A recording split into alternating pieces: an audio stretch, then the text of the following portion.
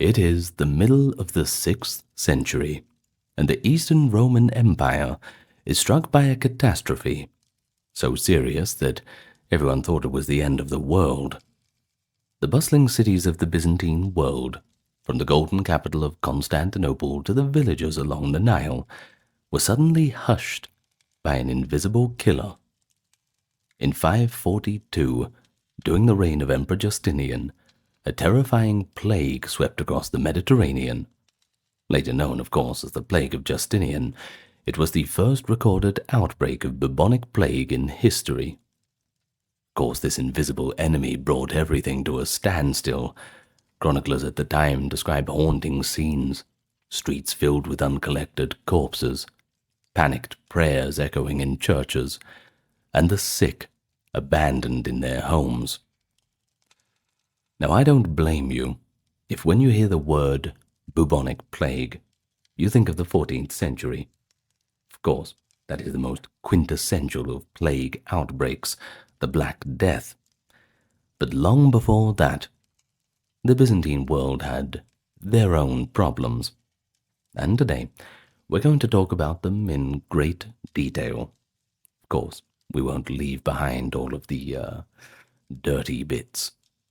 Anyway, welcome to the channel, everyone. You know what you're in for, obviously. Good to have you here with me. Thank you to those supporting on Patreon, YouTube memberships, the merch store, and the occasional donation. Links are in the comment. If you can't do that, give it a like, comment, subscribe, and tell your friends. Anyway, with that being all said and done, you're probably sick of hearing it. See what I did there? Plague thing, you know. Anyway, let's begin. And it begins quite quietly. You see, this all broke out in an era when the Byzantine Empire was doing really well. It was reaching a new peak of power, and also ambition. Emperor Justinian I had been waging wars to reclaim the provinces of the old Roman Empire, and also embarking on grand building projects. How grand? Well, the Hagia Sophia is pretty damn grand. It's about as grand as you can get in Constantinople. Trade and travel knit together a vast territory from Egypt to Italy.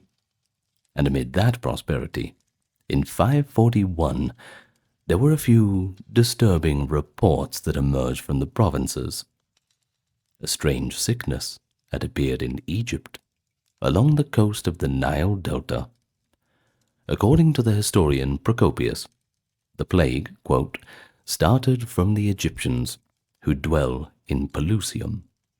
Now, if you're not familiar with your 6th century Byzantine geography, that's basically a port that's at the northeastern edge of Egypt.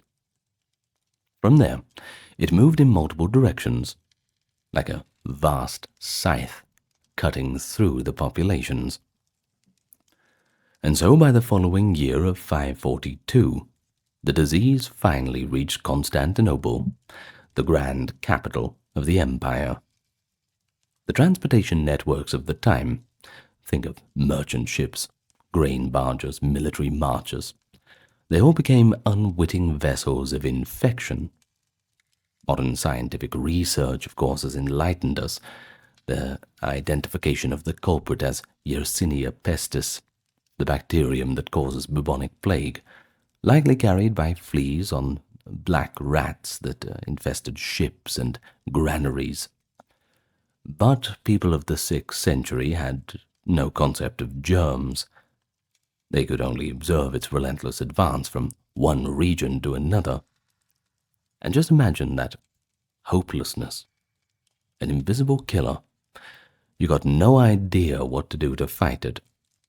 You see, the Byzantines were used to fighting enemies that they could slash up with swords and spears and all the rest, but, well, this, you had no hope.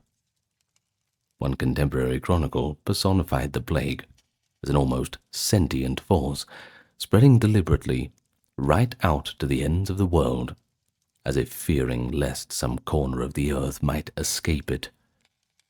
It struck port cities first, and then radiated inland, suggesting that maritime trade had played a key role in its spread.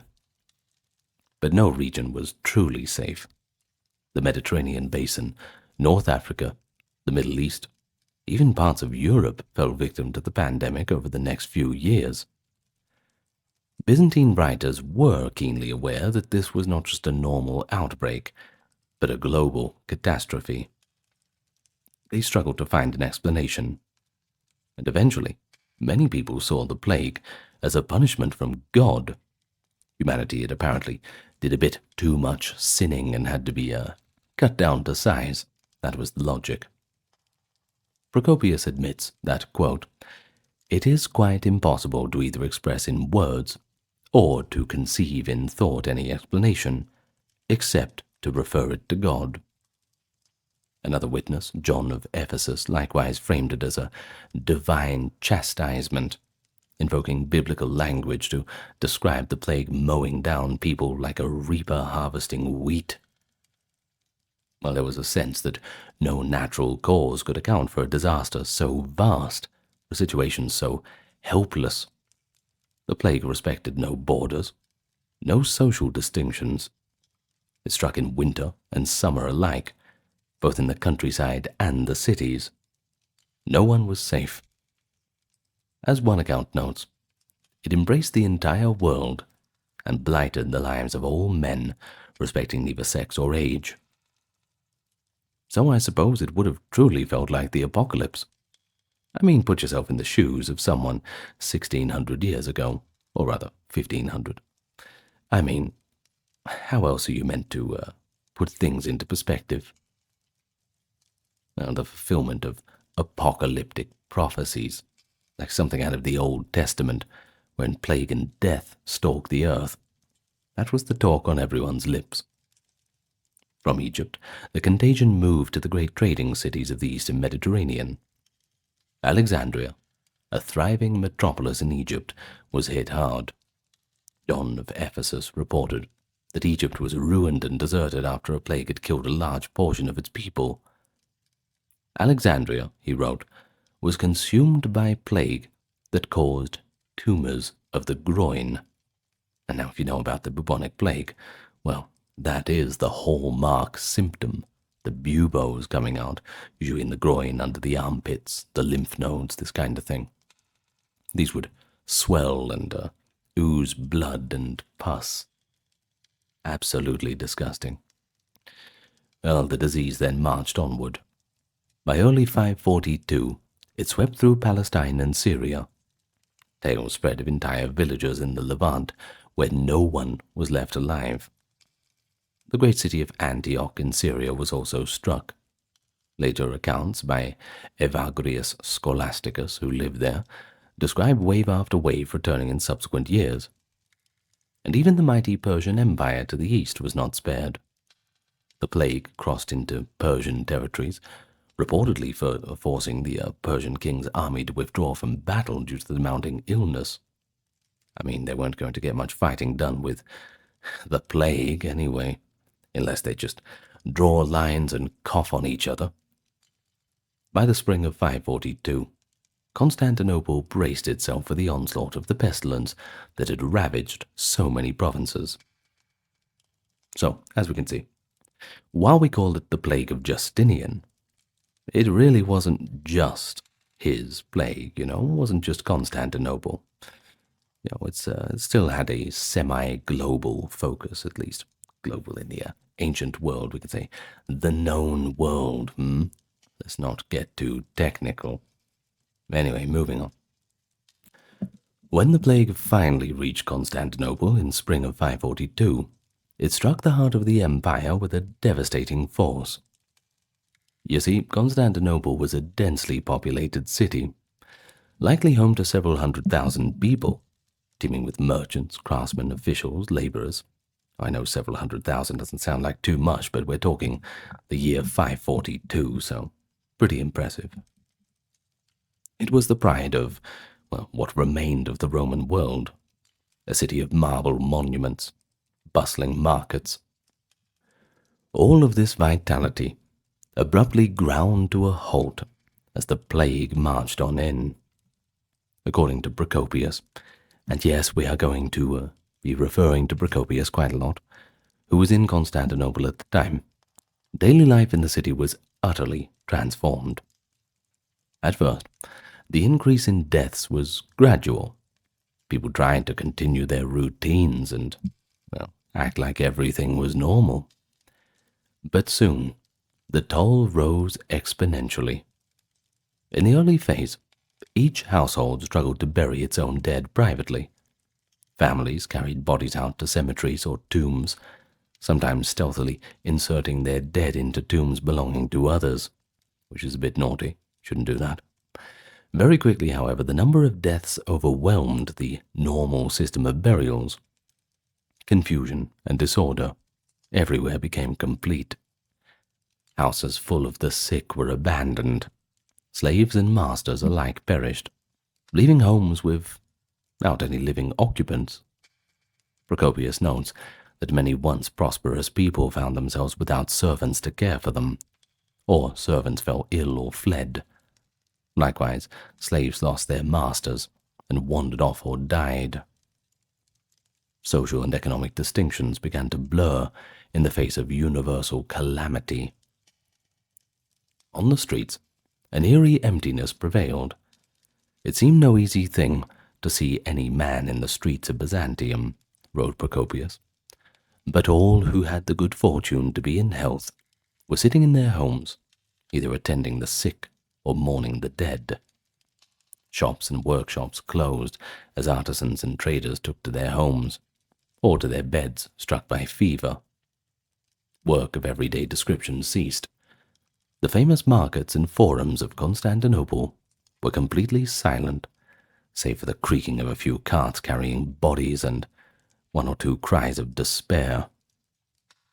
To encounter a living person outdoors became a rarity. Those few seen in public were usually carrying a corpse to be disposed of. The entire city's focus narrowed to a single task: dealing with the dead and dying. Now, just quickly, there's one quote that I like.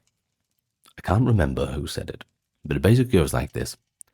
When you're healthy, you have 100 problems. When you're sick, you only have one. And that's true. Now, as the plague worsened, disposing of bodies became a dire challenge.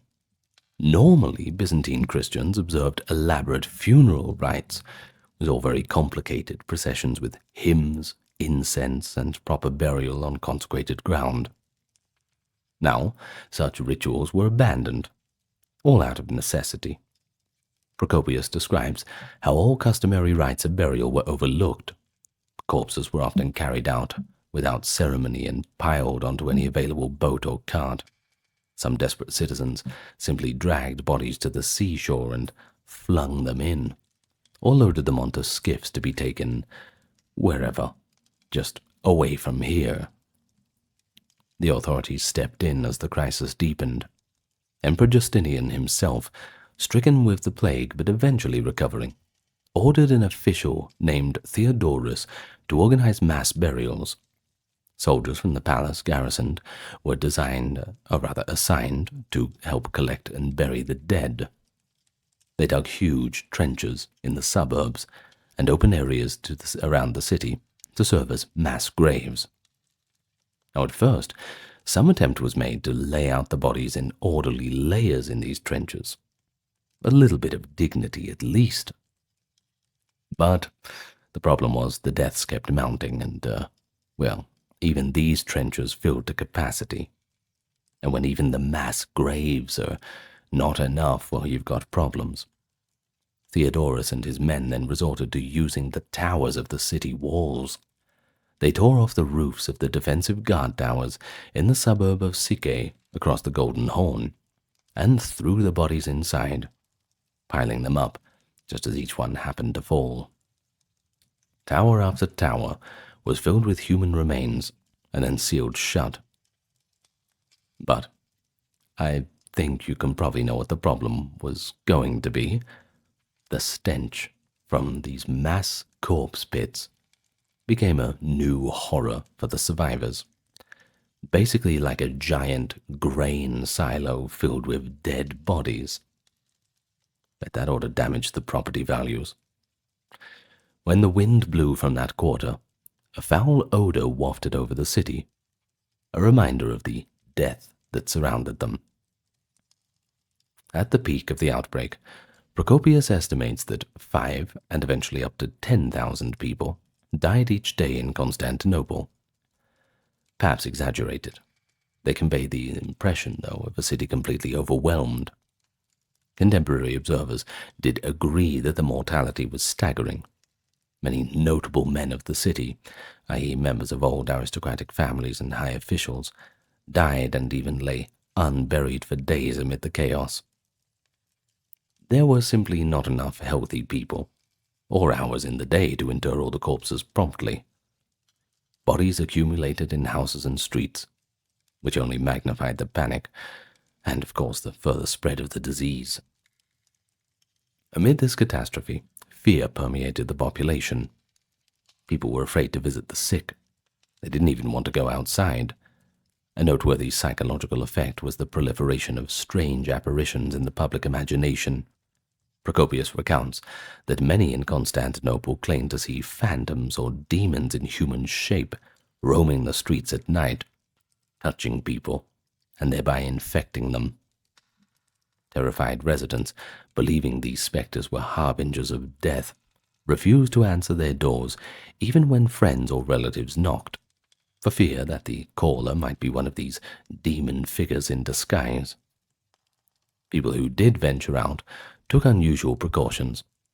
John of Ephesus relates that those who went out for essential tasks would hang a wooden tablet inscribed with their name and address on their arm, with a plea: "If I die, let it be known who I am, so that my body may be buried by my loved ones." Well, this little detail shows how commonplace sudden death had become. Imagine having to go around kind of like wearing a dog tag, basically. Citizens assumed they might drop dead in the street at any given moment, and they tried to ensure that they would not end up in one of those anonymous mass graves.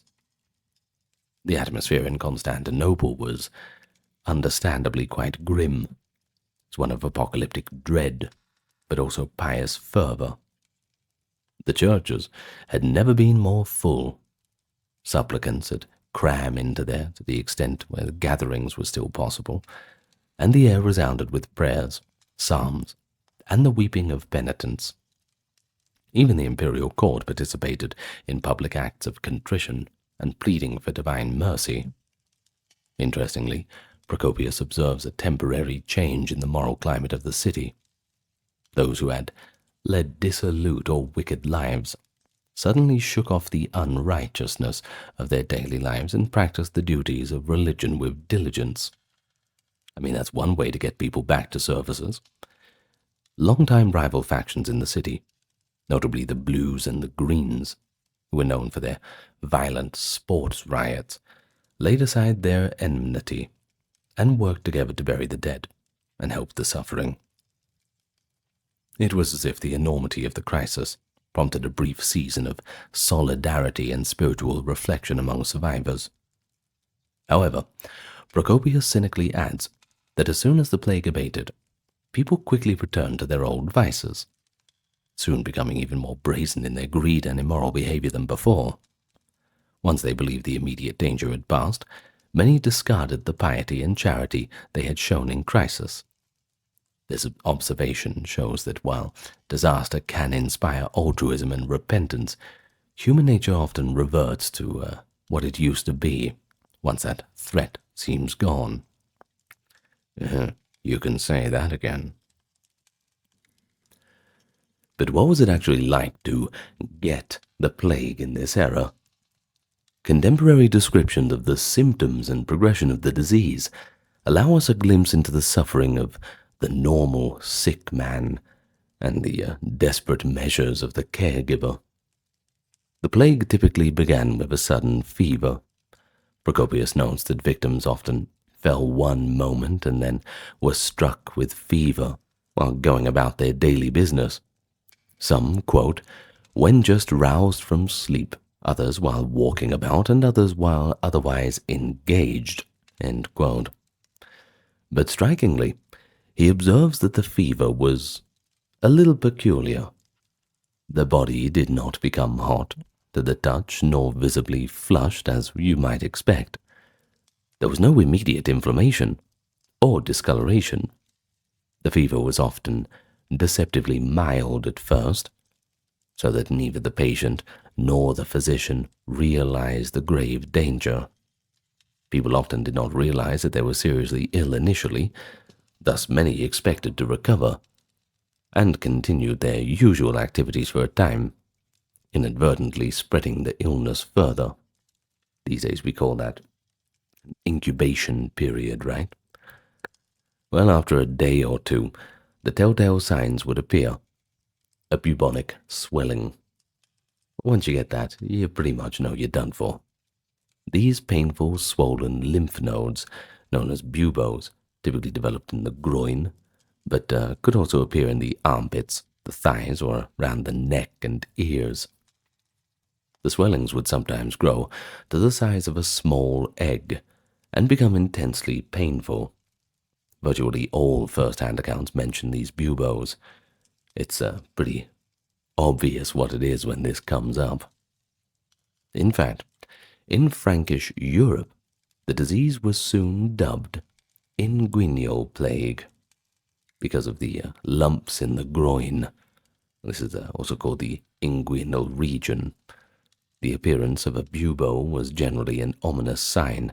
I mean, it's certainly not good. Most patients with these swellings would die within a few days, which is no laughing matter. We should laugh, especially if the bubo did not rupture or drain. Sometimes that was what they'd do. They'd lance the bubo, get all that, I hate saying the word pus. It's such a terrible word, isn't it? But, well, that is the term. They'd have to lance it to drain all of the pus out. Sorry, it's just gross, I know. But not all victims would experience the disease in exactly the same way. I mean, think about it. Everyone's body is different, right? Evagrius Scholasticus, a Syrian chronicler who survived multiple waves of it, described the plague as a complication of diseases, manifesting in different forms.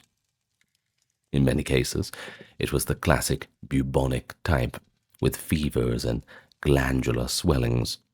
In some other cases, the infection seemed to attack the lungs or head. Victims' eyes would turn bloodshot, their faces would swell up, and the illness descended into the throat, causing labored breathing and often a quick death. Now, you might have caught it, but this sounds a bit more like pneumonic plague, where the bacterium spreads to the lungs, just like as pneumonia does, and becomes highly contagious person to person. In still other cases, Evagrius noted a flux of the bowels, sudden violent gastrointestinal symptoms, possibly an effect of severe sepsis or a different infection riding on the plague's havoc.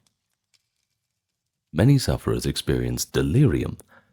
Procopius recounts that some patients became wildly agitated and unable to sleep, falling into hallucinations that men were coming upon them to destroy them. These delirious victims would leap up and attempt to flee, or they'd lash out at their caregivers, or even run naked out into the streets, completely out of their minds. That would have been a sight to behold.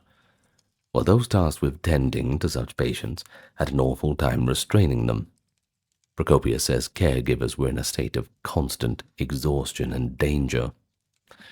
Well, that's no different to modern-day healthcare workers who get a very, very rough time of dealing with their customers, I can tell you that. Thank you to any healthcare workers out there listening. I get it. Anyway, some delirious individuals tried to throw themselves into water. A number ran straight for the sea, perhaps driven by raging thirst or mania to cool the fever. Others, if near a well or cistern, tried to jump in, which is obviously going to ruin the well for everybody, isn't it? But it was not always thirst. Many seemed almost compelled by madness. as if the disease was driving them to complete self-destruction. On the opposite extreme, other plague victims fell into a heavy coma-like stupor. They became lethargic. They'd hardly move or speak. They'd lie abed as if they were asleep, but just not quite there. In this state, some refused all food and drink. Caregivers had to force sustenance into them if they could. Otherwise, the patients would just waste away. There were cases where whole families in a house were in stupor, and no one could help the other, leading to death by dehydration and starvation rather than the actual infection itself. Some comatose victims who were not tended would quietly slip away as hunger and weakness overtook them. Caring for plague victims was an immense challenge and a dangerous duty. Yet it was not an automatic death sentence for the caregiver, as many observed. Interestingly, Procopius and others note that attending the sick did not always lead to the caregiver catching the illness. He goes on to say that neither physicians nor servants consistently contracted the plague through contact. You see, many volunteers, like doctors too, nursed victims and handled corpses, yet remained completely healthy, while others with minimal exposure fell ill. The pattern of contagion was bafflingly inconsistent. This uncertainty only heightened the climate of fear and fatalism. People never knew if their efforts to help family and neighbors would doom them, or if fleeing would save them. A real rock and a hard place, that's for sure. Nevertheless, fear of infection did cause many to abandon even their loved ones. Later writers noted that in some instances even close family members abandoned one another at the first signs of illness, and have a tragic breakdown of social bonds that would recur in later pandemics. There were reports in the following decades of mothers refusing to nurse their ailing children, or of siblings leaving a brother to die alone out in terror. However, it appears that in 542 Constantinople, outright abandonment was somewhat tempered by the collective shock. Some sense of duty and compassion survived, as evidenced by those volunteers who did bury strangers or tend to neighbors. The same could not be said in every locale. Paul the Deacon, writing about a plague in northern Italy a few decades later, remarked that everyone fled from everyone, even parents from children, in sheer horror. For those who did try to heal or comfort the sick, medical knowledge was tragically limited. Byzantine physicians adhered to the classical teachings of Galen and Hippocrates, which offered very limited help against a fast-moving and mysterious epidemic. Doctors attempted various remedies: bloodletting to balance supposed humours, poultices and lancing of the buboes to drain poisons from the body, and concoctions of herbs to reduce fevers and induce sweating. In a few lucky cases, lancing a bubo or treating it with drawing salves did lead the swelling to suppurate and burst, after which the patient sometimes recovered. A burst bubo releasing pus was one hopeful sign, as it seemed the body might expel the corruption. More often, however, attempts to treat the swellings failed. Many buboes remained hard and livid, eventually turning gangrenous, which one source calls becoming mortified. Patients with such buboes were in unbearable pain until death finally brought them release. Some patients did not even live long enough for buboes to form. They succumbed rapidly after the first fever, especially if they began coughing up blood, a likely sign of pneumonic spread or septicemia. No consistent cure could be found. Treatments that saved one patient did nothing for another. Warm baths or soothing potions might comfort some, but for others it might kill them. Procopius lamented that no device was discovered by man to save himself. Suffering came without warning, and recovery was due to no external cause. It seemed random who lived or died. Pregnant women were noted to be especially vulnerable. Almost all who caught the plague while pregnant died, often miscarrying first or dying in labor along with their child. Only a tiny handful of pregnant women were said to have survived, with their infants perishing or vice versa. Now, this grim detail shows again that normal life, even the hopeful act of childbirth, had been completely upended. Some who survived the illness did not escape unchanged. Procopius remarks that a few survivors were left with lasting ailments. In some, a withered limb, such as a shrunken thigh where the bubo had been. In others, damage to the tongue or brain, leaving them with slurred or incoherent speech for the rest of their lives. But such cases were relatively rare against the number who died. For most victims, the end came swiftly. One moment a person might be chatting with friends, the next he felt a headache and exhaustion, and within a day a bubo might swell up painfully. A day after that, he might be gone. Those fortunate enough to remain uninfected faced their own trials. The emotional anguish of watching loved ones die and the constant uncertainty of how long their luck would hold, not to mention the survivor's guilt complex you develop after that. They also bore the burden of caring for the incapacitated and handling the grim business of their disposal. This took both a physical and psychological toll. People were said to become numb to the sight of death. One account claims that corpses were treated like so much dirt, not out of callousness, but because the sheer scale of mortality made it impossible to observe the normal reverence. So many would wrap their mouths and noses with vinegar-soaked cloths, or aromatic herbs to blunt the horrible smell of sickness and decay.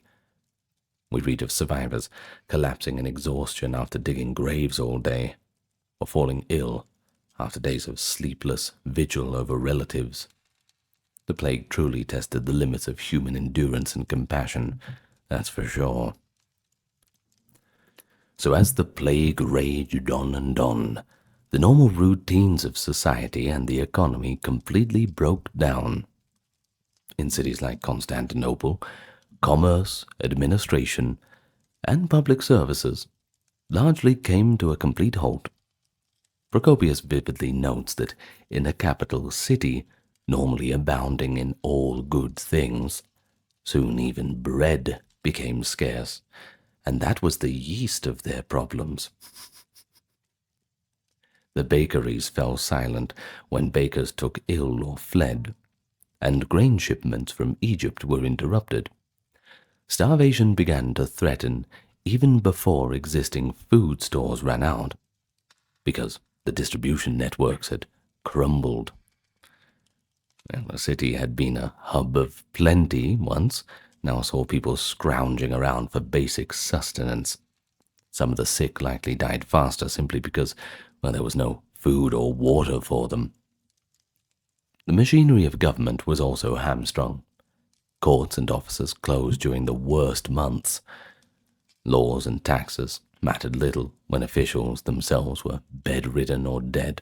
I suppose there's a silver lining to everything, isn't there? Justinian's ambitious legal reforms and building projects were put on hold. The emperor's focus shifted to crisis management, ordering burials, maintaining some grain supply, excuse me, and after the fact, dealing with the social and economic fallout. One reported policy from this time was particularly harsh. The government, desperate for revenue, made surviving taxpayers liable for the tax debts of their dead neighbors. Now that meant that if someone's neighbor died owing taxes, the survivor had to pay their neighbor's taxes in addition to their own. It's pretty unfair, right? Such a rule, mentioned bitterly by Procopius in his secret writings, shows another grim reality for survivors. Not only did they endure trauma and loss, but they were squeezed to make up for the dead in the imperial coffers. Law enforcement and public safety also deteriorated. With so many watchmen, magistrates, and even criminals dead or incapacitated, the city's usual order gave way to an eerie lawlessness. In theory, this could have led to a spike in crime or looting, but in practice there was very little left to steal, and what was there had very little value anyway. John of Ephesus provides an anecdote about opportunists and the apparent futility of greed in such times. He recounts a story of a once wealthy city where only a few survivors remained amid heaps of treasure. These men gathered up gold and valuables from empty homes, only to fall victim to the plague themselves before they could make any use of it. Well, the lesson was clear. In such times, worldly riches offered no protection nor benefit. You can't take it with you, can't you? Indeed, throughout the empire, houses of the rich stood wide open and unguarded, but few dared to enter, and those who did found little reward before the illness struck them down. Gold and silver piled up unclaimed, because, as one observer remarked, those who once coveted them were now all corpses. Religious and civic leaders did what they could to impose meaning and order within the chaos. Churches became centers of refuge and solace for many. Priests and bishops led continuous prayers, litanies, and special processions in the streets when gatherings were still feasible. Have to implore God's mercy somehow, don't we? There was a surge in penitential practices. People donned sackcloth, smeared themselves with ashes, and begged forgiveness for their sins, believing that the plague was divine punishment. In some cities, the clergy organized rotations of fasting and almsgiving, urging the healthy to care for the sick and distribute bread to those in need. At the same time, despair and superstition took hold in some quarters. For example, John of Ephesus relates that in one plague-stricken city, demons deceived the inhabitants into worshipping a pagan idol in hopes of protection. This desperate apostasy was swiftly punished. According to the account, the idol was miraculously destroyed and the entire populace of the city died by the evening. Such tales warned that turning from God to superstition only invited more disaster. But I suppose at this point, you may as well try anything, right? While this is a highly moralized anecdote, and of course colored in the, only in Christian terms, of course. I mean, a couple hundred years earlier, they were all worshipping pagan idols, weren't they? It still reflects genuine behaviors, though. Some terrified people did resort to the old ways, the charms, the amulets, or revivals of the old pagan rites. After all, the conventional prayers seemed to not be doing anything.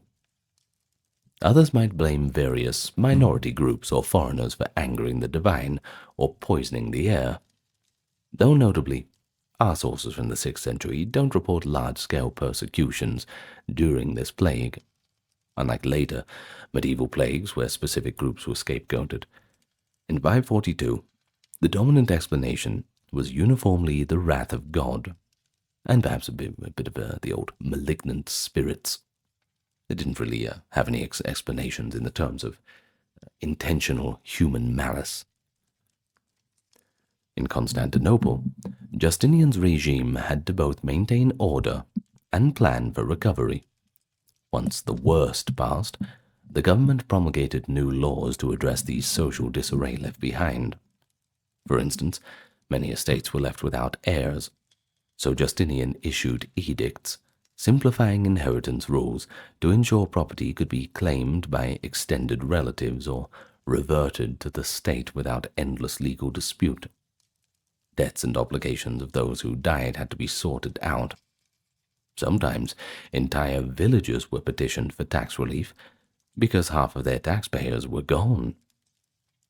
The emperor also took steps to prevent a complete economic collapse. Price controls were put on grain to prevent profiteering, and imperial granaries released reserves to feed the populace. These measures helped avert famine in the capital after the plague, although hardship persisted for some time. The death toll also caused severe manpower shortages, in both civilian and military spheres. Farmers were fewer, so less land could be sown and harvested the following year. Some fields and vineyards were abandoned entirely just because there was no one there to work them. Observers described ripe grain left standing unreaped and fruit rotting on the branches with no one to gather it. In the countryside, herds of cattle, sheep, and goats wandered untended across empty villages, effectively turning wild once again. John of Ephesus, traveling through Asia Minor, was struck by the sight of once cultivated areas returning to wilderness, weeds taking over farmsteads, roads deserted, way stations empty of travelers and guards. In the cities, trades that required skilled artisans, such as the construction of fine crafts, suffered from the loss of masters and apprentices alike. Rebuilding and projects of civic maintenance slowed dramatically. And then there was the imperial army, too. They'd been depleted. Units on campaign were ravaged by the disease, and recruitment would be difficult when so much of the population was either recovering or already dead. For a time, daily life was at a near standstill. Normal social pleasures, dining with friends and public entertainments, festivals, marriages, all of them were suspended. It was said that for months no weddings were held in Constantinople. The only processions were funerals, and even those were truncated or perfunctory. Schools and universities closed their doors as teachers and students fell ill or simply stayed home in fear. The rhythms of urban life, from the opening of the marketplace at dawn to the baths, they were all replaced by an uncanny silence, broken only by the rumble of the death carts and the prayers of the priests. But amidst all the horror, life had to go on for the survivors, right? They improvised new routines. If a city normally drew its water from public fountains, now individuals crept out cautiously at off hours to draw water alone, avoiding any crowd. People tried to minimize contact, an early form of social distancing born of instinct. The few taverns that remained open might set out bowls of vinegar for patients to dip their coins, hoping to disinfect the money somehow. Hey, it's better than nothing. Neighbors communicated by shouting from windows rather than visiting. Everyone was acutely aware of death, which cast a long shadow over daily interactions. While Constantinople's plague was dramatic, the plague also devastated many other regions as well. In the eastern Mediterranean, cities like Antioch, in Syria, and countless villages in Asia Minor suffered a severe loss of life. Even the Persian Empire next door was struck. A plague broke out during a war in 552, and the Persian army had to pack up their things and go home. Egypt and North Africa, where the plague likely began, lost a huge proportion of their people. Some villages were said to be entirely emptied. But the pestilence did not stop at the empire's frontiers. It traveled west and north. Italy, then being reconquered by Justinian's generals, saw plague kill many inhabitants and soldiers around 543 to 44, weakening defenses and perhaps easing the later Lombard invasion of the 560s. In Frankish Gaul, i.e. France in modern-day terms, the disease also appeared in 543. Bishop Gregory of Tours describes how people in Gaul were terrified by an inguinal plague, causing swellings on the groin. Some communities there turned to prayer and penitence. One account claims the city of Clermont was spared for as long as its holy bishop Gallus lived, supposedly thanks to his intercession during 3 days of procession and fasting.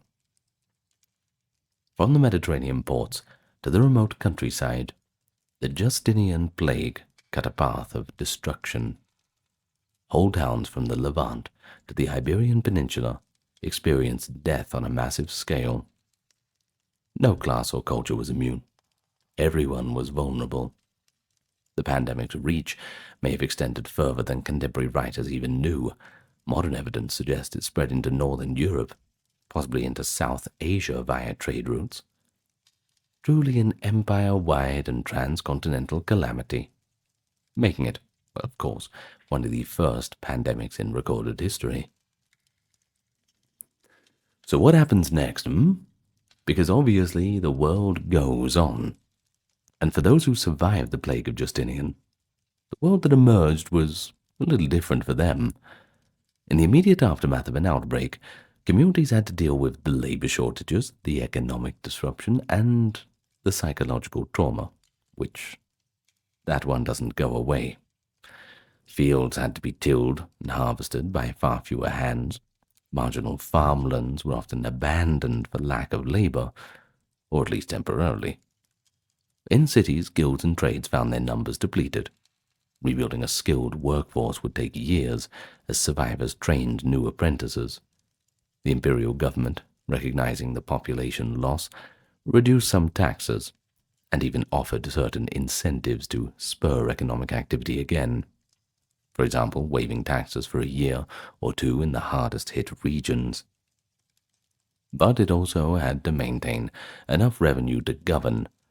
Thus, surviving landowners often found themselves shouldering a heavier burden, inheriting not only their deceased neighbors' lands but also their own fiscal obligations. Well, demographic losses were undoubtedly heavy. Modern estimates suggest that perhaps between 1.25% of the population in affected regions died in the first outbreak, and repeated waves over the next 2 centuries killed millions more. The immediate impact included a scarcity of workers and soldiers, a shrinking tax base, and even the contraction of some towns and cities. Some historians have argued that the plague helped mark the transition from antiquity to the Middle Ages, weakening the Eastern Roman Empire such that it struggled against later challenges. And yeah, they've got a pretty damn good point. I would agree with that. But the other thing is, too, that recent scholarship has to walk on in and ruin the fun. They argue how decisive the pandemic really was. There are indications of resilience. The Byzantine state and society did recover in many areas, and the empire continued to function and even launch military campaigns within a generation.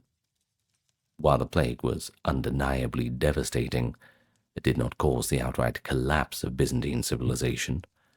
Instead, its effects varied by region, triggering long-term decline in some locales, while others rebounded after a little while. The truth likely lies in between the extremes. The Justinian plague was a grave blow that altered the course of history, but it was just one among several factors that shaped the fate of the late ancient world. From a standpoint of the people who lived through it, though, such academic debates would be a moot point. They experienced the plague as an existential crisis and personal nightmare. Nearly everyone lost family members, friends, or colleagues. The generation that came of age after 542 was a generation of survivors, haunted by memories of piled corpses, mass graves, and terrifying nights of fever. This collective trauma likely changed attitudes towards life and death. Some survivors became intensely religious, even ascetic, feeling that God's grace had spared them alone. Churches and monasteries did see increased donations and devotees, as people gave thanks for survival or sought to commemorate the dead. At the same time, a sense of fatalism pervaded society. Having seen how swiftly fortunes could turn and how death could strike anyone, many adopted the maxim of eat, drink, and be merry, for tomorrow we may die.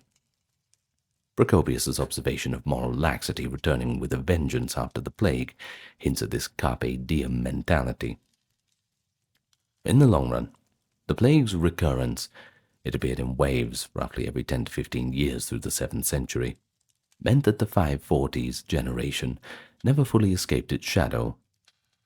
Evagrius poignantly notes that the plague carried off his wife, daughter, grandchildren, and many others over repeated outbreaks. Such repeated sorrow must have eroded the fabric of many extended families and communities. Orphan children had to be raised by distant relatives or the church. Many estates and businesses passed through multiple hands in a short time due to successive deaths, causing uncertainty in ownership and continuity. Yet, remarkably, Byzantine society did not collapse. By the late 540s and 50s, as the initial epidemic waned, we hear of life getting back to normal. Constantinople buzzed again with commerce and imperial pomp. Justinian was able to continue his reign and even complete the rebuilding of the Hagia Sophia, which had been ongoing since before the plague. The empire managed to fend off Persia and even conquer new territories. Though these gains would be short-lived. It's a story for another time, perhaps. This speaks to a resilience and adaptability. Survivors had to pick up the pieces and move forward. They had no other choice. The living owe it to the dead to carry on, as the old saying goes. One area where the plague arguably had a significant historical effect was in Italy. Justinian's forces eventually defeated the Gothic kingdom there, but the war and the plague together had so depopulated and weakened Italy that it could not be held securely. So within a few years, new barbarian invaders, the Lombards, overran much of the peninsula. The synergy of war and plague thus undid some of Justinian's ambitions, contributing to the fragmentation of Italy into smaller realms and the further decline of the ancient urban life in the west. In the Eastern Empire, the demographic and economic toll of the plague may have undercut the empire's ability to resist subsequent challenges. A few decades later, the 610s and 620s, the Byzantines faced a massive Persian invasion, and then the rapid expansion of Arab Muslim armies, struggles in which a larger population and a stronger economy might have made a difference. Some scholars, indeed, see the Justinian plague as a turning point that ended the last hopes of reuniting the Roman Mediterranean and ushered in the early medieval world of smaller and weaker states. However, you've got to acknowledge that the Roman Empire of the East did survive and adapt, ruling for centuries more, as we now call the Byzantine Empire, the Eastern Roman Empire. The plague did not break the spirit of civilization. New social and economic patterns emerged. For instance, with fewer peasants, landlords sometimes had to offer better terms to keep tenants on the land, perhaps giving surviving commoners a bit more leverage. Wages for labor might have risen slightly due to scarcity of workers, improving conditions for some lower-class survivors too. In some locales, immigrants from unaffected areas or barbarian settlers were invited to repopulate villages. All in all, life found its own way to continue. It always does. Academically, I think you can analyze the Justinian plague's role in ending antiquity or shaping medieval society. But more importantly, look at it on a human level, because it teaches a timeless lesson. Shows how a society, grappling with a mysterious and deadly epidemic, will employ every explanation it can. Divine punishment, demonic apparitions, astrological signs. You have to make sense of the senseless somehow, and you grasp at anything when you don't know what else to do. It shows how fear can tear apart the bonds of kinship and civility, and conversely, how shared suffering can forge new bonds of solidarity. It reminds us that even the mightiest empire can be brought low by microscopic unseen forces. And who knows when that's going to happen again. And that public health calamities are not solely modern phenomena, or medieval phenomena. They've been a constant throughout human history. Ultimately, the people of the 6th century found a way to persevere. They rebuilt and carried on. So the plague of Justinian stands as one of history's great tragedies, a grim tableau of death and despair, but also another testament to human endurance. And you'll find that pretty much every human tragedy is like that. We get beaten down, we get dragged through the dirt, but we always come back. As traumatized as the survivors are, they become a bridge between the old and the new, and they carry forward their knowledge and their will to live. So, reflect on your own experiences a little bit. We not only learn about the past, but we glean insight into human conditions when faced with a catastrophe, or the fear and the folly and the courage. It ends up being compassion too. It emerges when life hangs in the balance. After all, the only thing we can do is just keep on going, right? Well, everyone, that is it for today. The plague of Justinian, huh? Not many people hear of that one. I would like to thank you very much for joining me. Thank you very much to our patrons on YouTube and Patreon. That's why everything's ad-free, free from that sickness of ads, perhaps the greatest plague of our modern era. Well, that's it. I'll see you next time, everyone, and thanks for watching again. Goodbye for now, and farewell. Have you ever heard the story of the baby in the basket? You know the one, where some poor parent has to tearfully put them into the broad waters of the river. Well, some 4,500 years ago, on the Euphrates River, that apparently happened, at least according to legend. But this infant would be rescued, and they would rise from obscurity to found the world's first empire. Now, of course, it's not Moses, it's not Momotaro or any of these other stories. It's Sargon of Akkad, a man whose life bridges history and myth. And his story opens the epic of the Akkadians, a people who transformed Mesopotamia by uniting its ancient cities under single rule. We're going all the way back to the Bronze Age today, and we're going to tell the story of the Akkadians from start to kind of the finish, depending on where you draw the finish line with these kinds of things. Well, first let me welcome you to the channel. Hello everybody, and thank you to those supporting on the Patreon, the YouTube memberships, the merch store, and the donations, keeping everything ad-free. Thank you very much to them, and if you can't afford to do that, then just give us a like, comment, and subscribe. It helps us in the algorithm. Anyway, with that being said, let us begin. Here we are, right at the start of where recorded history itself was born. By 2500 BCE, Sumerian cities like Uruk, Ur, Lagash, and Kish had flourished for centuries, and each was ruled by its own patron god and king. To their north, in central Mesopotamia, lived communities of Semitic peoples, the ancestors of the Akkadians, who spoke a different language, but they still shared the same fertile plains and rivers. These Semitic settlers had likely lived alongside the Sumerians for generations, sometimes blending in, and sometimes competing for power. Early hints of their presence appear in the Sumerian records.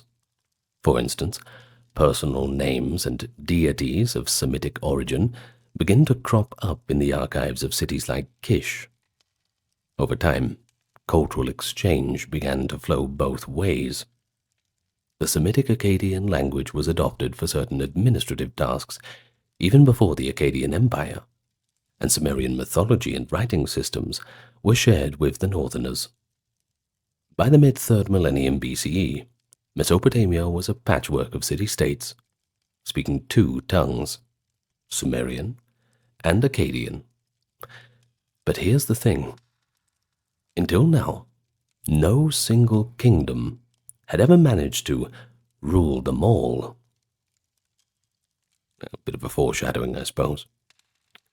The political stage was certainly set for an upheaval, kind of a new idea in our human condition. Of course, conflict is certainly not new, but empires, governments, this was all just coming in at this time. In the 24th century BCE, One Sumerian king nearly achieved a full unification, but he was not quite there. This is Lugal-Zaggisi of Uruk, who conquered many of his rival cities and proclaimed himself, quote, king of the land. His triumph was short-lived. Farther north, in the city of Kish, a remarkable figure was rising. Now, that's the guy from our introduction, Sargon, known later by the epithet the Great. He began his career in Kish's royal court.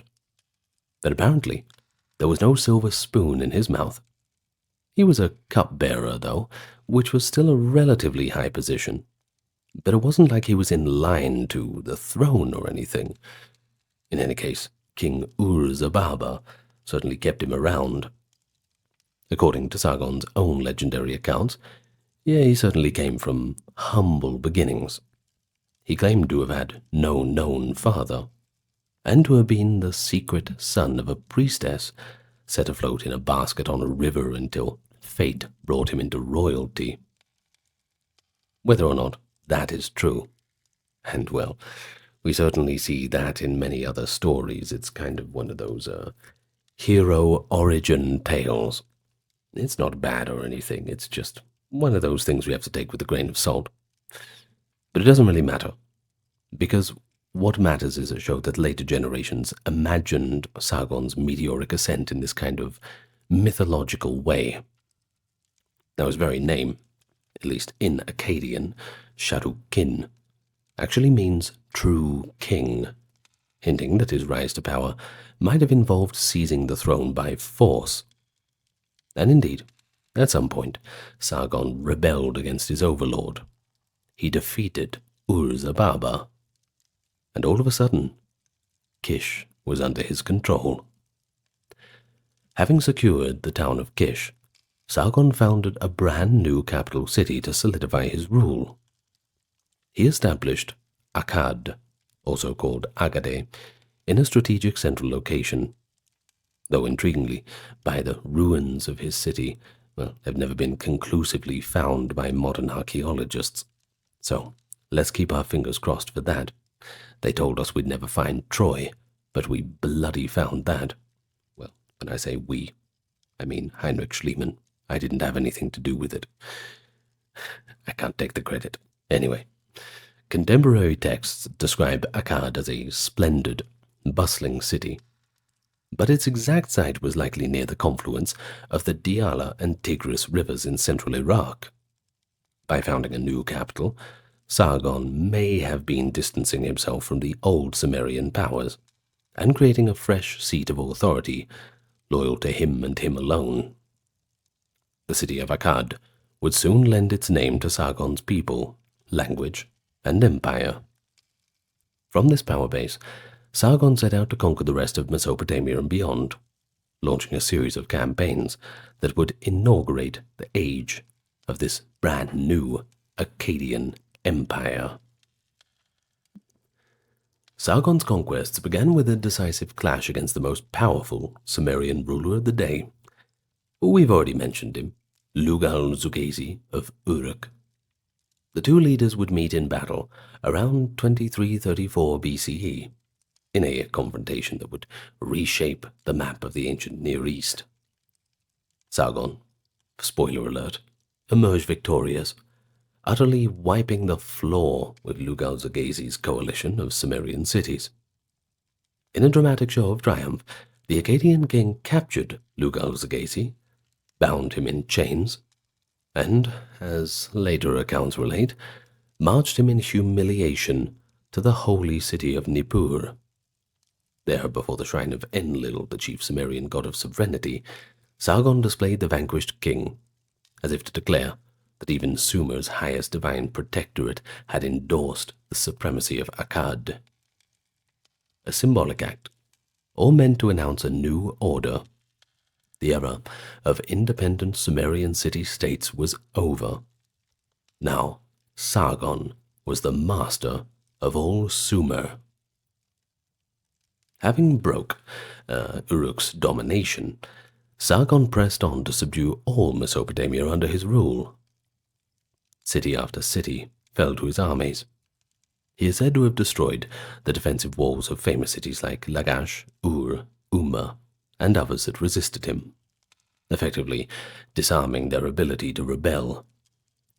By tearing down the walls, Sargon aimed to eliminate the old power centers as threats and to integrate them into a single realm under Akkad.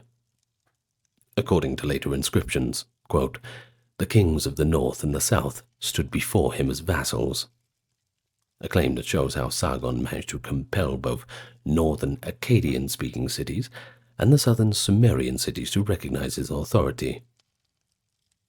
To legitimize this unprecedented rule over Sumer, Sargon assumed the grand title King of Sumer and Akkad, proclaiming dominion over both major cultural regions of Mesopotamia.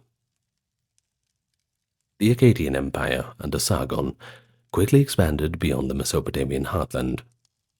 To the east, Sargon campaigned against Elam, a region in what is now southwestern Iran. He conquered the city-state of Susa, bringing Elam into his sphere of influence, and thus securing vital trade routes and resources on his eastern flank. To the north and west, Sargon pushed his armies up along the Euphrates River.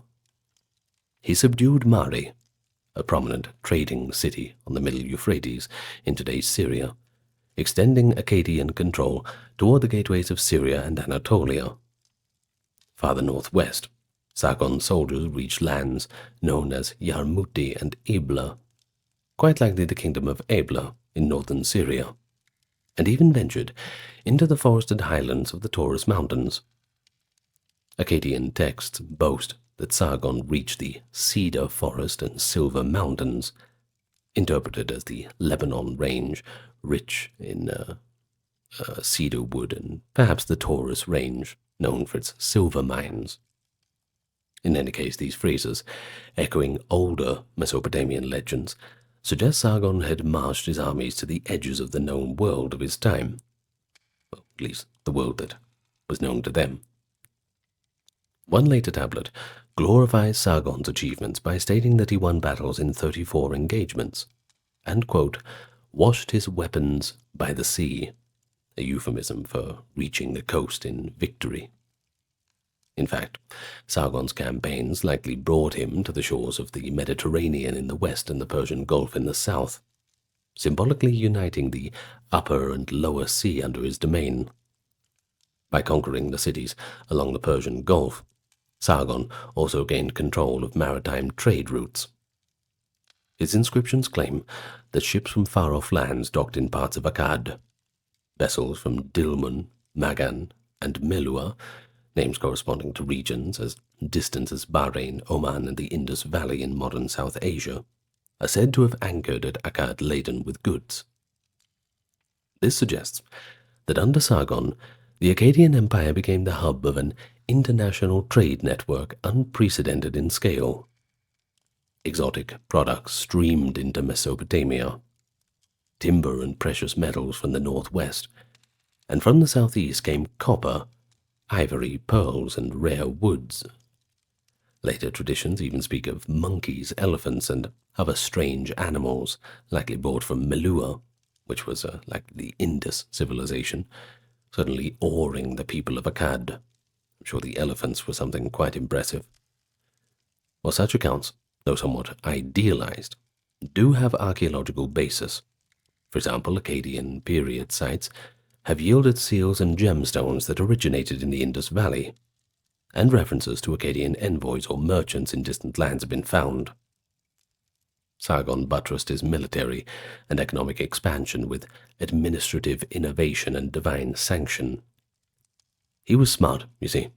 He understood that conquering an empire was one task, but keeping it, governing it, that was another, and it's often quite a bit more complex. To cement loyalty, he installed trusted Akkadian officials, often his own relatives, by the way, a little bit of nepotism, in key cities as governors, replacing or overseeing the old local rulers. Now, most famous among these was his daughter Enheduanna, whom he appointed high priestess of Nana, the moon god, at the important Sumerian city of Ur. By placing his daughter in this influential religious office, Sargon effectively linked his family to the sacred traditions of Sumer and helped reconcile the southern population to Akkadian rule. Now, we can't go past Enheduanna that quickly because she herself became renowned as a poet and a priestess. The hymns she composed to the goddess Inanna are the earliest known writings by any named author in history. Her works also show how Sargon's dynasty cultivated the goddess Inanna, or Ishtar, as a kind of imperial patroness. Traditionally, each Mesopotamian city had its own patron deity. You had Enki for Eridu. What's the other one? You had Enlil for Nippur, for example. And so on and so on. Off the top of my head, I don't know to match them all up. I only know a few. But Sargon, you see, he elevated Ishtar, the goddess of war and love, as a unifying divine protector for all Akkad. In the new capital, Agade, Sargon built a grand temple, the Eulmush, dedicated to Ishtar, signifying that the Akkadian dynasty had a special relationship with her. And by championing Ishtar, who was already worshipped in both Semitic and Sumerian communities, Sargon fostered a religious ideology that cut across city loyalties and helped bind the empire spiritually. So, by the end of the reign of Sargon, the Akkadian Empire was a reality. An empire in all definition, that's for sure. A centralized state extending over most of Mesopotamia, combining Akkadian and Sumerian peoples under one rule. Sargon reportedly ruled for 56 years, a testament to the stability he managed to maintain after the initial conquests.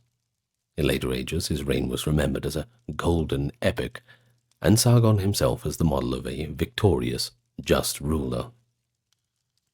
But the very achievements that made Sargon legendary also sowed the seeds for future challenges. Governing far-flung territories required quite a bit of effort. You needed vigilance, strong succession, not to mention all the resources to suppress any unrest.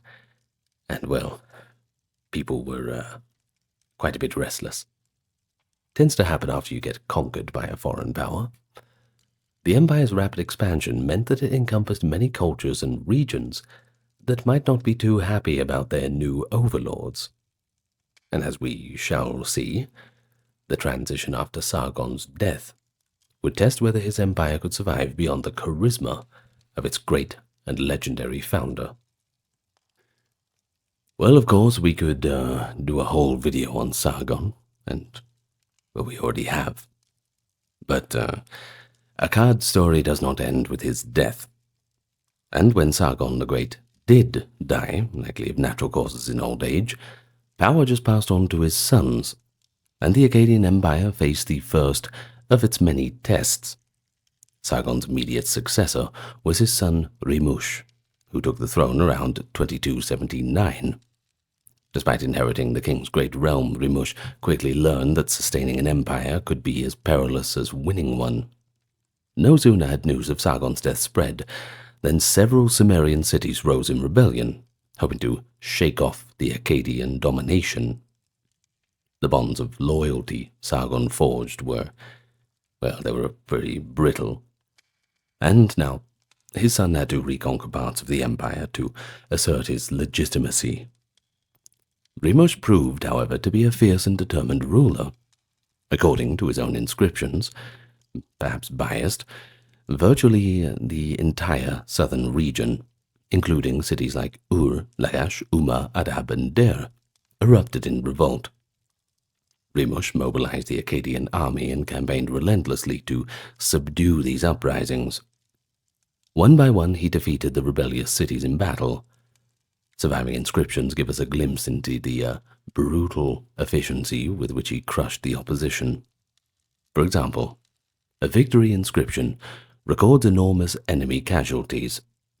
By his tally, tens of thousands of Sumerian troops were killed in various battles, and many more of them dragged off into slavery.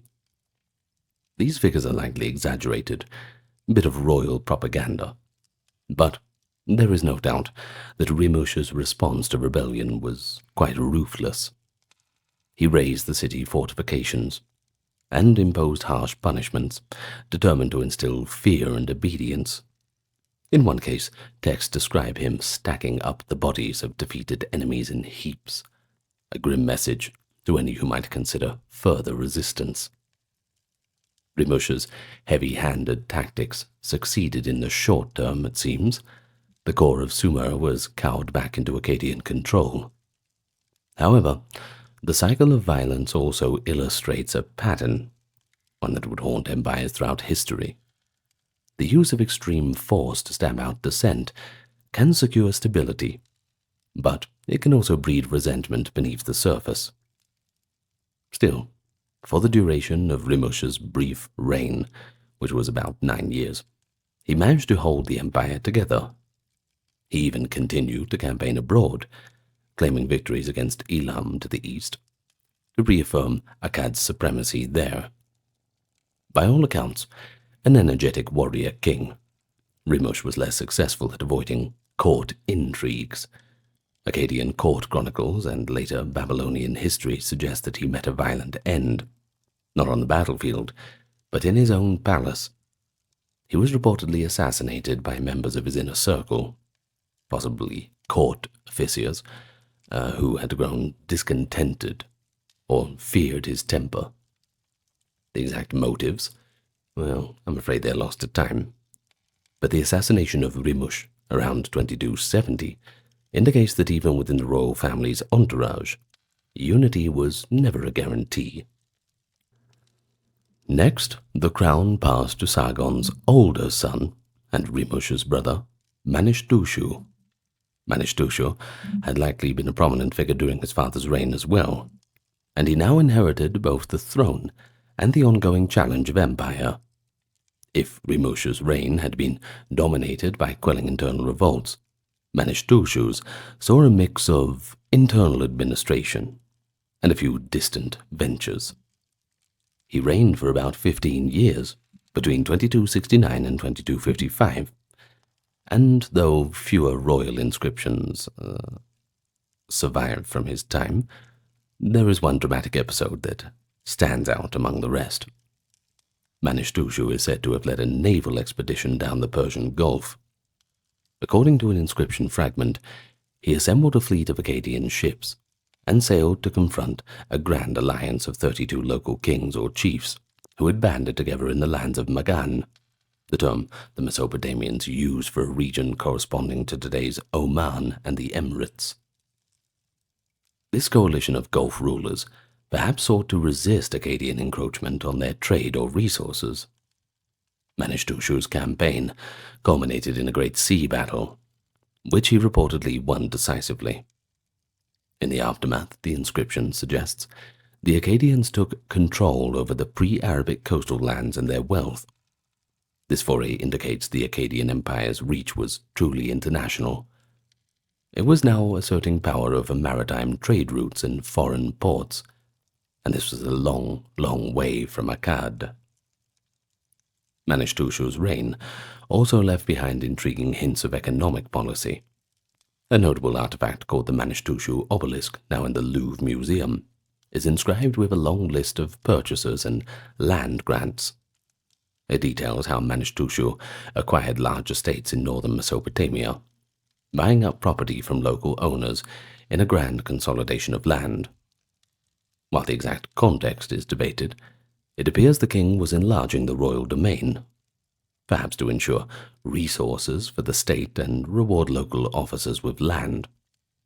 This can be seen as an early attempt at economic centralization, strengthening the crown's direct control over agricultural production and wealth, which would be important for maintaining the bureaucracy and army.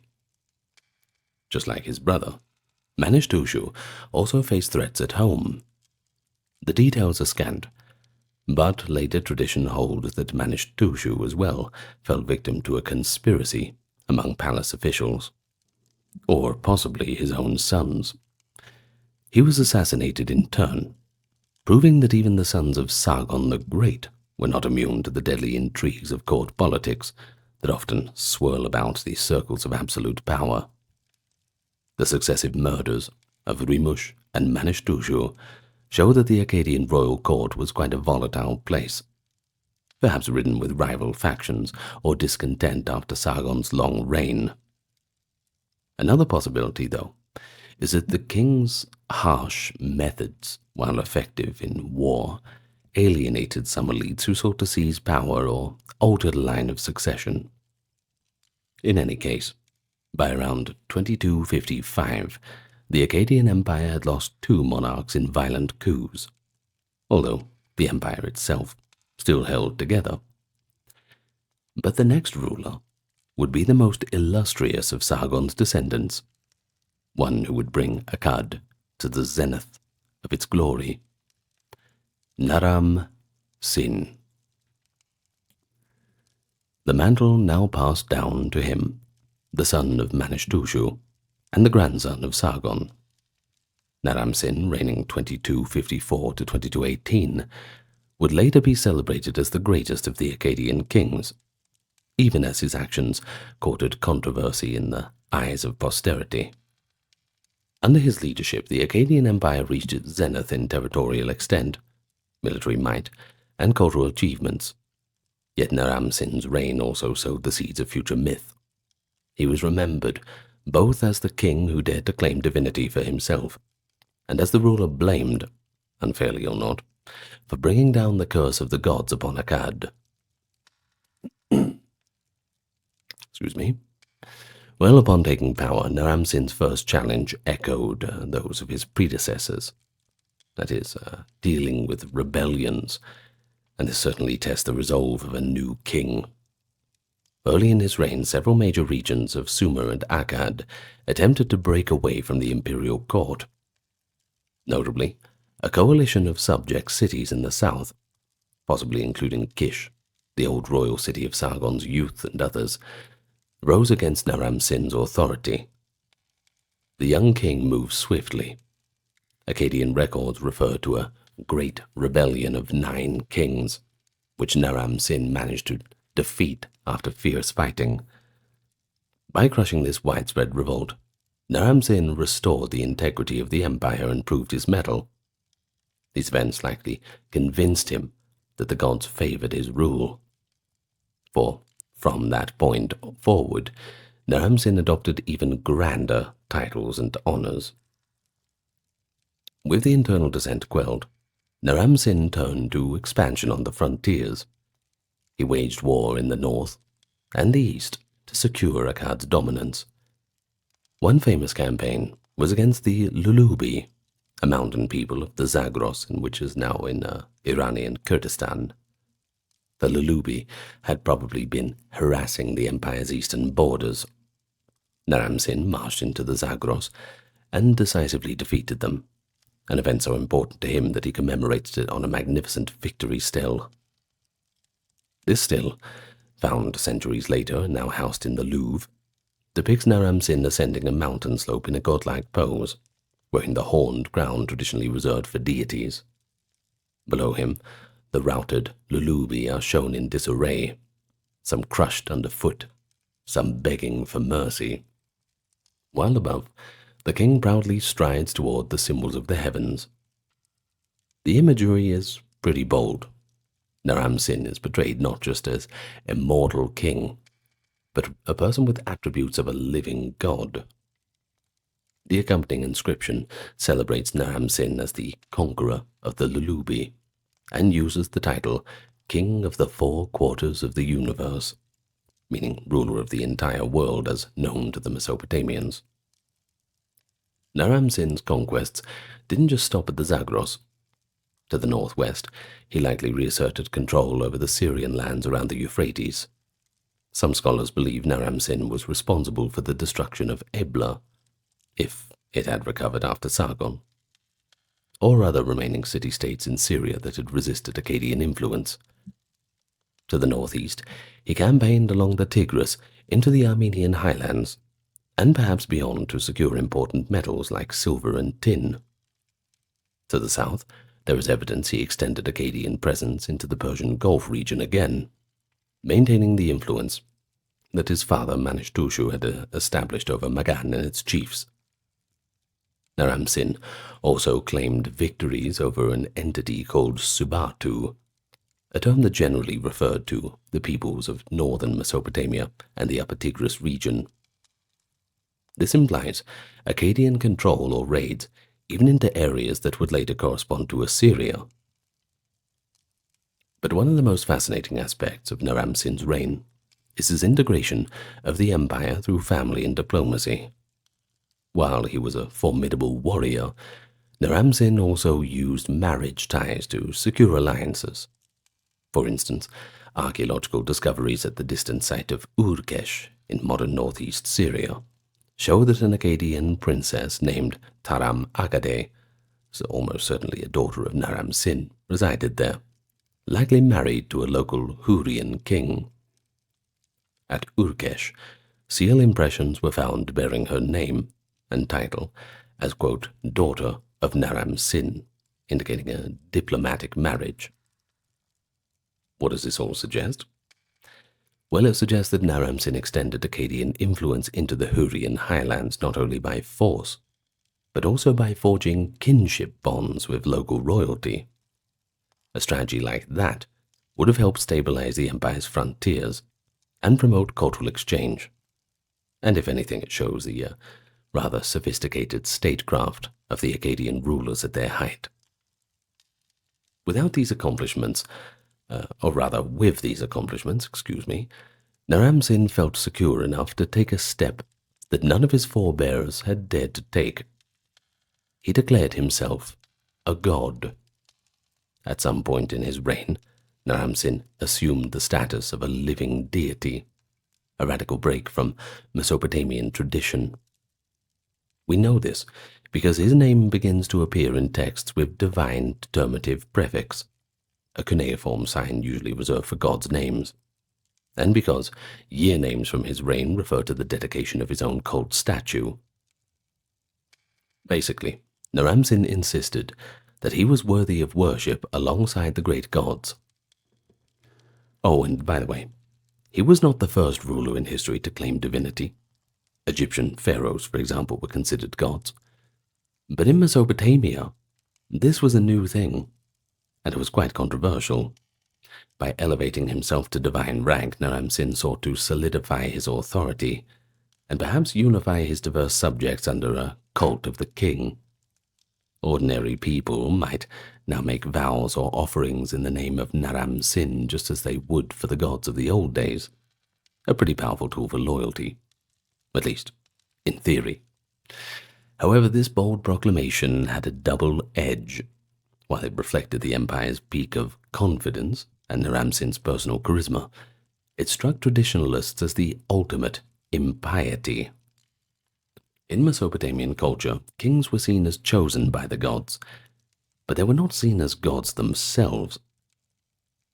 Well, Naram-Sin's deification became a focal point in narratives about hubris. According to a famous Mesopotamian literary text, the Curse of Akkad, Naram-Sin's pride and sacrilege eventually angered the supreme god Enlil, leading to divine retribution against Akkad. In that story, written a few centuries later, Naram-Sin is said to have attacked Enlil's temple in Nippur in a fit of rage when oracles ceased to answer him, thereby sealing the doom of Akkad. Historically, we can't confirm that Naram-Sin actually desecrated any temple. This was likely a morality tale by later generations. But the fact they told such a tale shows how shocking his self-deification was to the traditional sensibilities. In reality, toward the end of Naram-Sin's reign, there were indeed signs of strain on the empire. While no contemporary texts speak of divine curses, we do have evidence that troubles were brewing. The annual year names of Naram-Sin, a system Mesopotamian kings used to name each year after a notable event, suggests that in one of his later years there was a campaign or disaster relating to Subatu and a great defeat, possibly indicating a serious threat from the north or internal strife of some kind. There are hints that even Naram-Sin had to quell one final rebellion late in life, though details are pretty scant of that. More tangibly, modern archaeological studies point to a widespread drought and famine that struck the area around this time. More on that shortly. This environmental stress could have led to failing harvests, which made it harder for Naram-Sin to provision his cities and armies. If his people experienced famine under his rule, they might have started losing faith in the, quote, God King, who is supposed to ensure prosperity. After all, if he really is a god, well, why are we all starving? Good question, Nonetheless, for the duration of Naram-Sin's reign, the Akkadian Empire remained intact and quite formidable. He ruled for an impressive 36 years or so, suggesting that under his strong hand the realm had held together despite any brewing challenges. Culturally, those decades were a high point. Akkadian art reached new heights of sophistication. The relief sculpture on the victory stele of Naram-Sin is a prime example of that. The Akkadian language firmly took root as the lingua franca of administration and literature, gradually supplanting Sumerian in day-to-day governance, though Sumerian did remain in ceremonial use, but, Poetry and myth were composed in Akkadian as well as Sumerian, spreading Mesopotamian ideas further afield. It seemed that Sargon's experiment in empire had been a resounding success, until it was abruptly not. The twilight of Naram-Sin's reign and the years immediately after would plunge the Akkadian Empire into a rapid collapse, giving later generations a bit to ponder about the caprices of fate.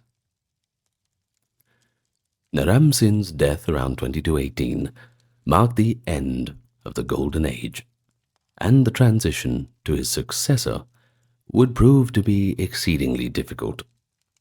Power passed to Shar-Kali-Shari, one of Naram-Sin's sons, who inherited the throne at a time when a storm cloud was gathering on all fronts.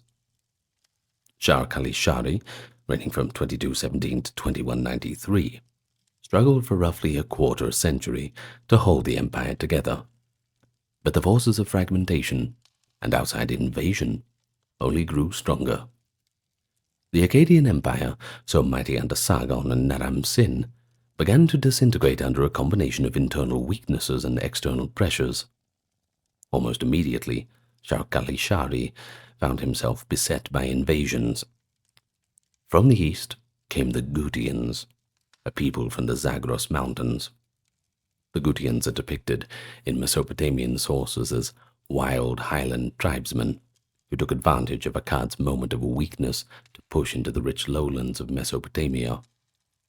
They likely were not a single unified horde, but rather bands of mountain warriors, raiding and settling in fertile plains. Nonetheless, to the Akkadian and Sumerian city dwellers, the Gutians personified chaos and ruin. They did not practice the settled agriculture or sophisticated governance that Mesopotamia was used to. Later texts accuse the Gutians of not knowing grain and not venerating the gods. In other words, basically slapping the barbarian label on them. Uncivilized despoilers.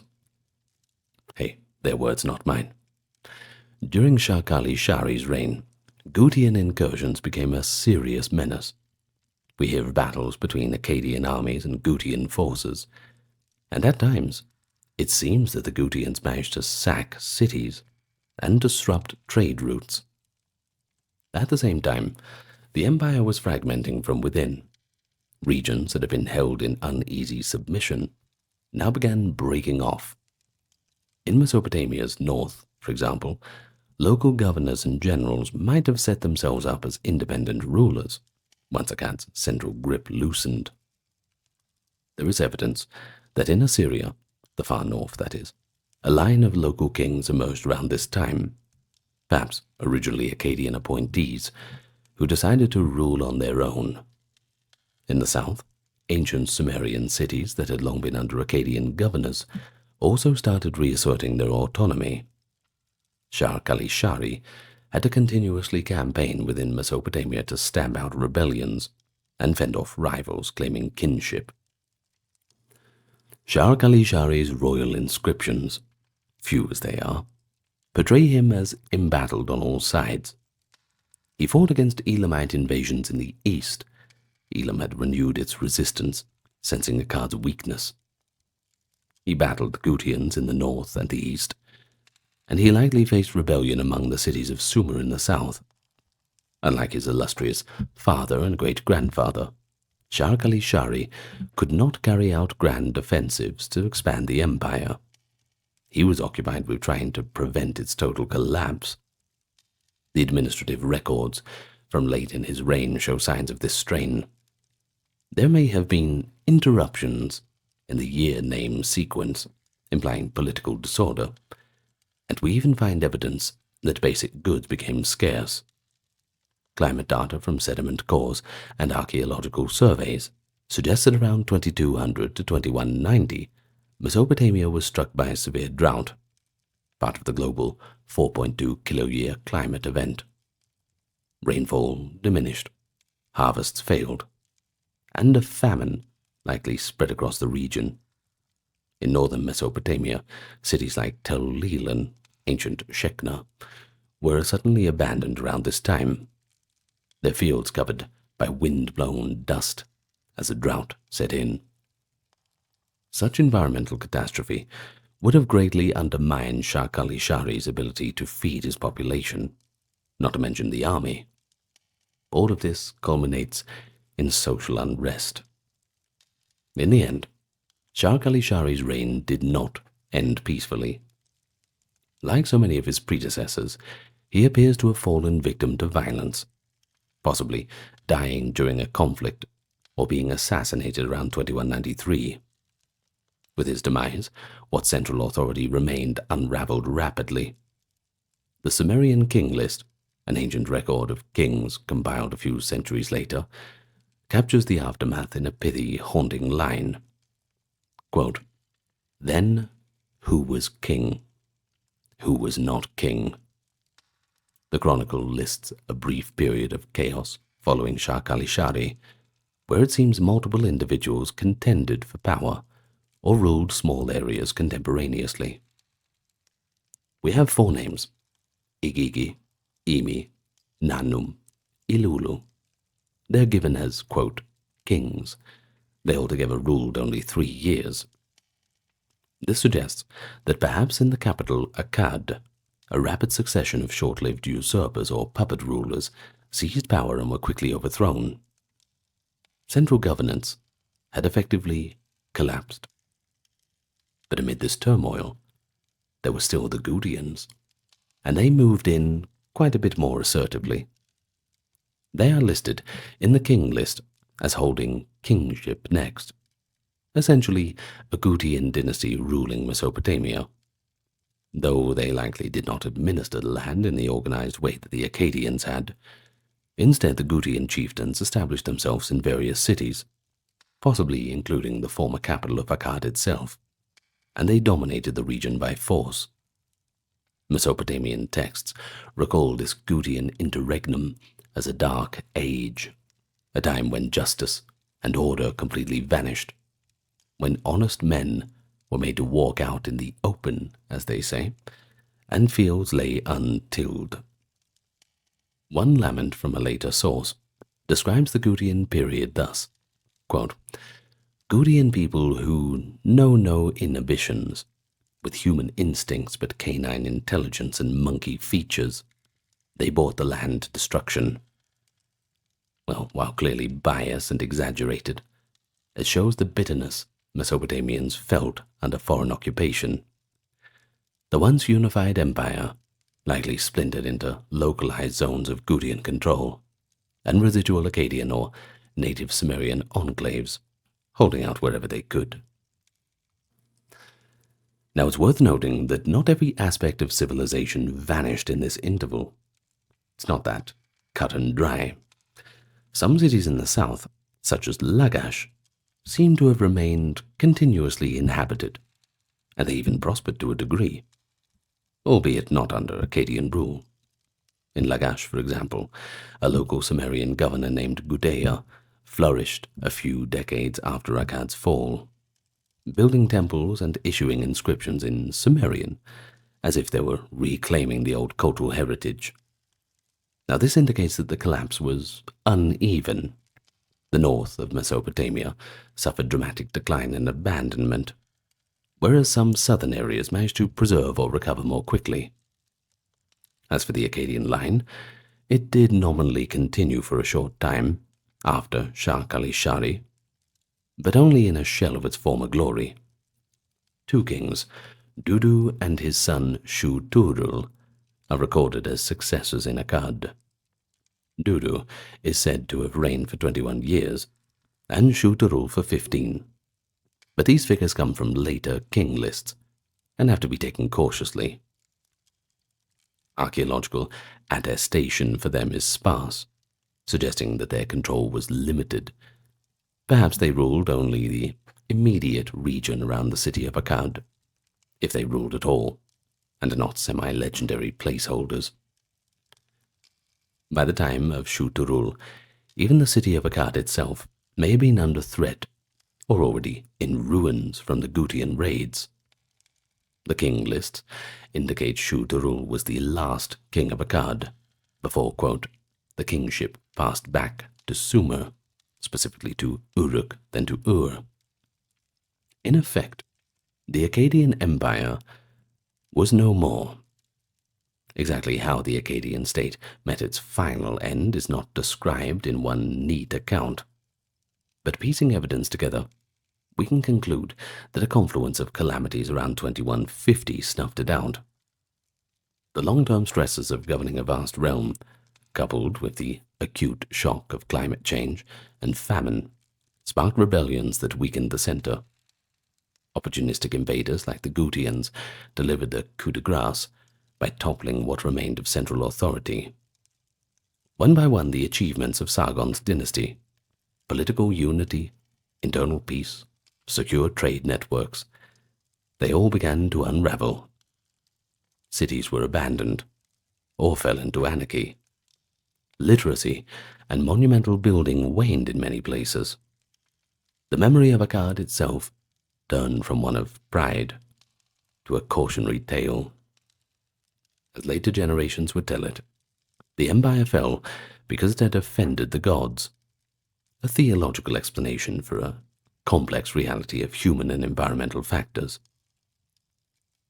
By around 2100, Mesopotamia was in the process of recovery under new leadership, albeit on different terms. The Gutian presence in the south was eventually expunged by a coalition of Sumerian forces.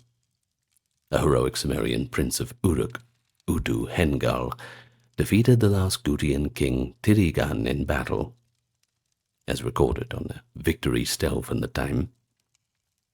With the Gutians driven back to the mountains, Mesopotamia's city-states were free from foreign dominance. And soon after, a new dynasty, based in the city of Ur, rose to prominence. That is, the third dynasty of Ur under King Ur-Nammu. This Neo-Sumerian dynasty deliberately harkened back to Sumerian traditions, but it also inherited much from the Akkadian experiment. Ur-Nammu and his successors basically rebuilt a smaller-scale empire on the foundations that Akkad had laid, uniting Sumer and Akkad once more, though this time within tighter boundaries.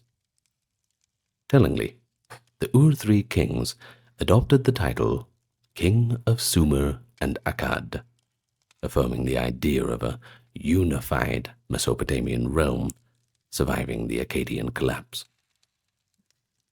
But although the Akkadian Empire had fallen, don't be too upset, because like I said at the start, sometimes it's hard to tell where these things end.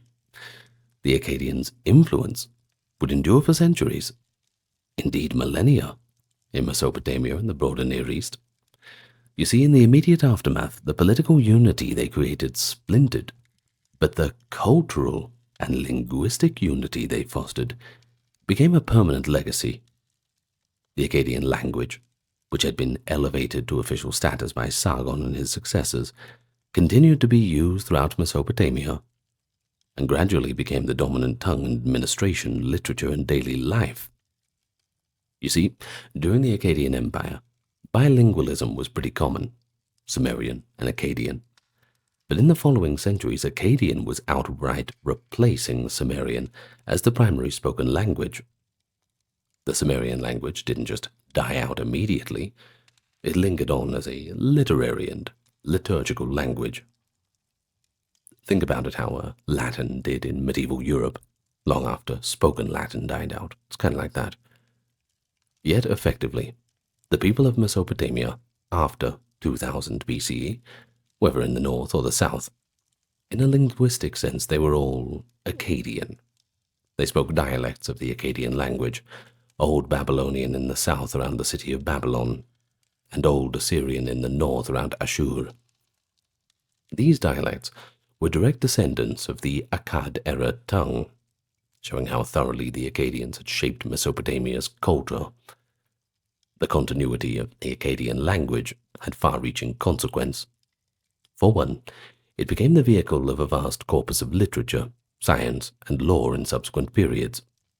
The famous Code of Hammurabi, from around 1750, was written in Akkadian cuneiform, and so was the Epic of Gilgamesh in its later expanded form, and countless myths, hymns, prayers, they were all Akkadian. In internal relations, Akkadian became the lingua franca, I keep saying that one wrong, of the ancient Near East during the second millennium BCE. Well, for example, in the 14th century BCE, pharaohs in Egypt corresponded with the kings of Babylon, Hatti, i.e. the Hittites, and Mitanni, using Akkadian language on clay tablets. These are the Amarna letters archive. This diplomatic use of Akkadian shows that long after the Akkadian Empire was gone, its language was synonymous with learned and official communication across a huge region, from the Nile all the way to the Zagros. We might say that Sargon's imposition of Akkadian as the administrative language created a cultural unity that outlasted his political unity. Now, speaking of politics, the idea of empire that Akkad had introduced never really disappeared either. The Ur-III dynasty, from 2112 to 2004, modeled itself in some ways after the Akkadian kings. Shulgi of Ur, for instance, took on a divine status during his reign, much as Naram-Sin had, though he was a little bit more careful about it, within a very pious Sumerian framework, didn't want any accusations. The kings of Ur-III built a state economy with governors and tax officials overseeing the land, which likely drew on administrative precedents from Akkad. In later periods, both Assyrian and Babylonian rulers looked back to the Akkadian kings as exemplars. The Assyrian king Shamshi-Adad I named two of his sons, Ishme-Dagan and Yasma-Adad, invoking the god Dagan that Sargon once honored, perhaps consciously linking his rule to the earlier empire. Babylonian kings of the first dynasty, such as Hammurabi, compiled kings lists and chronicles that included Sargon and Naram-Sin, both figures of great renown in these texts. Sargon, in particular, became a legendary figure in Mesopotamian lore. Later texts recount his heroic deeds, wise sayings, and how he set standards for kingship. When new empires arose, the Assyrian Empire in the early first millennium BCE and the Neo-Babylonian Empire thereafter, their rulers often compared themselves to Sargon the Great, or took inspiration from his conquests. For instance, the Assyrian king Sargon II from the 8th century BCE deliberately took Sargon's name to associate himself with that foundational legacy. Legends and literature kept the memory of the Akkadians alive too. We've already mentioned that curse of Agade, which cast Naram-Sin as a cautionary figure. But there were also the legend of Sargon, a text written in Akkadian, surviving in 7th century copies from Assyria, which gives a mythical autobiography of Sargon's rise from that baby in the basket, all the way to the throne. The legend shows Sargon's humble origins, divine favor from Ishtar, and an ascent that was unstoppable. It's almost like a fairy tale of a poor orphan who becomes king by destiny. The fact that scholars in Assyrian libraries were copying this tale 2,000 years after Sargon's time shows how deeply ingrained he was in the historical consciousness of Mesopotamia. Similarly, kings like Naram-Sin appear in later wisdom tales and apocalyptic literature. In one first millennium composition, sometimes called the Kuthian legend of Naram-Sin, the ghost of an ancient king gives ominous predictions, and Naram-Sin is depicted consulting oracles about a mysterious horde attacking his land, reflecting the distorted memory of Gudian invasions. Archaeologically, the Akkadian period left a rich material legacy that later Mesopotamian cultures preserved or admired. Artworks from Akkad, such as the famous bronze head, thought to be of a king, possibly Sargon of Naram-Sin, discovered at Nineveh. That was a treasured masterpiece. The skill of Akkadian metallurgy, seal carving, and sculpture were remembered too. Mesopotamian scribes of later eras studied the old Akkadian royal inscriptions carved on stelae or statues. In fact, some later Babylonian kings deliberately excavated and restored Akkadian monuments. A striking example is King Nabonidus of Babylon, the 6th century BCE, an antiquarian of sorts, who claimed to have excavated the long-ruined temple of Ishtar in Akkad. Nabonidus prided himself on finding the foundation stone of the temple that Sargon and Naram-Sin had built, and he rebuilt on the same spot, proclaiming that he made its foundations as firm as ancient times. This indicates that even 1,500 years after the Akkadian Empire, scholars and rulers not only remembered Akkad, but knew roughly where its capital stood, at least into Nabonidus's time, and considered its holy sites worth restoring. It was only in the following centuries, during the chaos of the Persian and Hellenistic periods, that the location of Akkad was eventually forgotten. To this day, modern archaeology has not yet defined the Akkad ruin site. A curious footnote to the glory of Akkad echoing in history, even as its physical site eludes us. So we can say that the legacy of the Akkadians is manifold. Politically, it set the template for imperial rule in Mesopotamia, a model that would be emulated and refined by subsequent dynasties. Culturally, the fusion of Semitic Akkadian and Sumerian traditions during their era produced a syncretized civilization that all later Mesopotamian cultures inherited. We see this in religion, in art, and, also in literature.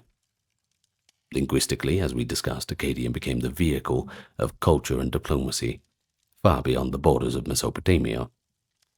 Furthermore, the Akkadian age introduced the concept of multinational empire, incorporating diverse peoples, the Akkadians, Sumerians, Amorites, Hurrians, Elamites, and others, under this one administration. This was a radically new experiment in how humans organized societies, and its successes and failures provided lessons for those who would come after. But the collapse of the Akkadian Empire also taught later Mesopotamians about the possible fragility of even the mightiest states in the face of environmental disaster or hubris. And that is a theme that seems to resonate within their mythology. In any case, I think that's about it for today. I hope you've enjoyed our time together. The rise and the fall of the Akkadians, who even after their empire turned to ashes, the Mesopotamians could not shake off their language, their culture, and everything else. Who knows where it really ends? In any case, this is where the video ends. I'm going to thank the top-tier patrons and supporters. provided in a neat little list for you right now. And I'm going to wish you, the dear listener, a good night, or a good rest, or whatever good thing you need to be wished. I will see you next time. Good night, everyone. Here's a scenario for you. You're an archaeologist at the height of Egyptology, and today is a very good day because it seems like you've found something. It's a tomb, unmistakable, and I bet you're wondering what kind of treasure lies within. As you carefully dig and eventually reveal the inside of the tomb, you are once again disappointed. It is completely empty. And you're a few thousand years late, I'm afraid. Try again somewhere else, because this one's been picked clean. You see, tomb robbery was one of the oldest and most persistent crimes in Egyptian history. From the great pyramids of the Old Kingdom to the hidden rock-cut tombs of the New, virtually no burial was truly safe from plunder. Hey, even the famous Tutankhamun's tomb, which survived largely intact by a quirk of fate, had been breached twice in antiquity by petty thieves. Ancient Egyptian texts and archaeology revealed that stealing from tombs was disturbingly common, despite the Egyptians' deep reverence for the afterlife. I'm afraid desperate times always bring about desperate measures. But that's what we're here to talk about. The tomb robbers of ancient Egypt. And just before we start, thank you very much to everyone keeping this ad-free, those who support on Patreon, YouTube memberships, the merch store, and the occasional donation. Links are in the pinned comment and description, and if you can't afford to do that, then that's completely fine. Just give us a like, comment, and subscribe. That costs nothing and it pushes us out in the algorithm.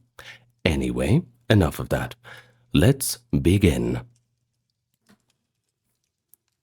Egyptian religion taught that life continued after death, and that the tomb was the eternal home of the deceased soul, which was pretty much why they jam-packed it full of so many tempting goodies.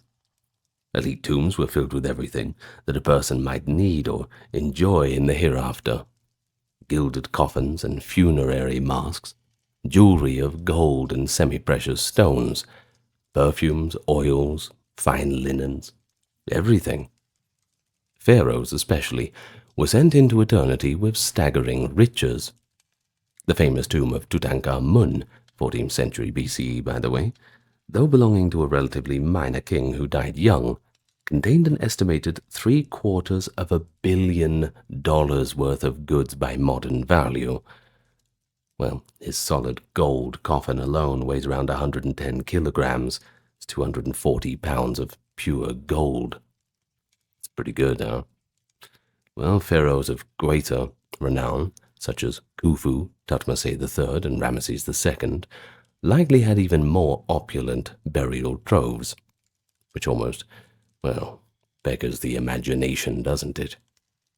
All of this was placed in tombs largely inaccessible to the living, never meant to be disturbed.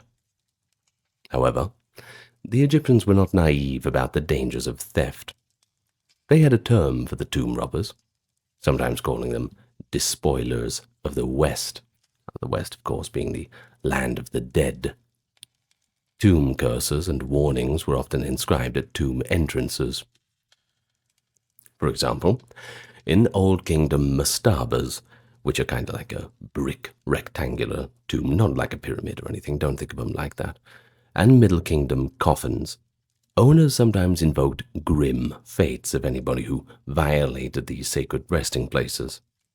A typical tomb curse threatened that if anybody entered unlawfully, I shall wring the neck like a bird, or the transgressor would lose their status and shall not be buried in the western desert, denying them a proper burial. That's if they get caught, of course. Still a pretty big threat. The piety of Egyptian society and the fear of supernatural vengeance were supposed to deter would-be thieves. At least it all sounds good on paper, doesn't it? But time and time again these threats proved to be insufficient. The promise of instant riches outweighed fear of divine retribution for many. One reason was the socio-economic divide in Egypt. The splendor of tombs existed in eyes' view of the common people's poverty, a little bit of an ostentatious display of royal wealth, or to disenfranchise the working class perhaps. Nobles literally buried their wealth in lavish tombs, while in the villages nearby, the peasants were struggling to feed their families. This inequality created a temptation. For a hungry laborer or a poorly paid guardsman, the gold amulets on a mummy or sacks of grave grain in a noble's tomb could mean the difference between starvation and survival. The moral and religious prohibitions might waver in the face of an empty stomach, you see. Human beings, after all, are merely human. And indeed, Egyptian texts themselves occasionally acknowledge this tension. In one late New Kingdom confession, a thief justified his actions by saying, "This inner coffin is ours. It belonged to our great men. We were hungry. We set out to search for this piece of bread so as to profit from it." Well, in other words, the tomb robbers sometimes claimed that they stole not merely out of greed, but good old-fashioned desperation, viewing the hoarded wealth of the elite as bread in this metaphorical term that could feed their families in hard times. Another factor undermining the sanctity of tombs was inside information. It was no secret where the rich were buried. I mean, you can't get any less subtle than a giant pyramid, right? Now, in the Old Kingdom, the pyramids and large mastaba tombs of nobles stood as obvious targets. Kinda hard to miss. But in later periods, even when tombs were hidden underground, many of those who constructed or guarded the tombs knew exactly where they were and what they held. And this insider knowledge often leaked out. Corruption among tomb guards and officials became an endemic problem. Egyptian officials in charge of protecting tombs could themselves be bribed or might even orchestrate thefts. One funerary text cynically admits that, quote, "When the embalmer have wrapped the body with gold and jewels, even the corpse itself comes under threat," end quote, since the very undertakers might steal objects from within the mummy's wrappings. The Egyptian historian David Silverman notes that necropolis employees were often complicit, and evidence shows that robbers probably attacked royal tombs soon after a king's funeral, and on occasion the very men tasked with protecting them would turn into plunderers. So in short, the magnificent wealth sealed in Egyptian tombs created a equally magnificent temptation for those less fortunate. The Egyptians tried to guard against it with curses and all the physical security, but the lure of treasure and the burden of poverty proved to be more enduring than that.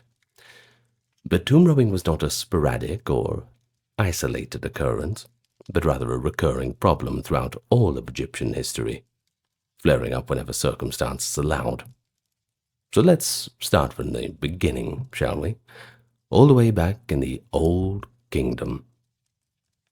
Of course, tomb robbers are almost as old as the tombs themselves. By the end of the Old Kingdom, which by the way is around 2181, the Grand Pyramids of Giza, those eternal symbols of the pharaoh's power, had already been completely emptied of their treasures. The bodies of Khufu, Khafre, Menkaure, the mighty 4th Dynasty kings, were all missing from their pyramids when the later explorers entered, and of course none of the lavish burial goods described in later legends were found inside either. Just imagine how anticlimactic that was.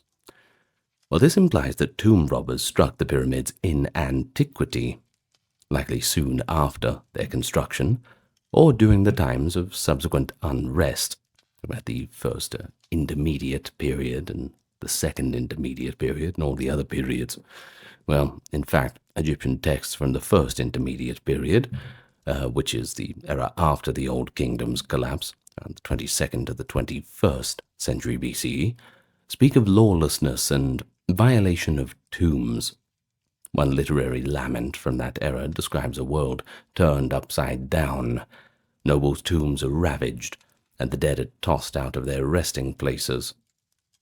Now, while that text is probably somewhat propagandistic, depending on who you ask, archaeological evidence does support that many mastaba tombs around Memphis and provincial cemeteries were rifled through during the First Intermediate Period. Looting was most prevalent when central authority weakened. Local strongmen or ordinary people, no longer restrained by the justice of a pharaoh, raided the rich burials of previous ages in search of valuables or simply just out of desperation during famine. Even pharaohs themselves were not spared in such times. The tomb of the 6th dynasty queen, Anaxenenpepi II at Saqqara, for example, was later found to have been broken into, her sarcophagus lid shifted, and her remains desecrated. This was likely during the chaotic First Intermediate Period.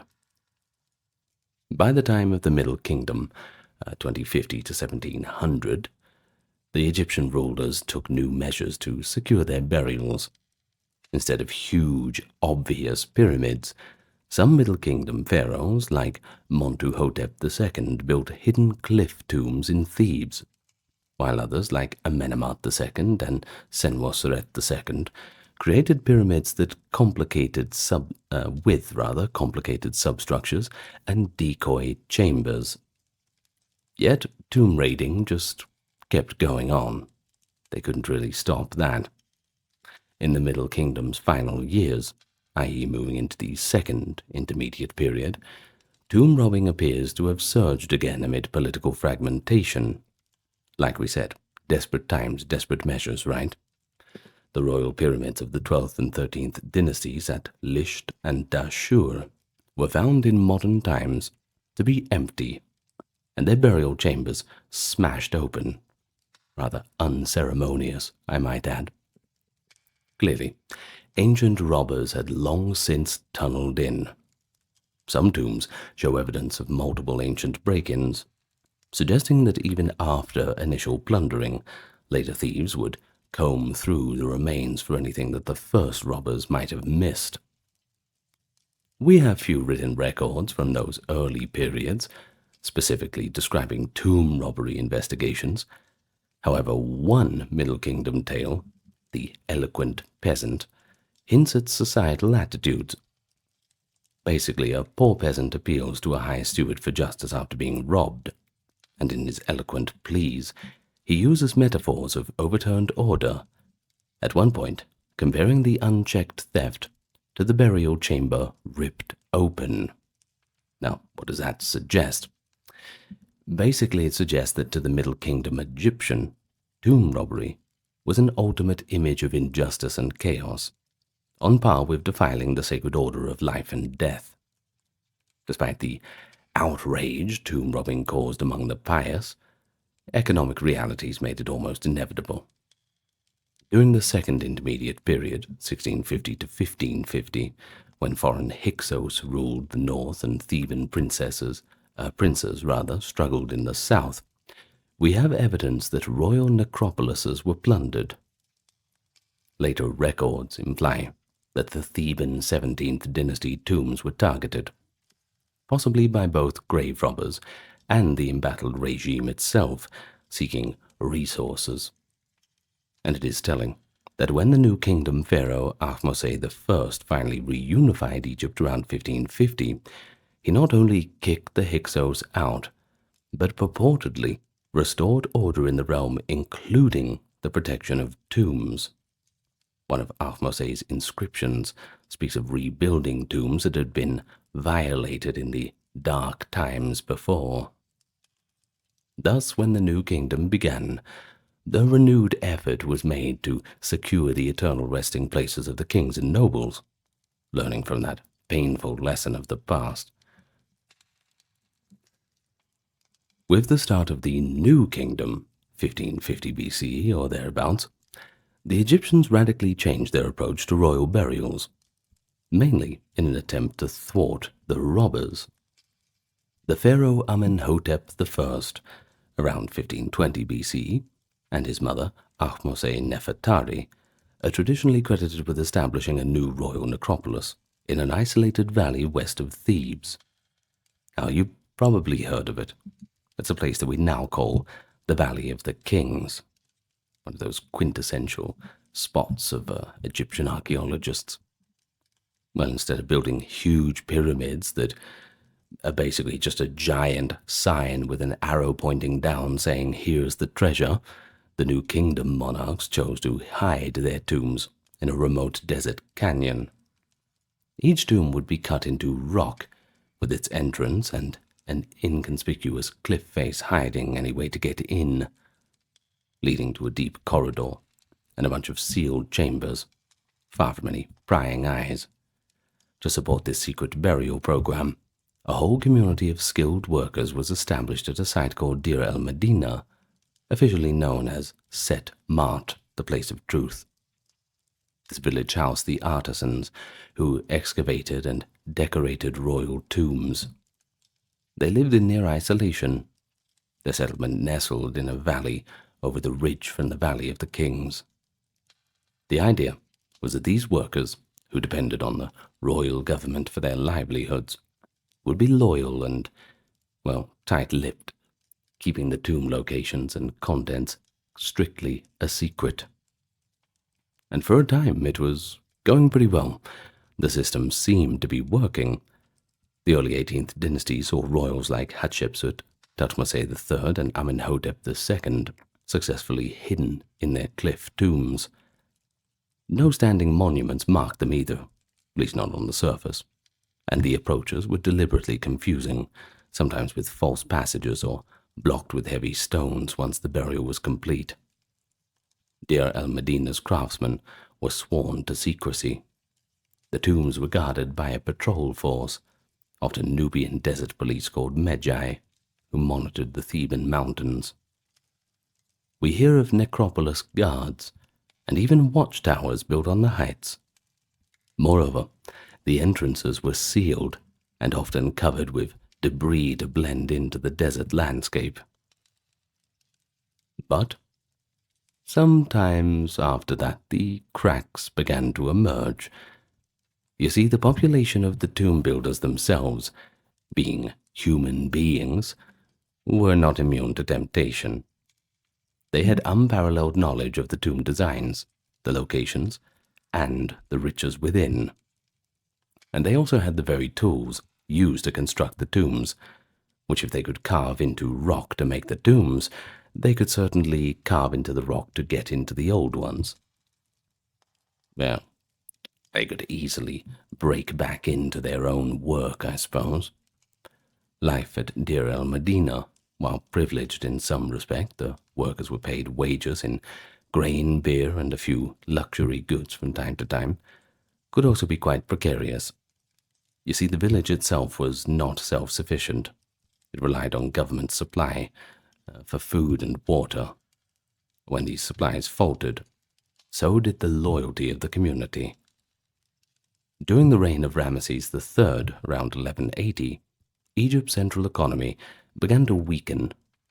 We have recorded instances of late or missed ration deliveries to Deir el-Medina. In fact, around 1156, the workmen of Deir el-Medina staged what is often called the first recorded labor strike in history. They walked off the job and marched on Thebes, protesting that they had not received their grain rations. So imagine the scene of that, The guardians of royal eternity, driven by hunger, openly demanding their wages. And yeah, fair enough. If they haven't been paid, of course they're angry. Well, this unrest was just a symptom of a wider economic crisis, a harbinger of the decline that would mark the late New Kingdom.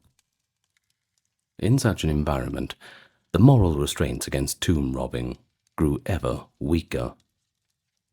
It is during and after Ramesses III's reign that we have our first concrete cases of insider tomb robbery. A particularly notorious incident involved a man named Paneb, a chief workman at Deir el-Medina in the late 19th dynasty, just a few decades earlier, around 1200. You see, Paneb was accused of a laundry list of crimes by a rival, recorded in Papyrus Salt 124. Among these accusations, apparently Paneb stole stone and furniture from the very royal tomb he was working on, the tomb of Pharaoh Seti II, for his personal use. The documents claim that he plundered the pharaoh's tomb, and even that he had the audacity to sit on the sarcophagus of the king. Which you're not meant to sit on that. I know, because it says it in the museum. Do not sit. Well, he supposedly made his crew recycle fine-cut stone from Seti's tomb to build his own tomb's pillars. And he took statues, he took oils, and even a chariot cover belonging to the king.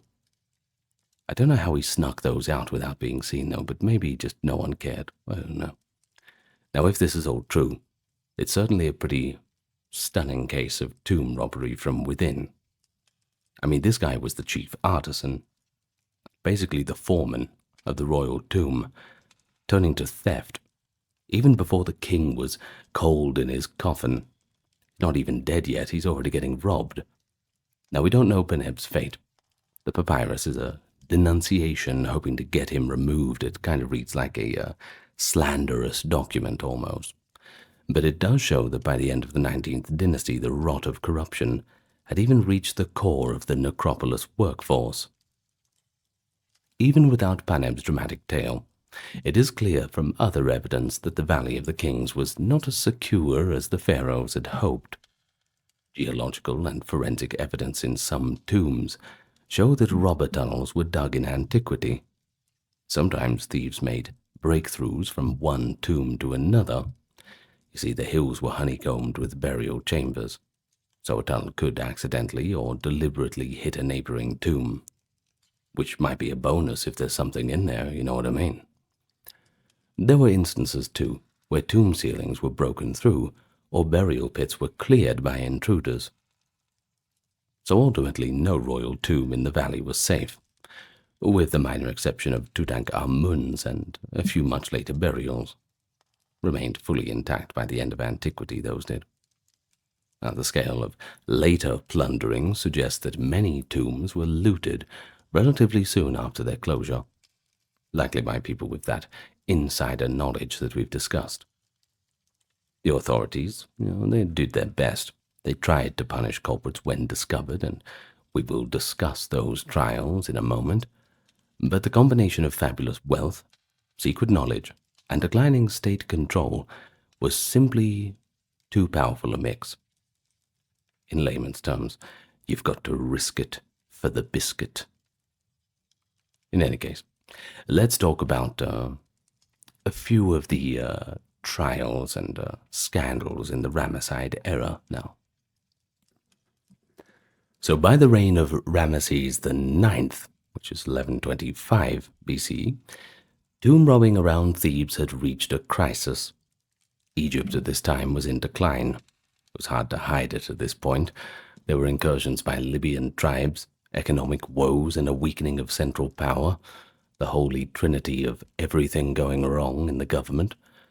Well, reports began to surface that royal tombs and even temples were being plundered in the Theban necropolis.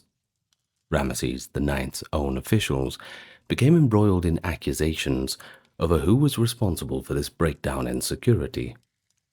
The situation exploded in Ramesses' year 16, when the mayor of the eastern Thebes, Passer, publicly accused the mayor of western Thebes, the necropolis zone, a man named Pawera, of negligence or even complicity in the tomb robberies. Well, Passer essentially said, the tombs are being looted under your watch, and there's no bloody way that you don't know about it. Well, this provoked a formal investigation, which we know about thanks to an extraordinary papyrus document called the Abbot Papyrus. This papyrus records how a commission of officials and priests went out to examine a number of royal tombs in the Valley of the Kings and nearby cemeteries to verify if they were intact or robbed. And it reads almost like an inspection report. They checked tomb after tomb. Some were found intact, and the inspectors ceremonially resealed them. But alarmingly, just as suspected, several tombs were discovered to be opened and damaged. Among them was the tomb of a long-dead pharaoh from the 17th dynasty, Sobek'em Saf II. Well, at Dra Abu el-Naga, a Theban necropolis area, the Abbot Papyrus recounts that Sobek'em Saf's tomb was indeed broken into, the seal was destroyed, and the burial was violated. Well, this confirmation ignited a scandal. Sobek'em Saf was an ancestor of the ruling house. This was pretty much a big deal for everybody involved.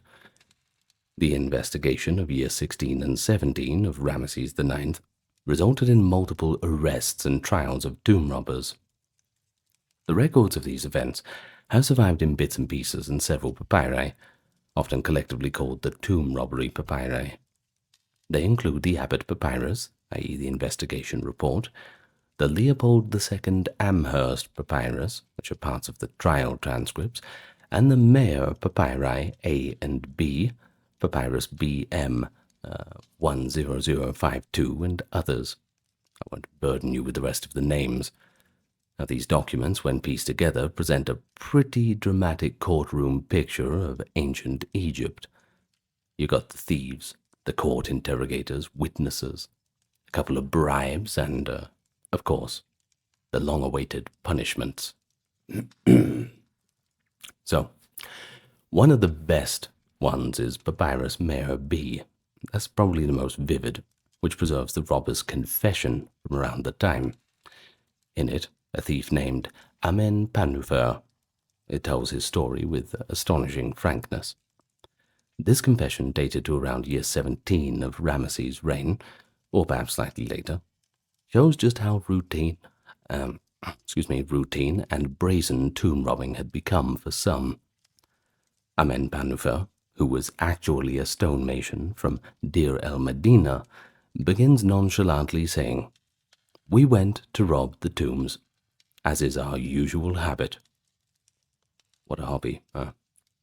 Well, he and his accomplices had done this many times, it seems, and he just wasn't really trying to hide it. He then describes a particular raid. They targeted the pyramid tomb of King Sobek'em Saf, the same king whose tomb was reported open in the Abbot Papyrus, noting that this tomb was larger and a bit more challenging than the smaller noble tombs that they usually hit. They used copper tools, chisels and axes to cut into the tomb's corridors. They tunneled through to the ancient burial chambers, each man carrying a candle for light as they descended down into the dark.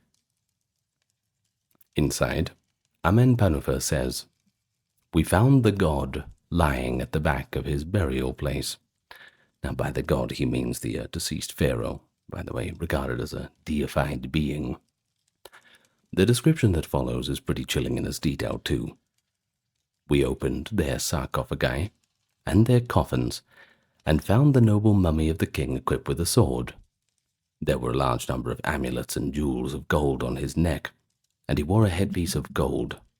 The noble mummy of the king was completely covered in gold. Sobek'em Saf's queen was buried beside him, likewise protected by plaster and rubble, which they also smashed their way through. Amen Panufer and his gang stripped the royal mummies of all of their valuables. He specifically mentions taking the amulets and jewelry from the king's neck and the golden headpiece. They pried loose the gold foil and inlays that covered the king's coffin, and even the silver and precious stones decorating it. The thieves then did something particularly destructive. Amen Panufer admits that they set fire to the coffins. Now, burning the coffins and any wooden furniture was a tactic to quickly remove gold and silver. The wooden surfaces, often gilded or fitted with gold leaf, would burn away, leaving clumps of melted precious metal in the ashes, which the robbers could collect once cooled off. It also destroyed evidence of their crime, but of course at the cost of annihilating the beautifully carved and painted coffins, a total desecration of the pharaoh's burial. Amenphanophis' confession continues with another account of his arrest and remarkable escape. Authorities apparently got wind of this robbery. Quote from the text, "After some days the district officers of Thebes heard we had been robbing in the west," end quote. And Amenpanoupha was arrested as a suspect. He was taken to the office of the mayor of Thebes and held. But this thief had anticipated such trouble. He had bribery ready. Amenpanoupha says, "I took the 20 deben of gold that represented my share, and I gave them to Kaumope, the district scribe of the landing key of Thebes." Now, 20 deben of gold was a huge bribe. A deben was about 91 grams, so 20 deben is roughly 1.8 kilograms of gold, almost 4 pounds. Well, by handing this over to the local official, the Amenpanoupha secured his freedom. He says, "He released me and I rejoined my colleagues." The gang even compensated him with another share of the loot for the trouble he went through, so he didn't lose out by paying the bribe. And thus, Amenpanoupha cheerfully concludes, "I got into the habit of robbing the tombs." Tomb robbing had become an organized, repeatable racket, a kind of profession of sorts, where one could pay a fine or a bribe and just get back to work later on. Well, this confession astonishes modern historians because Amenpanoupha displays no fear or no remorse. He matter-of-factly describes acts that in Egyptian religion were horrendously sacrilegious. Defiling a pharaoh's corpse, burning sacred objects, robbing the dead, generally frowned upon. I bet his mother was ashamed of him. Oof. Imagine having to see her walk into the courtroom. Anyway. Well, his lack of fear might be partly bravado, but it also reflects what has been noted before. And as such behavior suggests that, or at least part of the population had pretty much zero fear of repercussions, whether that be in the current world or the next world. They just didn't care. And indeed, the ease with which Amenpanoupha bribed his way out shows the corruption of the judicial system at the time as well. The network of complicity extended from the lowly tomb worker up through officials in Thebes, and even presumably to higher-ups who turned a blind eye in exchange for a little cut of the profits. Amenpanoupha's fate after his confession is unknown, but, well, perhaps he was eventually caught again when a more stringent investigation was in place. One can hardly imagine that they let him go with a slap on the wrist. Well, the late Ramesside period saw repeated attempts to crack down on these crimes. The Mayor Papyri and others record multiple trials under Ramesses IX, and later under Ramesses XI during the brief Renaissance period. They show a complex picture. You see, not everyone accused was found guilty, and the punishments were not a one-size-fits-all either.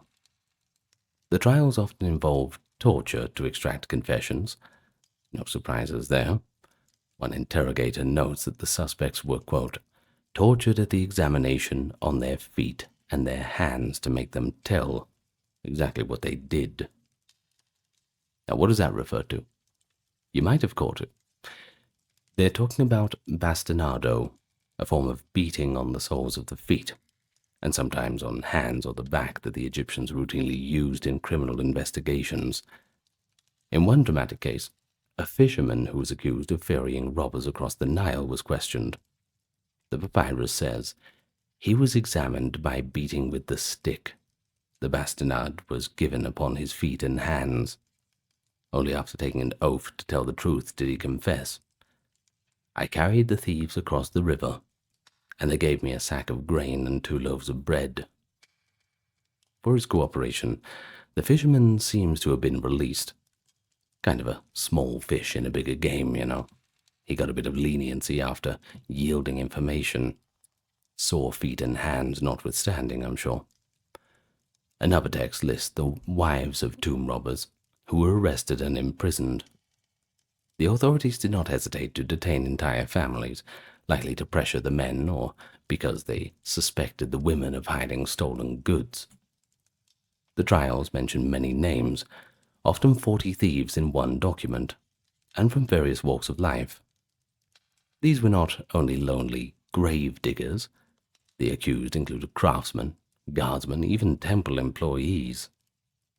For instance, a temple doorkeeper and a priest's son were implicated in the robberies of temple gold and goods, as revealed by a papyrus from the time. One even details thefts from Karnak temple treasury by its chief guard, showing how high corruption had reached. What punishments really awaited those convicted, though? The documents themselves are sometimes a bit shy about the final sentences. Some might have been executed off record, but other sources and later records indicate that the Egyptians imposed severe penalties for tomb robbing, considering it one of the worst crimes. Flogging and imprisonment, they were the lightest punishments. More serious was cutting off the extremities. A tomb robber might have his hands cut off, or, as a few sources suggest, his nose and ears cut off, marking him permanently as a criminal. The most extreme punishment was death by impalement. Now, to be impaled, the criminal was draped over a sharpened stake, which was then raised upright, the stake gruesomely piercing through the body from south to north. Rather terrifying and agonizing public execution. Now, this was considered a fitting fate for those who violated the sacred dead. There are references under later pharaohs, and certainly in the later Sate period laws, that tomb robbers and temple thieves were burned alive or impaled. Even the fear of such horrific events, however, did not fully deter the practice. As the Smithsonian account notes, no matter the punishment, noble tombs remained ripe for theft throughout ancient Egypt's 3,000-year-old history. So how did the tomb robbers actually carry out their crimes? And what did they do with all the loot? The archaeological evidence, combined with testimonies, paints another picture of that. Professional grave robbery tactics. Now first, robbers often operated in organized gangs. It wasn't just like one guy going out at 1 o'clock in the morning to scope the place out. A typical crew might be half a dozen to a dozen men, sometimes with a leader coordinating, more experienced tomb robber. I think it goes without saying, though, that they preferred to work at night. Of course, it's just under the cover of darkness, it just makes sense. Especially in the cooler months as well, where the desert nights are long and their lamplight would be less likely noticed. Sound was the tomb raiders' enemy, as one modern writer aptly put it. The necropolis police and priests on daytime duty could potentially hear any clanging or digging. So, the thieves used the cover of night and natural silence of the desert to avoid detection. Gaining entry to a tomb required labor and tools, of course. Tombs in the Valley of the Kings were sealed with massive stone blocking doors and filled in with rubble. One method was to dig a tunnel into the tomb, either by widening a crack in the cliff or secretly excavating near the entrance until reaching a corridor. But this was not easy.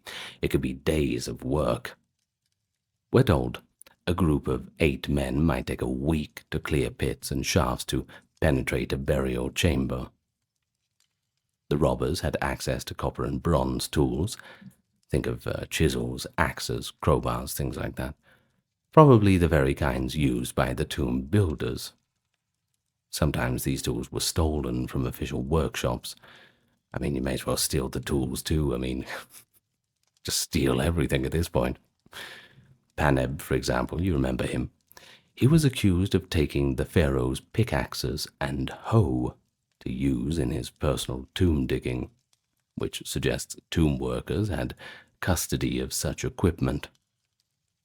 Once inside, the robbers might encounter multiple nested coffins, stone sarcophagi, and various sealed niches. They showed little reverence in ransacking. The bodies were pushed aside or even ripped apart to reach jewelry.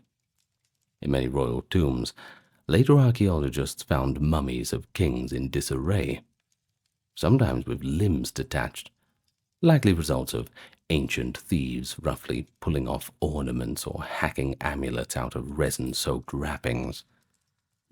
Pretty brutal stuff, huh? Here's an example for you. When archaeologists opened the tomb of Amenhotep II, which is KV 35, they did this in 1898, they found his mummy still there. Good news, right? Well, not quite. It was stripped of nearly all valuables. And, perhaps more gruesomely, in the corner of the room they found dumped bodies of several other royals, removed from their tombs and just ragdoll thrown into the corner, evidence that the ancient authorities had gathered them after robberies.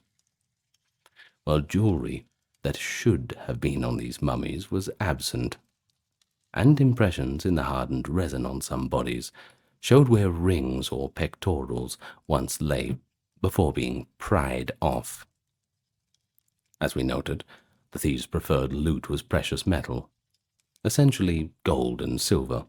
That was what they were really after. These materials had intrinsic value.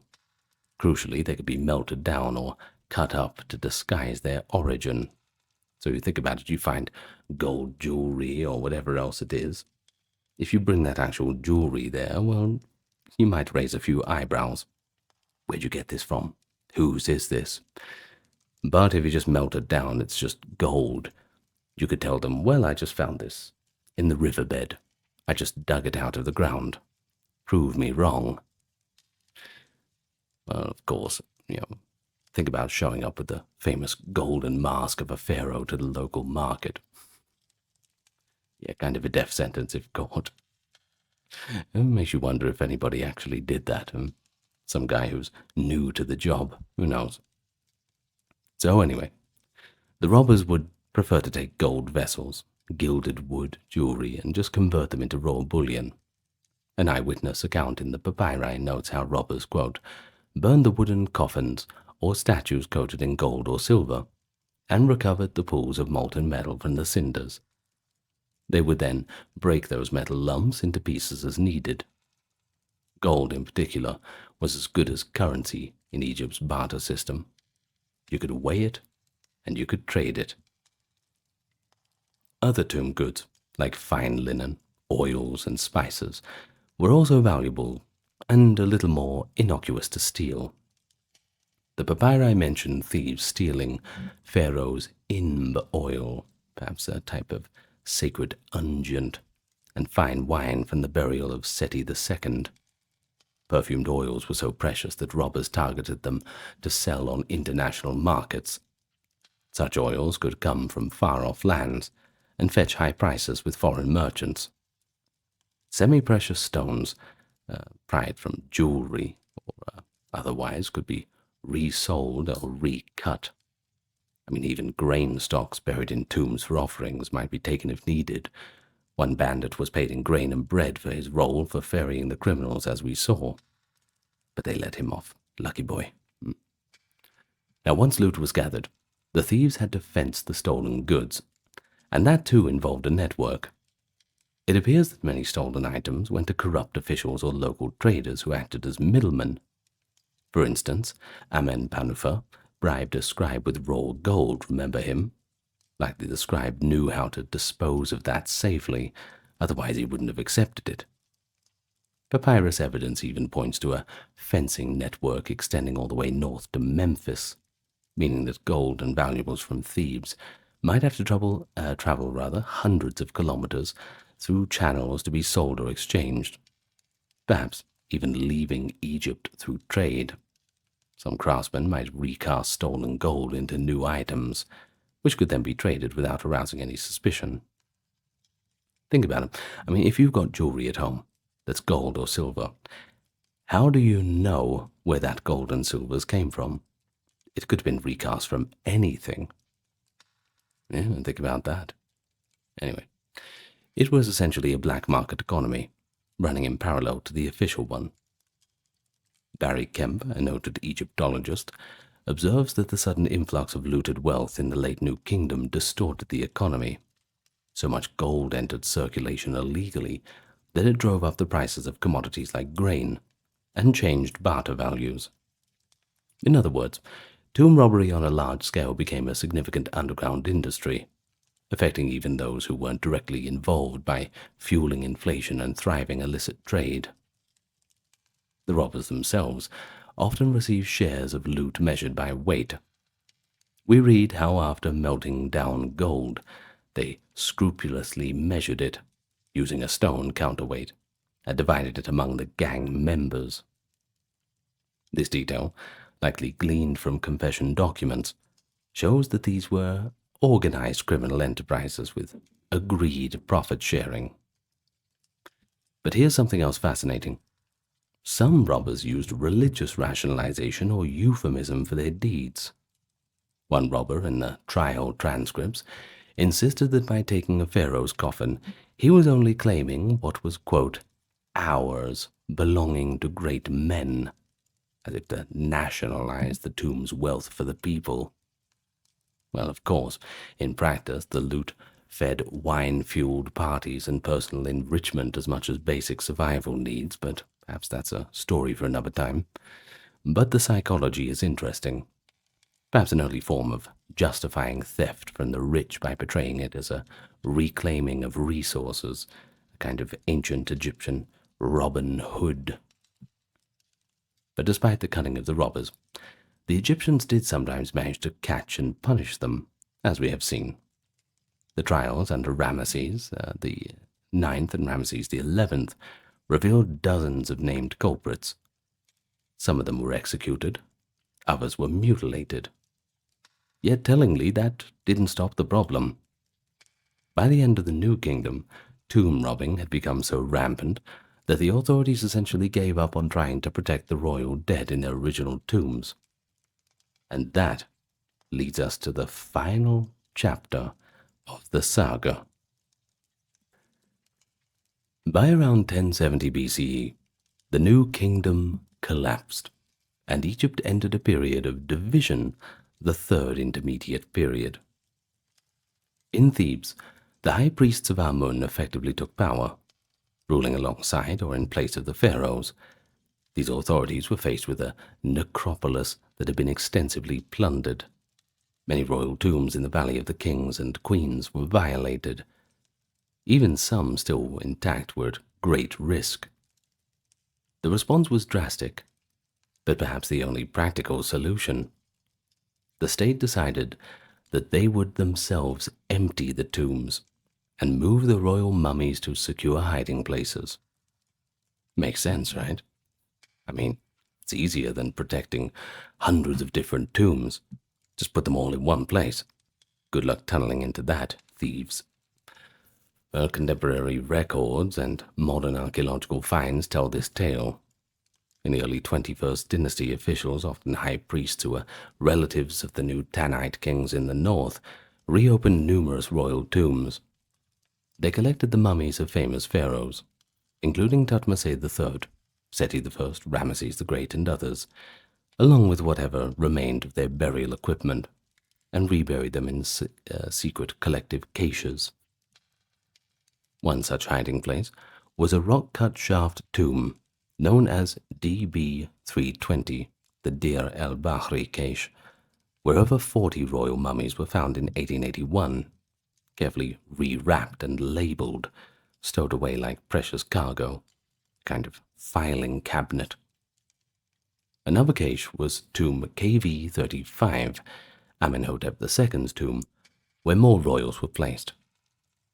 So why did the 21st dynasty do this? The papyri hints at the reasoning. Quote, the authorities decided that the integrity of the royal tombs could no longer be maintained.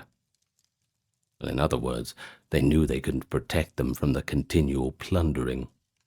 So, under the guise of pious restoration, they preemptively cleared them all out. The royal bodies were saved from further indignities. But their treasures? Well, it's suspected that most of them were appropriated in the process. Well, that's not good. Kind of defeats the purpose. One Egyptologist actually noted a systematic removal of all valuables from the tombs probably followed soon thereafter. In plainer terms, the state, or the high priests who had both secular and religious power, became the new tomb robbers in a sense, though they would have framed it as rescuing the kings and securing divine property from profane hands, but seems the profane hands were belonging to them. Golden coffins and jewelries from these reburials seem to have been melted down or reused to pay troops and support the government of that era, which was cash-strapped. Some evidence, coffins of the 21st dynasty high priests have been found made from recycled older royal coffins, with previous names scratched out and new ones added. Jeez, imagine that, having to get a second-hand coffin. Well, it seems that the gold from Tutankhamun's famous mask is one of the very few large caches of royal gold that did not get melted, precisely because his tomb was hidden until modern times. As for the rest, it likely got absorbed into the economy of later dynasties. In essence, by the Third Intermediate Period, the age of grand tomb building with piles of treasure was all over. The lesson had been learned painfully. No tomb, however secret or sealed, would remain inviolate over the centuries. Subsequent Egyptian rulers of the late period often still built tombs, but on a more modest scale or in more accessible places. The later Sate period pharaohs, for example, built sarcophagi of stone but with fewer gold trappings. The Ptolemaic rulers, centuries later, were buried in mausoleums at Alexandria, not in gold-filled chambers as earlier pharaohs were. Tomb robbery did continue as an opportunistic crime in later eras. Persian conquerors in the 6th to 5th centuries BCE were rumored to have looted royal tombs. Indeed, the Persian king Cambyses II infamously had the mummy of Pharaoh Amasis dug up and desecrated. He burned him, showing that foreign invaders saw little sacred about Egypt's royal dead when it came to asserting dominance. By the time of the Ptolemaic dynasty, 332 to 30 BCE, Egyptian religion had evolved with Greek influence, and the old royal necropolises were relics of a distant past. Many tombs that still held goods were likely plundered by local inhabitants who no longer believed in the pharaonic curses. Grave robbing simply became treasure hunting, not some kind of heinous sacrilege. Once the old Egyptian civilization fell into decline, well, it was just a normal thing. They were just picking up the pieces of a dead civilization. In the Ptolemaic and Roman periods, it was not even considered a serious crime by the new authorities. Some tombs were openly excavated for stone and valuables. Indeed, by late antiquity, and certainly by the 19th century CE, the vast majority of ancient Egyptian tombs had been emptied of movable wealth. Archaeologists in modern times mostly found only what thieves had overlooked. Sealed jars of food, perhaps, small amulets dropped in haste, and the occasional untouched minor tomb that was somehow forgotten out of, well, dumb luck. The great irony is, the only reason we marvel at treasures like Tutankhamun's today is that his tomb was accidentally hidden by debris, escaping detection by ancient thieves. Another lucky survival was the tomb of Pharaoh Susanes I, around 1000 BCE in Tanis, which was buried under mud and ruins in the delta. It contained a magnificent silver coffin and gold mask, showing what a first intermediate period tomb might have held had it survived. But these are the exceptions that prove the rule. Nearly every other royal tomb was thoroughly picked clean long, long ago. And yet, from the perspective of history, these tomb robbers inadvertently performed a bit of a service. By scattering the artifacts of Egypt and by prompting desperate measures to hide mummies, they ensured that later generations would discover bits and pieces and allow us to slowly reconstruct this story. I suppose without tomb robbers, all those treasures would still be underground. But also, without them, we would have more of those treasures to admire and more intact burials to study scientifically. In any case, tomb robbing is not good, and you shouldn't do it. So what did you think, Do you think you could be a tomb robber? Perhaps you're a tomb robber listening now. And if you are, stop it. Not listening, you can listen, just stop robbing the tombs. Anyway, I am finishing up the video right here. Thank you very much for joining me. Another one back in ancient Egypt. Never goes astray to have an Egypt video. And I hope you also enjoyed our 6-part, how do I say it, not chronological history on ancient Egypt, which is in our courses list, which I will link. Enjoy that from start to finish, huh? Give yourself a comprehensive knowledge. Daily life in Celtic Gaul, the land of the ancient Gauls before the Roman conquest. This world, roughly encompassing today's France and neighboring regions, bustled with agrarian villages, fortified towns, and sacred groves. It was a society guided by seasons and cycles, where spiritual leaders like the Druids watched the skies for omens, and warriors measured honor by courage and feasting prowess. Far from being barbarians in the shadows of Greece and Rome, the Gauls had a vibrant culture, all of their own, one of earthy practicality and rich traditions.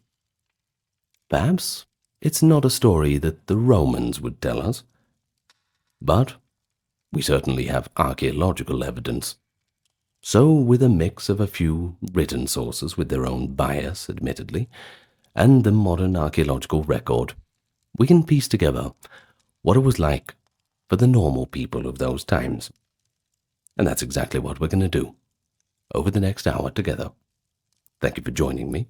And before we begin, just a quick thank you to those supporting on the Patreon, YouTube memberships, the merch store, and the occasional donation. Links are in description. Everything is ad-free because of these fine people. But if you don't want to do that, give a like, comment, and subscribe. That helps push us out into the algorithm a bit more. Anyway, with all that being said, let's begin. Put yourself into the land of Gaul. Ancient Gaul spanned a vast area of Western Europe. It stretched roughly from the Atlantic Ocean to the Rhine River, and from the Pyrenees and Alps up to the North Sea. But don't mistake it for a single nation.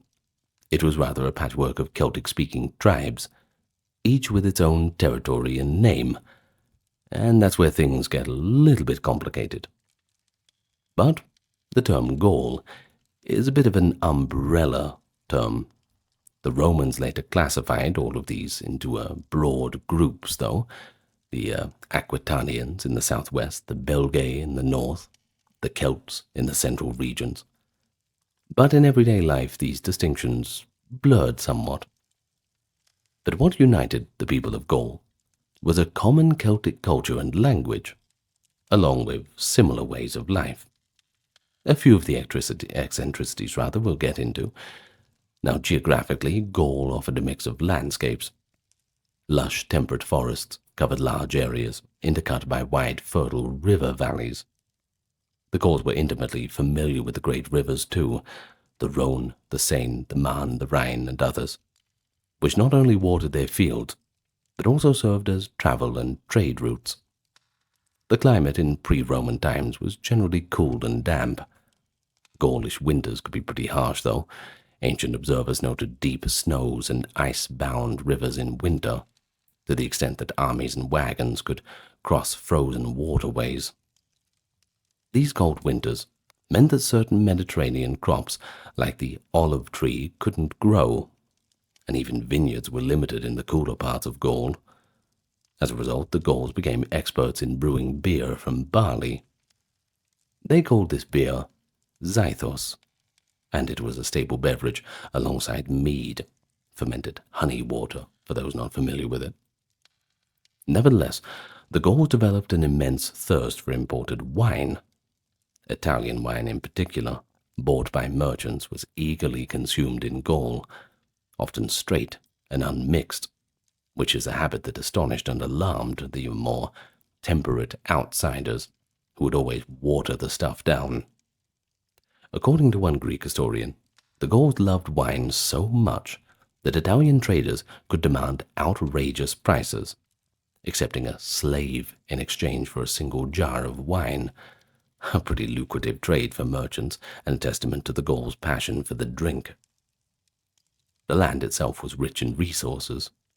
Gaul's soil yielded abundant grain, and its forests and pastures fed herds of livestock. Rivers flowing down from alpine regions carried flakes of gold dust, which enterprising locals panned and melted down. The Gauls amassed great quantities of gold in this effortless way, which they fashioned into dazzling ornaments for both men and women. Gold bracelets, heavy neck torques, and rings were commonplace adornments, at least among those who could afford them. So rich in gold was the land that the Gauls even offered hoards of it to their gods. Greek commentators report that in certain sacred shrines, heaps of gold objects were piled up as dedications, left inviolate by religious taboo. This picture of wealth, however, coexisted with a largely agrarian and non-monetary economy in daily transaction. By the late Iron Age, on the eve of Roman conquest, some Gaulish communities had begun to mint their own coins, whether it be in gold, silver, or bronze. These imitated the Greek designs. But for much of the population, wealth was measured in land, livestock, and war treasure, rather than any physical currency. Now, physically, you could spot a Gaul from a mile away. They made a strong impression on their observers. They were generally tall and fair-skinned, with light hair, often a sandy or reddish blonde. Gaulish warriors took pride in a fierce appearance. Many washed their hair in a lime-based solution that bleached it and made it stand upright and stiff, wild locks, so that their appearance is like that of wood demons or wild beasts, as one historian describes.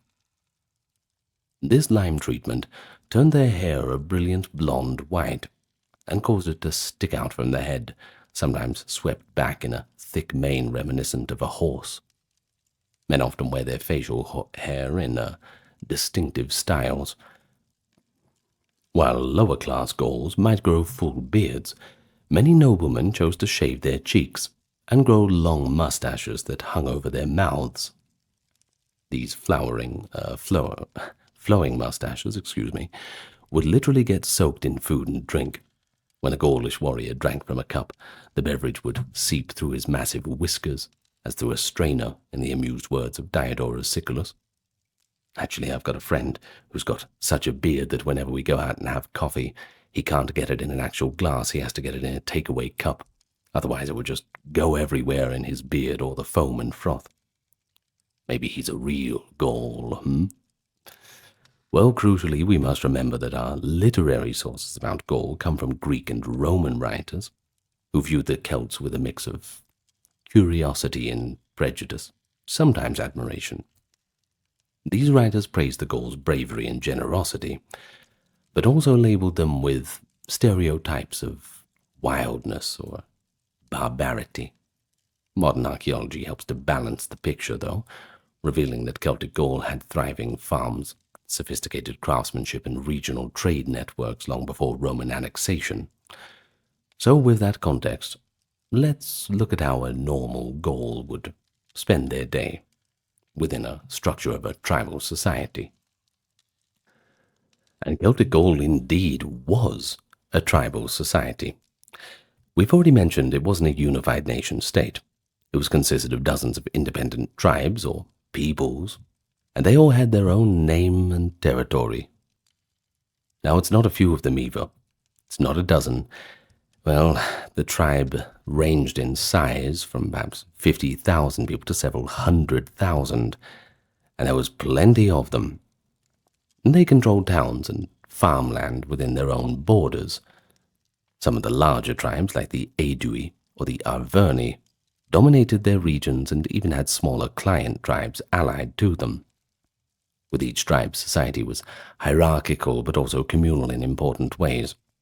Now, at the top of the social pyramid were the nobles and warriors, an aristocratic class who owned lands and herds, and from whose ranks came the tribal chieftains and kings. Julius Caesar, who fought the Gauls in the 50s BCE, observed that, quote, "Throughout all Gaul, there are two classes of persons of definite account and dignity, namely the warrior nobility and the druids, the priestly learned class. Below these were the common freemen, farmers, herders, craftspeople, and traders who formed the bulk of the population. The common folk in Gaul, according to Caesar, had little political power, and were often dependent on noble patrons. Heavy debts, tributes, or the need for protection could force ordinary Gauls to become clients of the nobles, bound to serve them, much like vassals. In Caesar's somewhat biased account, the average Gaulish commoner was practically a slave to his tribal betters. While this may be exaggerated propaganda, it is true that patronage ties were fundamental in Gallic society. Powerful chieftains measured their status by the number of followers and dependents they could support. A wealthy noble might maintain a retinue of armed companions and clients, who in return for protection and gifts would fight for him in war or boost his influence. Prestige and power were thus linked to personal bonds in this heroic society, not just to formal officers. The tribal government varied from tribe to tribe, of course. Some Gallic tribes had hereditary kings, while others just were ruled by councils of nobles or annually elected magistrates. By the 1st century BCE, several tribes, especially in central Gaul, had moved towards oligarchic republics rather than monarchies, possibly under influence from neighboring Rome. Regardless of the system, collective decision-making assemblies played an important role. Free men of the tribe would gather in councils to approve major decisions like declarations of war or alliances.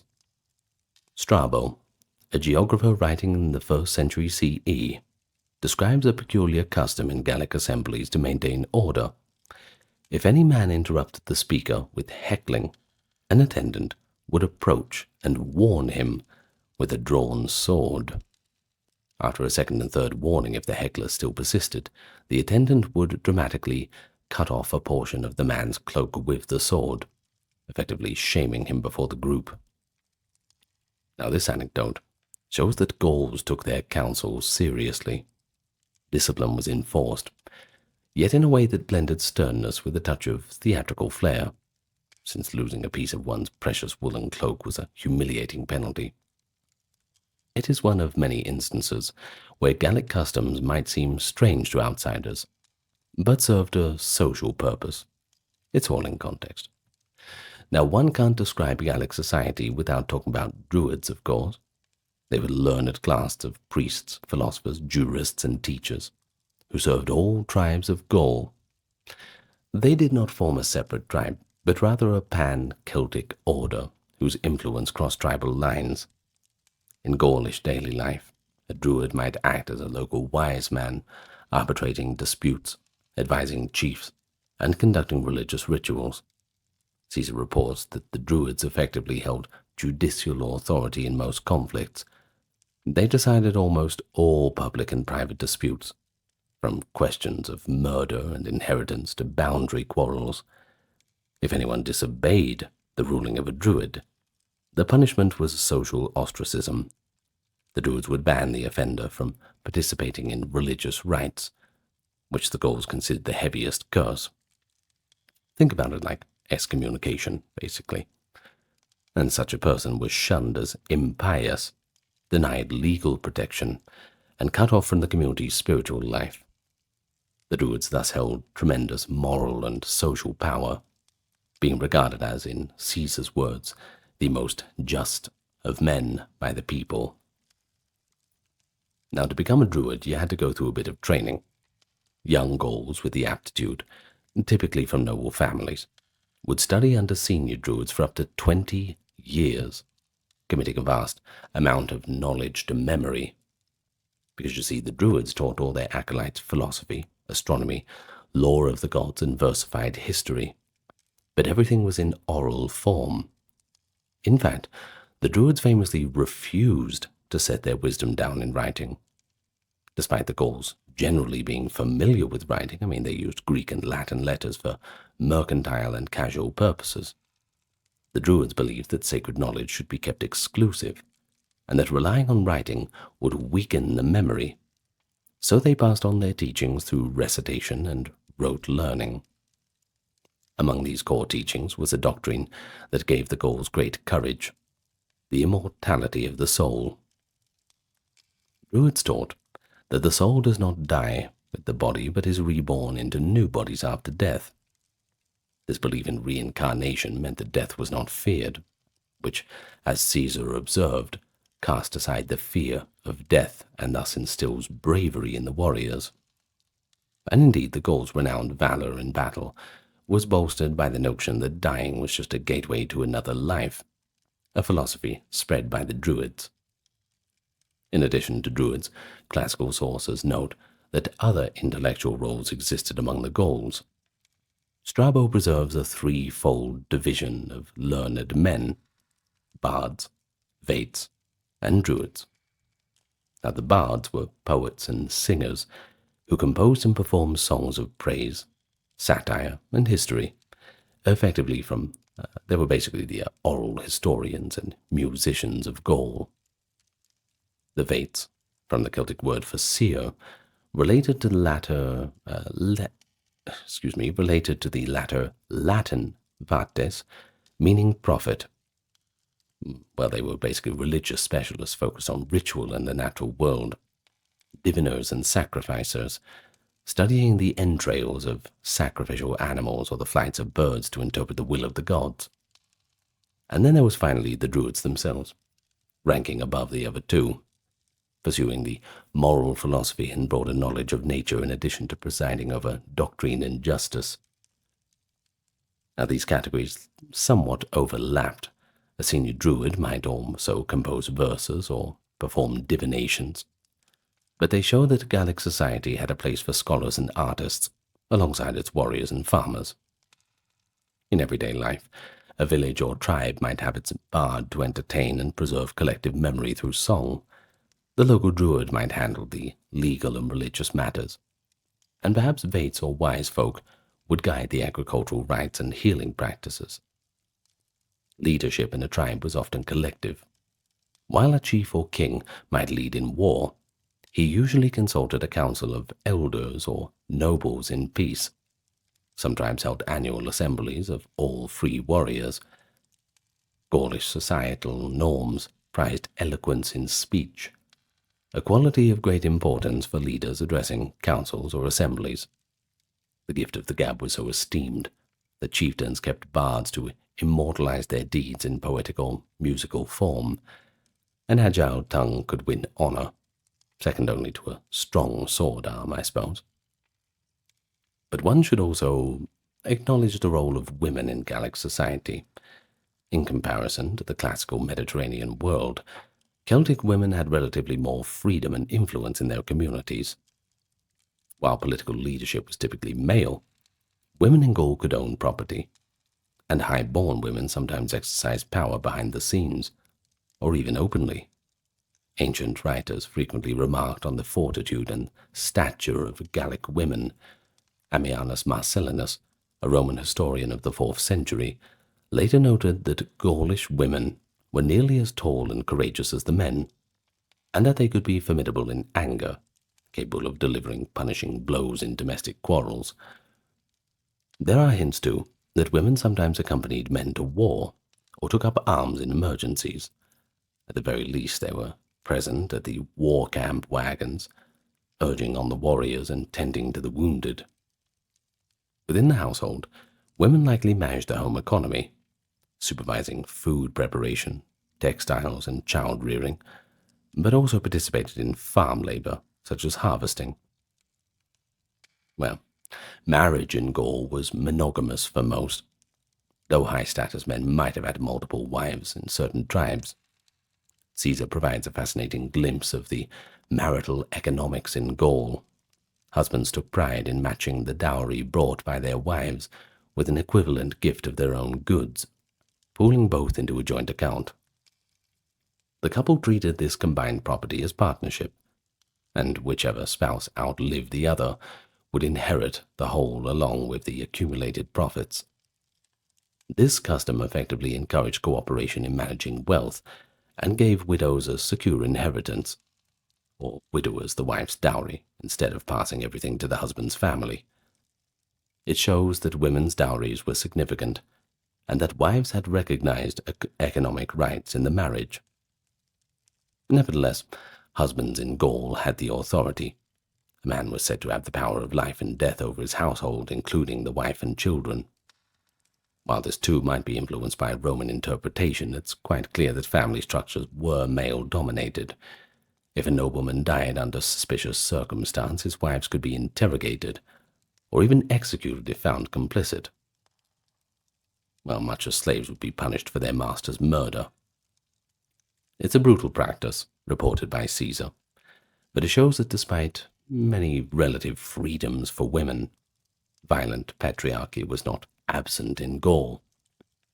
Additionally, the Gauls sent their sons to war or training only after a certain age and observed the custom that a boy should not be seen in public alongside his father until he was old enough to bear arms, a mark of coming of age that preserved the elder's dignity. Well, let's talk about life at home, because the majority of Gauls lived in, well, rural villages or farmsteads. These settlements ranged from tiny hamlets of a few families to substantial fortified towns known as oppida. Archaeology reveals that by the later Iron Age, some oppida, such as Bibracte, which is a Mont Beauvray, or Alesia in eastern Gaul, have grown into proto-urban centers with thousands of inhabitants, street grids, marketplaces, and craft workshops. However, the heart of daily life for most Gauls was the village, a cluster of dwellings and outbuildings set amid the surrounding fields and pastures. A typical Gallic village was situated in a defensible spot, perhaps a low hill or near a bend in a river, and might be enclosed by a wooden palisade or earthen bank. While not every village had heavy fortifications, even small communities often marked their boundaries with timber fences or ditches, which helped keep livestock and wild animals out, or rather human raiders sometimes. Larger towns were encircled by formidable ramparts. Julius Caesar describes the Murus Gallicus, the Gallic wall construction, in detail during his siege of Avaricum. Huge timbers were laid in horizontal tiers, with their ends protruding outward, the gaps filled with earth and stone, and then another layer of crosswise timbers on top, creating a resilient lattice that was both fire-resistant and nearly impervious to battering. These Gallic ramparts impressed the Romans with their clever engineering, but in peaceful times, a village's defences might be nothing more than a low wattle fence delineating property, or a symbolic gate that was closed at night. The famous palisaded village of Uderzo's Asterix comics, ringed by a stout log wall, is a bit romanticized. Yet it does capture the idea that Gallic communities valued their independence and security behind their locally built barriers. Excuse me. Now, within that settlement, the layout of homes and structures followed practical needs and local custom. In much of Gaul, especially in the west and north, archaeological evidence shows that roundhouses were the dominant dwelling type. These were circular huts, constructed with wattle and daub walls, wickerwork panels plastered with clay, that is, or timber posts and mud brick, and topped by a conical thatched roof. A roundhouse could vary in size from perhaps 5 to 8 meters in diameter for a poorer cottage to 15 to 20 meters for a large communal hall or a wealthy family's home. The walls were usually not too high, about shoulder height, with the roof timbers meeting at a central point. This design was sturdy and weatherproof. The thatch kept the rain out, and the circular shape resisted strong winds. Important in Gaul's stormy winters, of course. As for the floor, that was beaten earth, sometimes covered with mats or strewn straw. In the center of the room was the hearth, the literal symbolic heart of the home. Well, here a fire burned for cooking, warmth and light, its smoke finding its way out through a hole in the roof apex or just through the thatch. Now, the central hearth also served as a stove and oven. Clay or iron pots could be hung over the flames, and flatbread could be cooked on hot stones at the fire's edge. The hearth also anchored the spiritual life of the household. It was common across Indo-European cultures to make small offerings of food or drink into the fire for the household gods or ancestors, and the Gauls likely followed this practice too, though the specifics of it are unfortunately lost to time, so use your imagination a bit. Furnishings in a Gallic home were simple but functional. Wooden benches and stools provided seating. Many people likely sat on hides or blankets on the ground as well. A low table might be present for food preparation. Bedding consisted of pallets of straw or woolen blankets, laid on the floor or on simple bedsteads.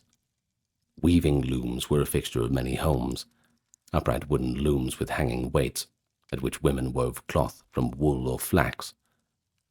We know from spindle whorls and loom weight finds that textile production was a household industry. Pots of various sizes, whether of handmade pottery or imported wares, stood against the walls holding grain, dried beans, salted meat, and other stores. In fact, larger villages or farmsteads often had dedicated storage pits or granaries.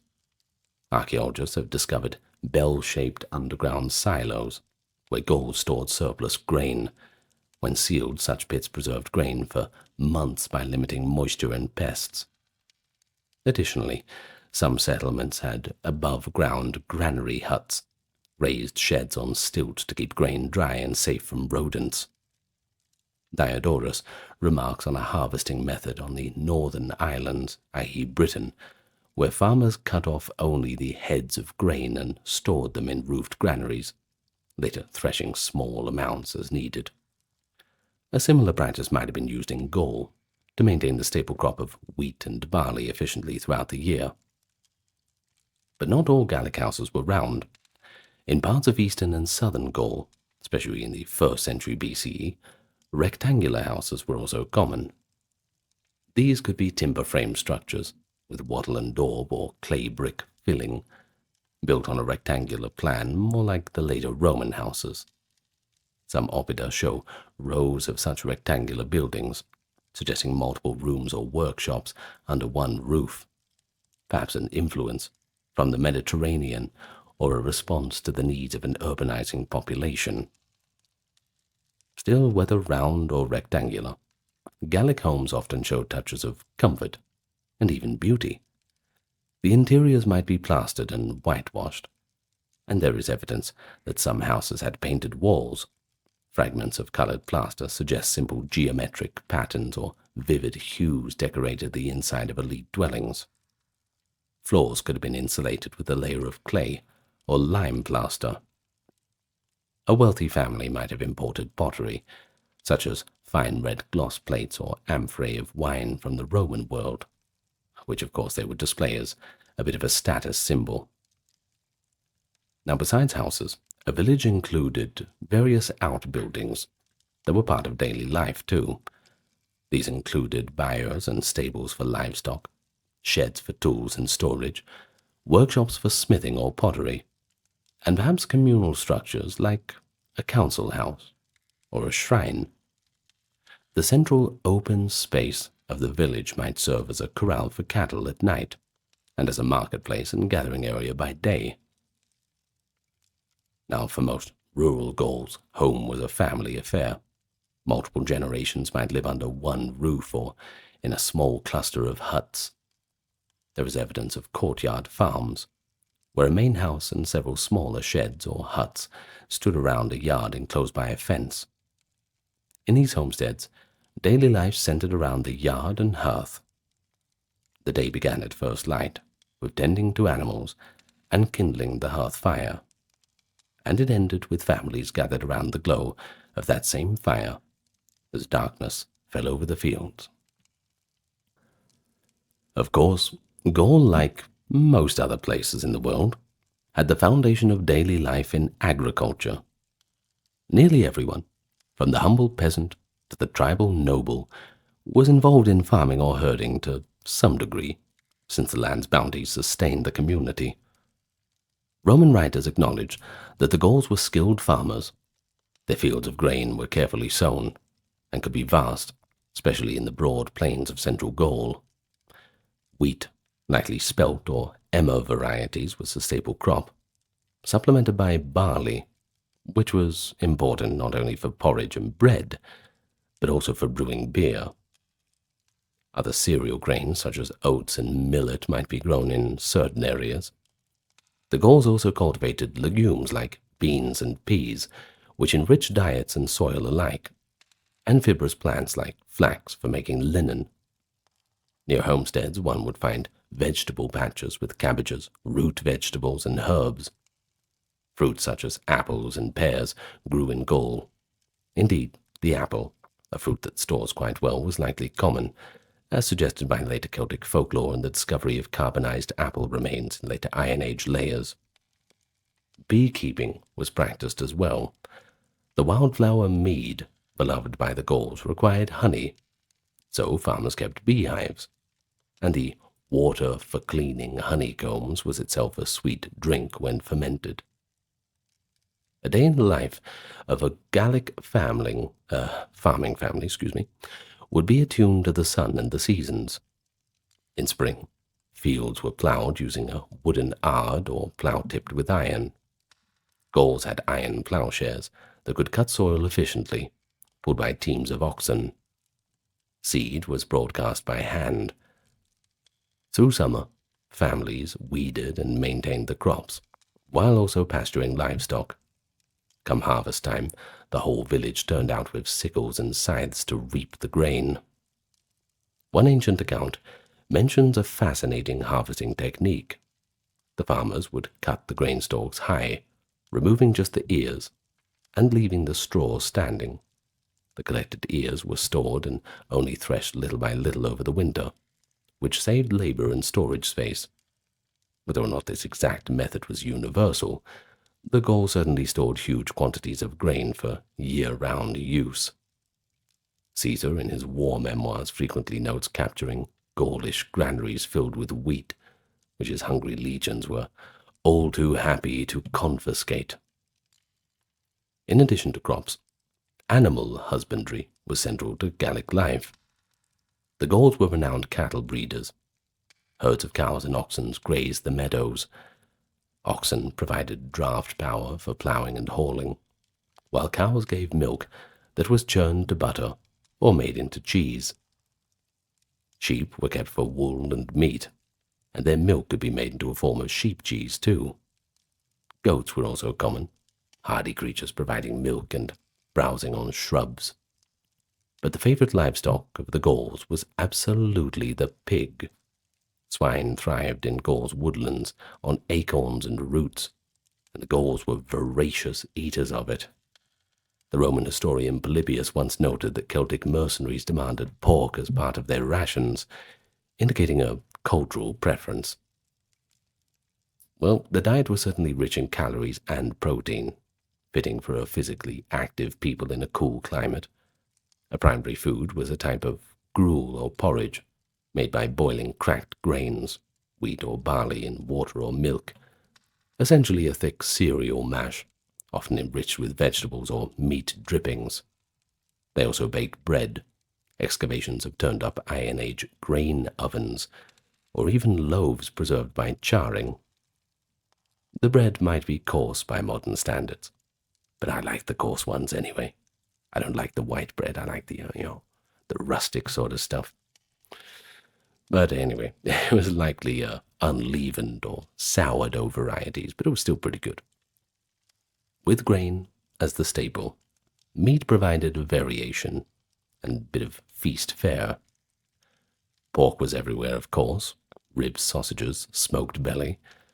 The Gauls ate every single part of the pig. Beef was eaten too. Mutton and goat could supplement the menu. Game and fish rounded it out. Of course, they had trout, salmon, pike, as well as eels and shellfish. Coastal tribes enjoyed oysters and fish from the Atlantic, and there were plenty of rivers. Dairy was another important element. Gauls drank milk, fresh or fermented, into a yogurt-like beverage. They made cheese, likely soft farmers' cheeses or aged rounds stored in cool cellars. For flavor, the Gauls used herbs like thyme, mint, and sage, which grew wild or in kitchen gardens. Salt was obtained from salt springs or traded for, essential for preserving meats and cheeses. As for drinks, we've mentioned the main ones: beer, mead, and wine.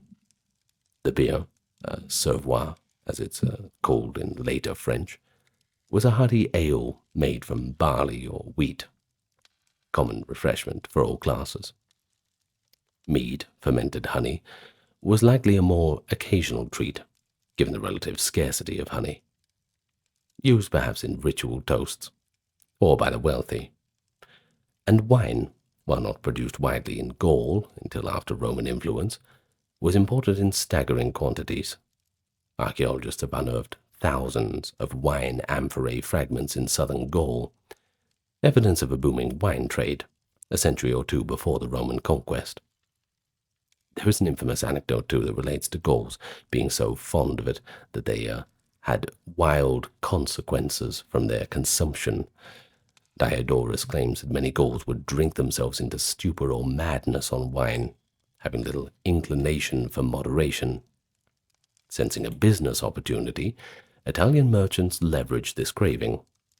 They would load up boats on the Mediterranean coast, sail up the Rhone and other rivers, and then cart wine overland to inland tribes, where they traded each amphora of wine for a slave, a pretty steep price that the Gauls were apparently willing to pay. In any case, in daily life, for the average villager, an earthly home-brew ale or cup of tart mead was the usual accompaniment to meals. Sounds all right, I think. I'm more into tea, though. I'm not a big drinker. In any case, the Gallic diet was pretty diverse and abundant by standards of the time. Feasts allowed extraordinary indulgence in meats and drink, but even the regular daily fare kept Gauls healthy and strong. In any case, a little bit of everything. It's all about balance. The Gauls had a flair for colorful and elaborate clothing, and that set them apart in the eyes of their ancient observers. Whereas Romans in Caesar's day tended to wear plain togas or simple tunics, the Gauls were all about brightly dyed fabrics, bold patterns, and ornate jewelry. A walk through a Gaulish market would reveal men and women dressed in garments of many hues. A basic outfit for a Gallic man consisted of a long-sleeved tunic, reaching out to about the knees, trousers, and a cloak. Excuse me. Now, the tunic, called a cotta by Latin writers, was often made of wool and could be dyed in bright colors, red, greens, blues, whatever natural dyes could produce. Diodorus describes Gaulish shirts as, quote, dyed and embroidered, indicating that some tunics had checkered or striped patterns woved in. Over the tunic, especially in cold weather, men wore something called a brache, the Gaulish word for trousers. These were essentially pants often reaching to the ankles, made of wool and sometimes in a tartan-like pattern of crossing stripes. The Greeks and Romans saw these as kind of an exotic, barbarian garment, since classical men generally wore draped attire, or at most a short Greek riding pant. but the Celts prized them for warmth and practicality. Indeed, on chilly horseback rides or in damp winters, woolen bracae were far superior to bare legs. Completing the ensemble was the cloak, known as the sagum. The Gaulish cloak was typically a thick rectangular piece of wool, often with plaid or striped designs, fastened at the shoulder by a brooch or buckle. Diodorus mentions that Gauls had cloaks for different seasons, a heavy one for winter and a lighter one for summer. Now, women's clothing in Gaul was less described by ancient writers, but we got a few archaeological finds that give us a bit of an idea. Gallic women likely wore a long dress or gown, usually woolen. It could be a simple, tubular dress, gathered at the waist with a belt, or a two-piece outfit of a bodice and skirt. Over this, women also wore mantles or shawls pinned with brooches. For instance, in the wealthy burial of the Lady of Vix, circa 500 BCE in eastern Gaul, the woman was interned with an ornate brooch, one that once fastened her cloak, showing that high-status women adorned themselves with fine fasteners and jewelry. Female dress may have been adorned with woven geometric patterns, or trim along the hem. Given the Celtic love of colour, women's garments were likely as brilliantly dyed as the men's too. A Roman commentator noted that Gaulish matrons favoured flowing sleeves and trailing dresses. Perhaps an exaggeration, but certainly implies a distinctive style compared to Roman stolas. Both men and women in Gaul delighted in jewelry and accessories. Heavy neck rings called torques, they were a hallmark of Celtic fashion and status. These torques were typically made of gold, bronze, or iron, worn snug around the neck, often with ornamental knobs or terminals in the form of animal heads or abstract designs. Many Gaulish warriors of high rank wore gold torques into battle, a symbol of prestige, so iconic that Roman writers mention it frequently. Even a Roman triumph granted to a brave centurion was called the Torquatus, after he took a torque from a defeated Gaul. In daily life, a prosperous Gaul might not only wear a torque, but also bracelets on his wrists, arms, and rings on his fingers. Now, gold and silver were preferred for those who could afford them. Others used copper alloy, or carved jet and amber for beads. Women especially may have worn strings of amber beads or coral necklaces, as these materials were traded into Gaul from the Baltic and Mediterranean. The overall impression of a well-dressed Gaul was striking and a bit flamboyant to ancient eyes. Strabo notes that the Gauls had a fondness for ornaments and finery. Dignitaries would wear dyed garments, sprinkled with actual gold leaf or gold thread. Now, this may refer to ceremonial outfits, where cloaks were patterned with metallic spangles. Everyday dress for commoners would have been a bit more humble. Now, footwear among the Gauls consisted of leather shoes or boots. They made hardened leather ankle boots for winter and sandals for summer. In some alpine areas of Gaul, early forms of felt or fur-lined boots were used. The Roman phrase Gallicae referred to a type of shoe adopted from the Gauls, indicating that Celtic footwear was practical and become fashionable abroad. Hairstyles we have touched upon a little bit earlier. Men often limed their hair upwards, if warriors, or at least kept it combed back long. Now, some Gaulish men went with that mustache, quite emblematic of the Gaul. You think of like Vercingetorix, those kind of things. Other men grew the full beard, of course, particularly in regions closer to Germania. The nobility tended to keep well groomed according to their own standards. Now, women likely wore their hair long too, often braided or bundled under a scarf or headband. In some Celtic societies, women's hair was regarded almost as a veil of dignity, so we can imagine Gallic women taking pride in thick braids adorned with ribbons and beads. One very curious social custom deserves a mention. the Gauls apparently frowned upon corpulence and took measures to prevent it. As recorded by classical sources, in certain tribes, if any young man grew noticeably fat, he was subjected to ridicule or punishment.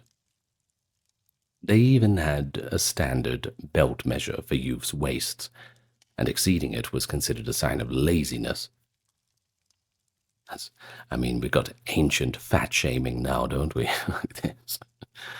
Well, the offending lad might be publicly chastised until he slimmed down. This custom, which is, a little strange to modern sensibilities, shows the Gaulish value on physical fitness and martial readiness. A potbelly was not just a private health matter, but a community concern, a threat to us all. Well, daily life in Gaul was greatly enriched by the products of skilled craftspeople. Gauls were not just famous farmers and warriors, but they were pretty good at making stuff. One of the most important figures in the Gallic village was the blacksmith. Working at a charcoal-fired furnace and anvil, the smith forged iron tools that made agrarian life possible. Plowshares, sickles, axes, knives, spearheads, swords, everything.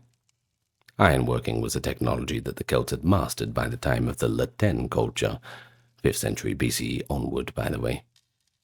They built bloomery furnaces to smelt bog iron or iron ore, producing wrought iron that could be shaped and hardened. The craft was often hereditary or taught through apprenticeship. Well, in Opida, multiple smiths might form a metallurgical quarter, as evidenced by slag pits and specialized tools found at sites like Bibracte and Gergovia. The smiths credited with inventing, or at least refining, the design of chainmail armor, an interlinking mail that provided flexible yet strong protection. In addition to iron, the metalworkers of Gaul excelled in bronze and gold working. Those beautiful artifacts like the torques, the brooches, and ritual objects have been unearthed, showing techniques of casting, embossing, and engraving. Gaulish artisans made complex designs of swirling motifs, a hallmark of Celtic art. You'll find these on weapon hilts, scabbards, shields, and jewelry. One famous example is the Gundestrup cauldron, found in Denmark but likely crafted by a Gaulish or Thracian smith, a large silver cauldron largely decorated with Celtic deities and scenes, which demonstrates the high artistry of metalworkers in this culture. In more everyday terms, bronze smiths produced cooking cauldrons, pins, belt buckles, and horse harness fittings adorned with style. The Celts of Gaul had a keen aesthetic sense, turning even utilitarian objects into works of art. Carpenters and woodworkers were also important. The abundance of timber in Gaul meant that most structures and many tools were made of wood. Gallic carpenters could erect sturdy houses, build wagons and carts with spoked wheels, and even construct ships for river travel. Caesar notes, for instance, that the Veneti tribe of Amorica built sailing ships of oak with high prows to withstand Atlantic tides. They would use leather for the sails, and, they showed quite a bit of maritime skill. More locally, woodworkers made furniture, barrels, and fencing. Wagons and chariots built by Gallic wheelwrights were prized. The famous two-horse chariots used in Britain and earlier Gaul had spoked wheels and iron wheel hubs, indicating collaborative work between wood craftsmen and metalsmiths. Now, when it comes to trade, the Gauls were not isolated at all. They were certainly participants. Gaul's position was strategic. It sat between the Mediterranean world and the Atlantic and North Sea zones, making it a corridor for trade goods. Archaeology and ancient testimony give us a clear picture of the imports and exports of Gaul before Roman conquest. On the import side, the biggest commodity was certainly wine from Italy, as we have discussed, arriving in tall clay amphorae by the thousands. Along with wine came other luxuries. You had bronze vessels, fine pottery, olive oil, glassware, coral. Well, one example is an imported luxury is the Vix Creta, a massive bronze wine-making bowl over 1.5 meters high, made in Greek workshops in the 6th century BCE, and found in the tomb of a Gallic noblewoman at Vis in Burgundy. It shows that high-end Greek goods had found their way into the interior of Gaul, even centuries before Caesar had. Now, from the Atlantic side, Gaul was a stepping stone for the famed British tin trade. Tin was a vital component in making bronze, you see, and the tin mines of Cornwall in Britain were exploited, and their product funneled through Gaul to the Mediterranean. Diodorus describes how tin from Britain was brought to a trading island, and then likely carried overland through Gaul for 30 days, a journey to the Rhone River, to be shipped to the ports of their sea, i.e. the Mediterranean. This overland trek implies organized caravans of Gallic traders and pack animals crossing Gaul with ingots of tin, perhaps other metals like British iron or lead. As for Gaul's exports, besides raw materials, metal, salt, timber, and fruits, and agricultural surplus, one grim export was people, the slave trade. War captives taken in intertribal conflicts were sold by destitute families and often ended up being traded on Mediterranean markets in exchange for, well, a jug of wine, basically. Imagine being sold for a jug of wine. God. Well, we've certainly seen that. A sobering reminder that slavery was widespread in Celtic society, as in the ancient world at large. Now, within Gaul, regional markets and fairs allowed trade between tribes. Certain sanctuaries or towns hosted annual fairs where people could trade horses, cattle, cloth, metal, and artisanal wares. Now, coinage, as mentioned, was developed by many tribes, likely to facilitate larger-scale trade. For example, the Aedui and Sequani minted gold coins, stamped with stylized motifs and Latin letters. In any case, all this craftsmanship meant that an ordinary Gaul had access to goods both local and imported. No way at all were they isolated. The interconnected economy of Celtic Gaul thus bound communities together and linked them to the wider world, even before the Romans arrived to fully incorporate Gaul into the Mediterranean economic system. Now, when they weren't at war, the Gauls loved a good old feast. And feasting was more than just eating and drinking. It was a social institution. Ancient observers paint memorable scenes of Gallic feasts that combine lavish generosity with rather boisterous behavior. A feast could be held for many reasons. It might be a seasonal festival, a religious celebration, a victory celebration, or just the conclusion of a harvest or a raid. The hallmarks were plenty of meat, plenty of drink, music, debate, and sometimes friendly contests that could turn unfriendly. A typical Gallic feast took place either outdoors or around bonfires, or indoors in a large hall or tent if available. Diodorus gives us a detailed description. The Gauls would sit on the ground on animal skins, rather than on chairs. They formed a circle around the central hearth or fire where the food was being cooked. Servitors at these meals were often the youngest members of the household, children, both boys and girls, who were deemed old enough to safely carry platters and pour drink. This domestic touch suggests that feasting was family inclusive, not just a male warrior affair. Well, the food at a feast was centered on meat, of course, especially the roasted or boiled variety. Great cauldrons hung over the fire, filled with whole cuts of boar or beef stewing in broth. Spits were used to roast joints of meat directly over coals. One classical reference even compares the scene to Homeric banquets, and indeed, the Gauls consciously honored their bravest warrior on the moment by giving him the hero's portion. Now all were welcome at the table. Notably, the Gauls were famed for their hospitality to strangers. They would invite any passing guest or stranger to join the feast, and only after the guest had eaten its fill would they inquire about his name and business.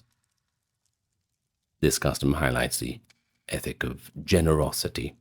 Sharing a meal was almost sacred, a declaration of peace and friendship. In fact, both Caesar, about the Germans, and Diodorus, about the Gauls, emphasized that these peoples considered it wrong to harm guests and travelers, offering them protection and food instead. For the Gauls, hospitality was the iron law. A visitor to a Gaulish village, even a potential foe under truce, would find the doors open and a seat at the fire, at least until diplomacy failed.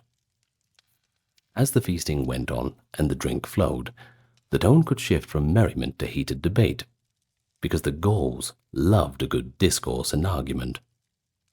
They were, by many accounts, a high-spirited and talkative people, and a banquet was the perfect stage to engage in boasts or settle some questions of honor. Diodorus notes, quote, "Even during the course of the meal, they seize upon any trivial matter as an occasion for keen disputation, and these arguments could escalate to challenges of single combat on the spot. Imagine a drunken debate over who's the bravest warrior or whose lineage was nobler and deeper, suddenly turning into a duel with knives drawn." Well, it was an accepted, if hazardous, feature of social life, a spontaneous trial by combat to resolve disputes or to demonstrate courage. But despite these occasional eruptions, feasts usually concluded convivially, and entertainment at a Gallic feast was often provided by bards. Those singers and poets, remember? They could recite genealogies and tell tales of heroic gods and ancestors. Of course, we don't know too much about them, not too much direct documentation of their performances in Gaul, but Strabo's mentions of bards implies that their role in preserving oral history and livening up gatherings was quite significant. So you might picture a bard with a harp or a lyre, maybe just with a drum, or beating a stick, delivering stories that everybody knew, or maybe even improvising a few new ones. Singing might involve the whole group as well. Communal songs, perhaps a call and response style unison chants of epic exploits. The importance of feasting at a time to hand down cultural memory really cannot be overstated in Gallic culture. Without writing for their myths, the Gauls relied on their evenings around the fire to pass on the stories of the past. Think of a grandfather regaling youngsters with how their great-grandfather fought alongside Brennus at the sack of Rome, a story likely embellished through generations perhaps, or a druid chanting a cosmological hymn about the creation of the world. All these narratives strengthened a group identity, not to mention were quite entertaining. I just wish they had have written them down. Anyway, of course we can't leave the topic of Gallic feasting without the drinking culture. We've noted their love of wine or ale. A Gaulish feast likely featured toasts to gods and heroes. They drank from horn cups, wooden bowls, or imported pottery goblets. It was customary to drink wine unmixed, of course, unlike the Roman practice of diluting it, so it certainly packed a punch. The inevitable drunkenness would lead to quarrels and duels as we described, but it would also lead to deep camaraderie. Those who fought one moment might reconcile in the next after a few more drinks. Diodorus says many Gauls in their craving drank until they fell into a stupor or even a madness. Such episodes might involve wild dancing, hallucination, or outlandish behavior. Sounds just like a normal party. In any case, this was all just an occasion for social cohesion. It reinforced the bond between host and guest, king and warrior, living and ancestral. It was the feasting hall that judgments were announced, rather in the feasting hall. After druids deliberated in daytime, the outcome might be proclaimed at the feast. Also where marriage matches were made, and where honors were bestowed. The feast was effectively the village parliament, church, and theatre, all rolled into one. On the occasions it convened, that is. Thus, the daily toll of the Gaulish farmer, a herder, was rewarded by these periods of revelry or communal joy.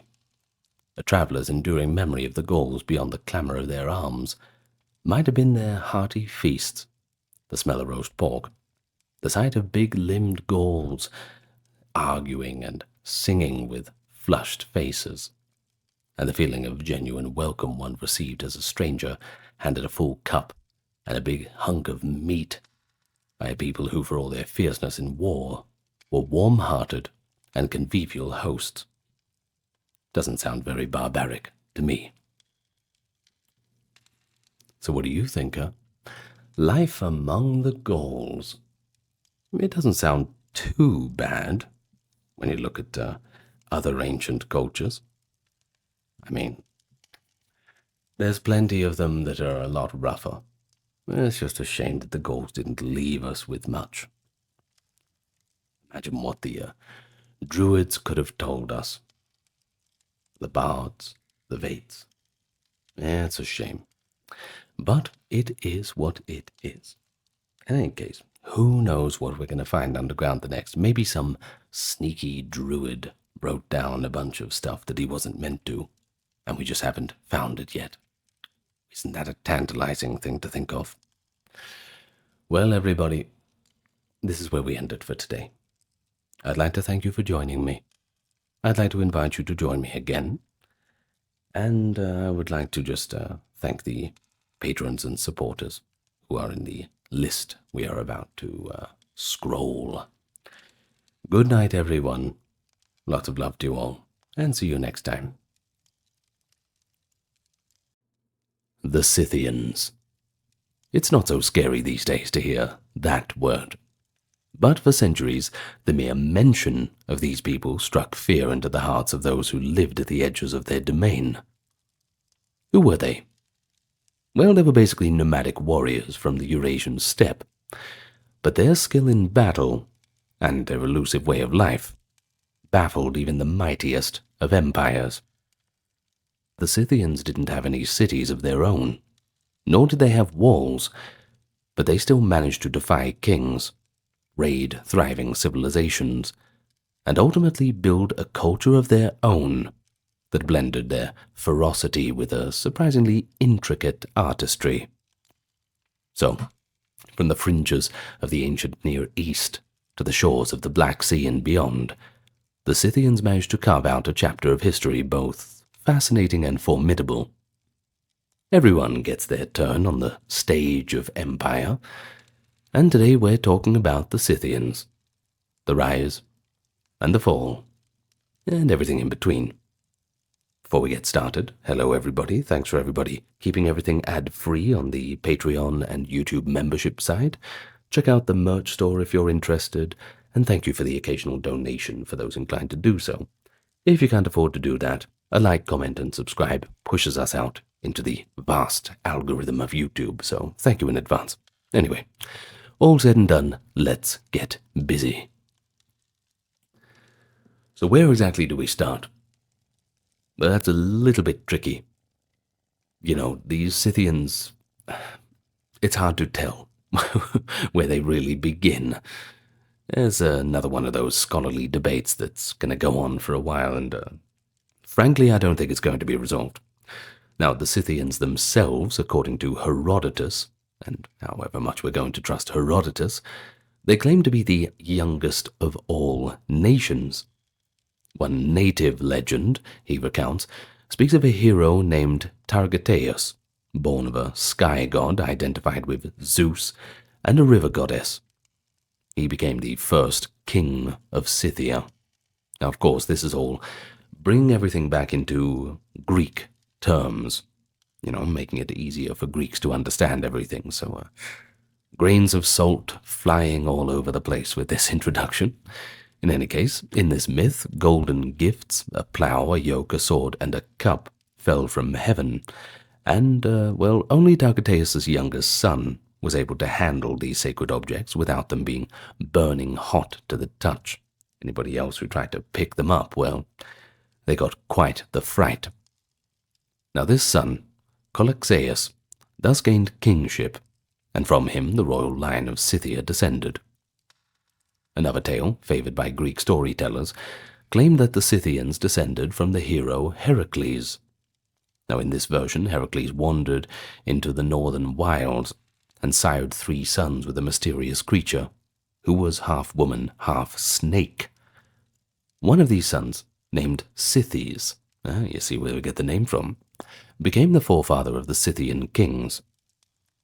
Myths like that, though 1 Greek and 2 fantastical, they hint at how both the Scythians and the Greeks tried to explain the emergence of these people on the world stage. I mean, everything has to come from somewhere, right? But let's look beyond the legend a little bit. Look into archaeology. We got a few ancient records, too, along with modern archaeology, that give us a few clues. Evidence suggests that the Scythians were an Iranian-speaking nomadic group that emerged from the heart of Central Asia, sometime around the 9th to the 8th century BCE, so we're talking a couple hundred years after the Bronze Age collapse. Tribes bearing the characteristic Scythian culture, with their distinctive weapons, horse gear, and art style, began moving westward from the Siberian and Kazakh steppes towards the Black Sea region. This migration may have been driven by pressure from other nomads. Ancient sources actually mention a war with the Massagetæ, a powerful steppe tribe, and this might have actually pushed the Scythians west. But it also might have been the lure of new grazing lands and trading opportunities. Perhaps a mix of both.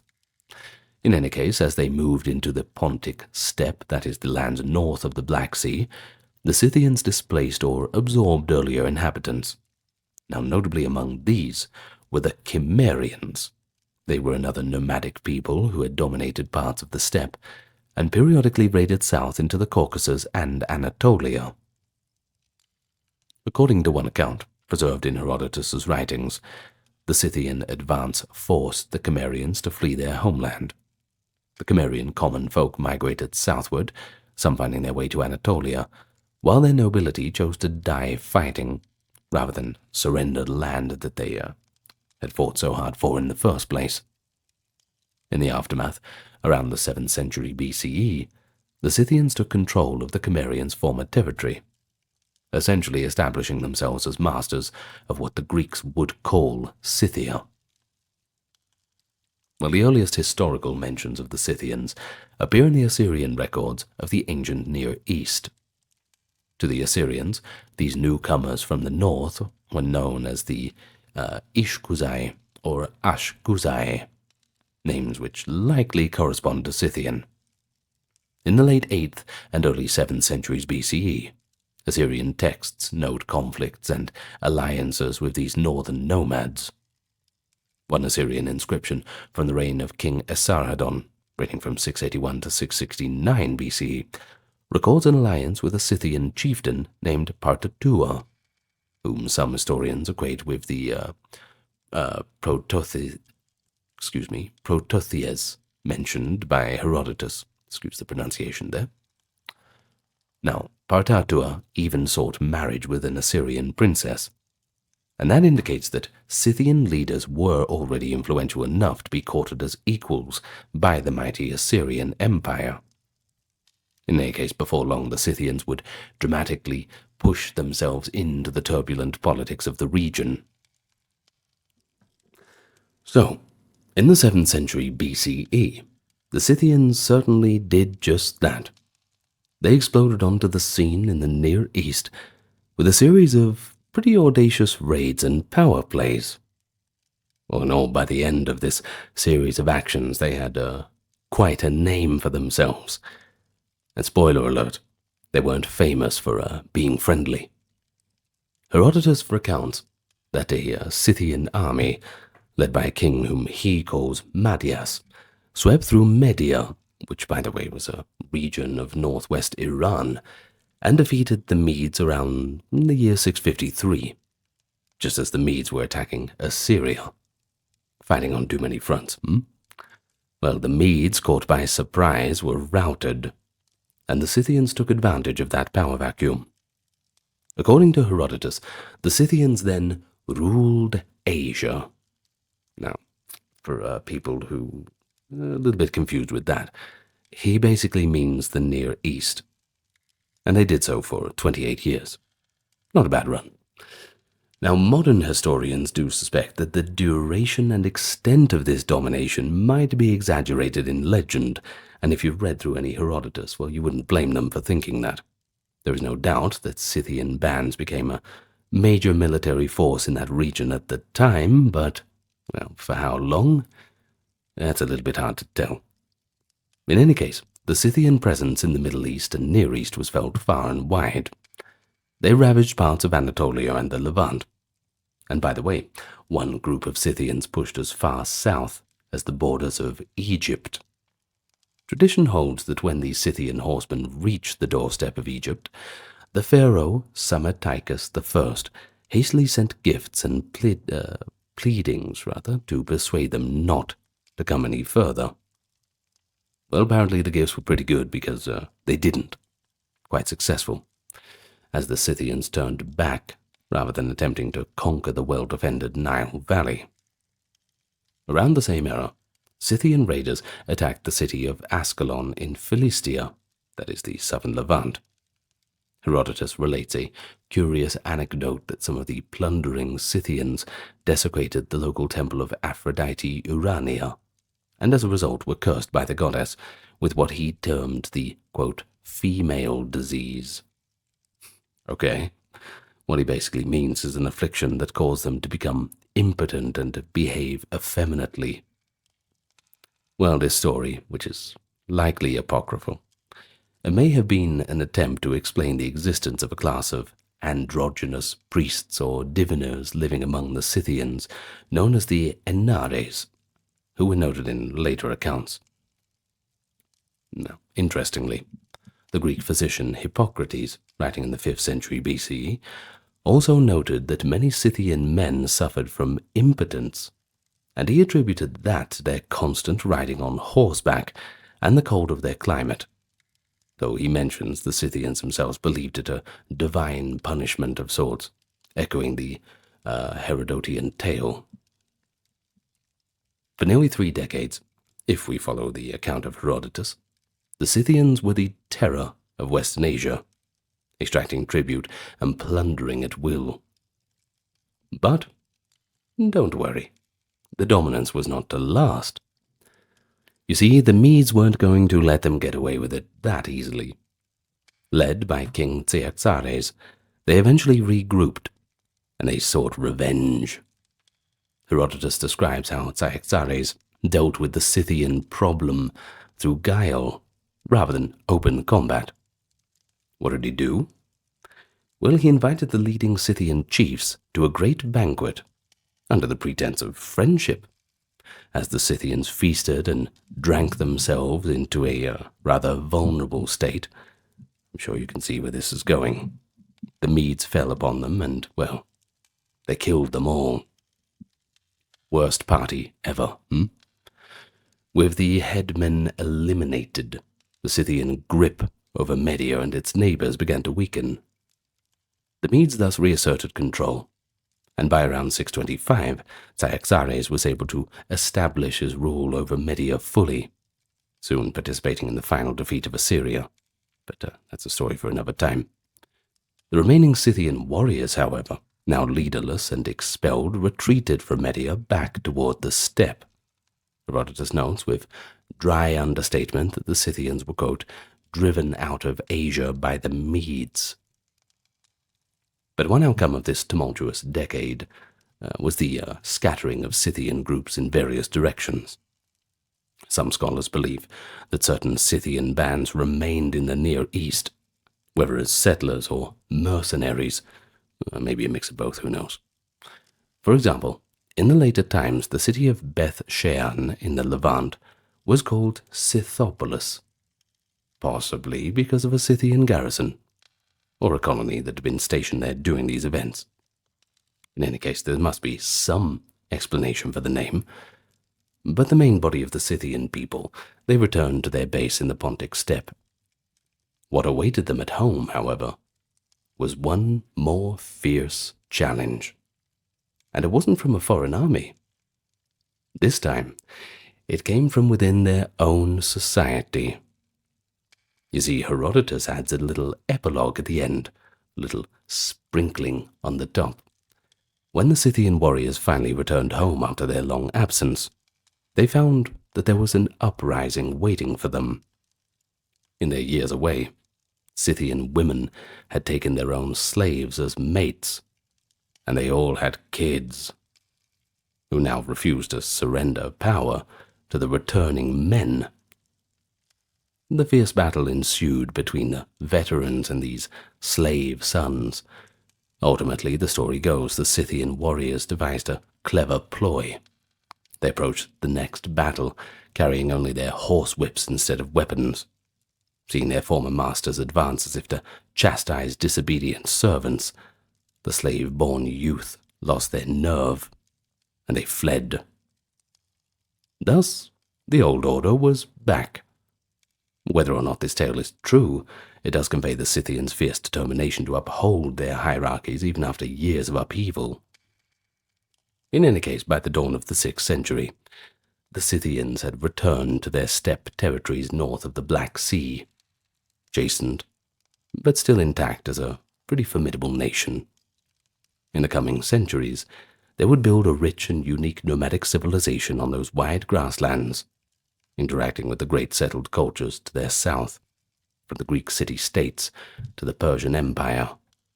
But this time, it would be on their own terms. So, before we continue on a more chronological approach, let's take a step back, and I suppose we can humanize the Scythians a bit, understand their way of life, because it is quite unique. We already know that the Scythians were nomads, and their society was organized around mobility, warfare, and the herding of livestock. They didn't build towns. They didn't practice large-scale agriculture in their core territory. Nothing like that. They were a different kind of power on the global stage. They lived in felt tents, mounted on wagons, or they simply pitched in camps as they moved with their herds of horses, cattle, and sheep across the prairies. Herodotus, who inquired among Scythian chieftains and Greek colonists on the Black Sea coast in the 5th century BCE, left a pretty good description of their daily life and customs.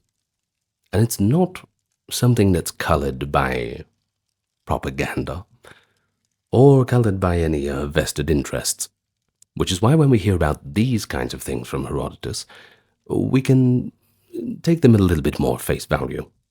Now, when it comes to wars against Persians and all the rest, that's when we have to sort of take a step back and say, well, there's a little bit of bias. But he doesn't really have any vested interests in this, no dog in the fight, so in any case, it's good that we have something written down. But writing's one thing, okay? Then there's archaeological discoveries, and many of the details we're about to talk about have been confirmed by modern archaeology, and I dare say will continue to be confirmed by it. In any case, it paints a picture of a pretty hardy people, adapted to the rigors of the steppe. Above all, horsemanship and warfare. The Scythians were famous horsemen and archers, practically born in the saddle. Mongols, before the Mongols were even around, you know. Scythian men and even some women learned to ride from a young age, and developed extraordinary mounted archery skills, which became a big problem for a lot of armies who hadn't encountered that before. They used a powerful composite bow, a recurved bow made of wood, horn, and sinew, capable of sending an arrow in a flat trajectory with lethal force. Firing these bows from horseback at a full gallop, the Scythians mastered the tactic of the Parthian shot, though it would only later be called that, of course, feigning retreat on horseback and then turning their bodies to shoot backward at pursuing enemies. This mobility and tactics made them elusive and dangerous foes. They carried other weapons too, such as short swords or daggers. The daggers were called akinakes, by the way, spears or lances for close combat, and of course battle axes, which are quite effective at, killing people. In any case, for protection, Scythian warriors wore scale armor made of small iron plates sewn into leather, a type of armor that balanced protection with a good bit of flexibility. They also had conical helmets. Many have been found through modern archaeology. Both men and horses might be armored, and together they formed swift cavalry units that could outmaneuver the infantry-based armies of many sedentary states. As steppe warriors, the Scythians had a natural advantage in hit-and-run warfare. They typically avoided sieges or set-piece battles, unless it was absolutely necessary, of course, preferring to harass and encircle their enemies in the open. As for the Scythian society, well, that was hierarchical, as you would expect, but somewhat fluid. You see at the top were the royal Scythians, a nobility from certain clans who provided kings and chiefs. Common Scythians formed the bulk of the people, ranging from wealthier herd owners to poorer herders who might serve as retainers or followers of the chiefs. And then there was slavery. No surprise there that was part of their society. It would be unique for a society of that time to not have it. And standard practice, prisoners of war were often made slaves. As we noted earlier, one unique practice that Herodotus reported is that Scythians blinded their slaves. Now, this is pretty gruesome, sure. So why would they do that? It was basically done to incapacitate the slaves from escaping, thereby forcing them to churn milk. Mare's milk was a staple of the Scythian diet, often fermented into an alcoholic beverage known later as kumis. Now, it sounds pretty shocking, don't you think? But it shows a reliance on Scythian herders from dairy from their herds and the labor needed to process it. I suppose it's a job that you can do with your eyes closed.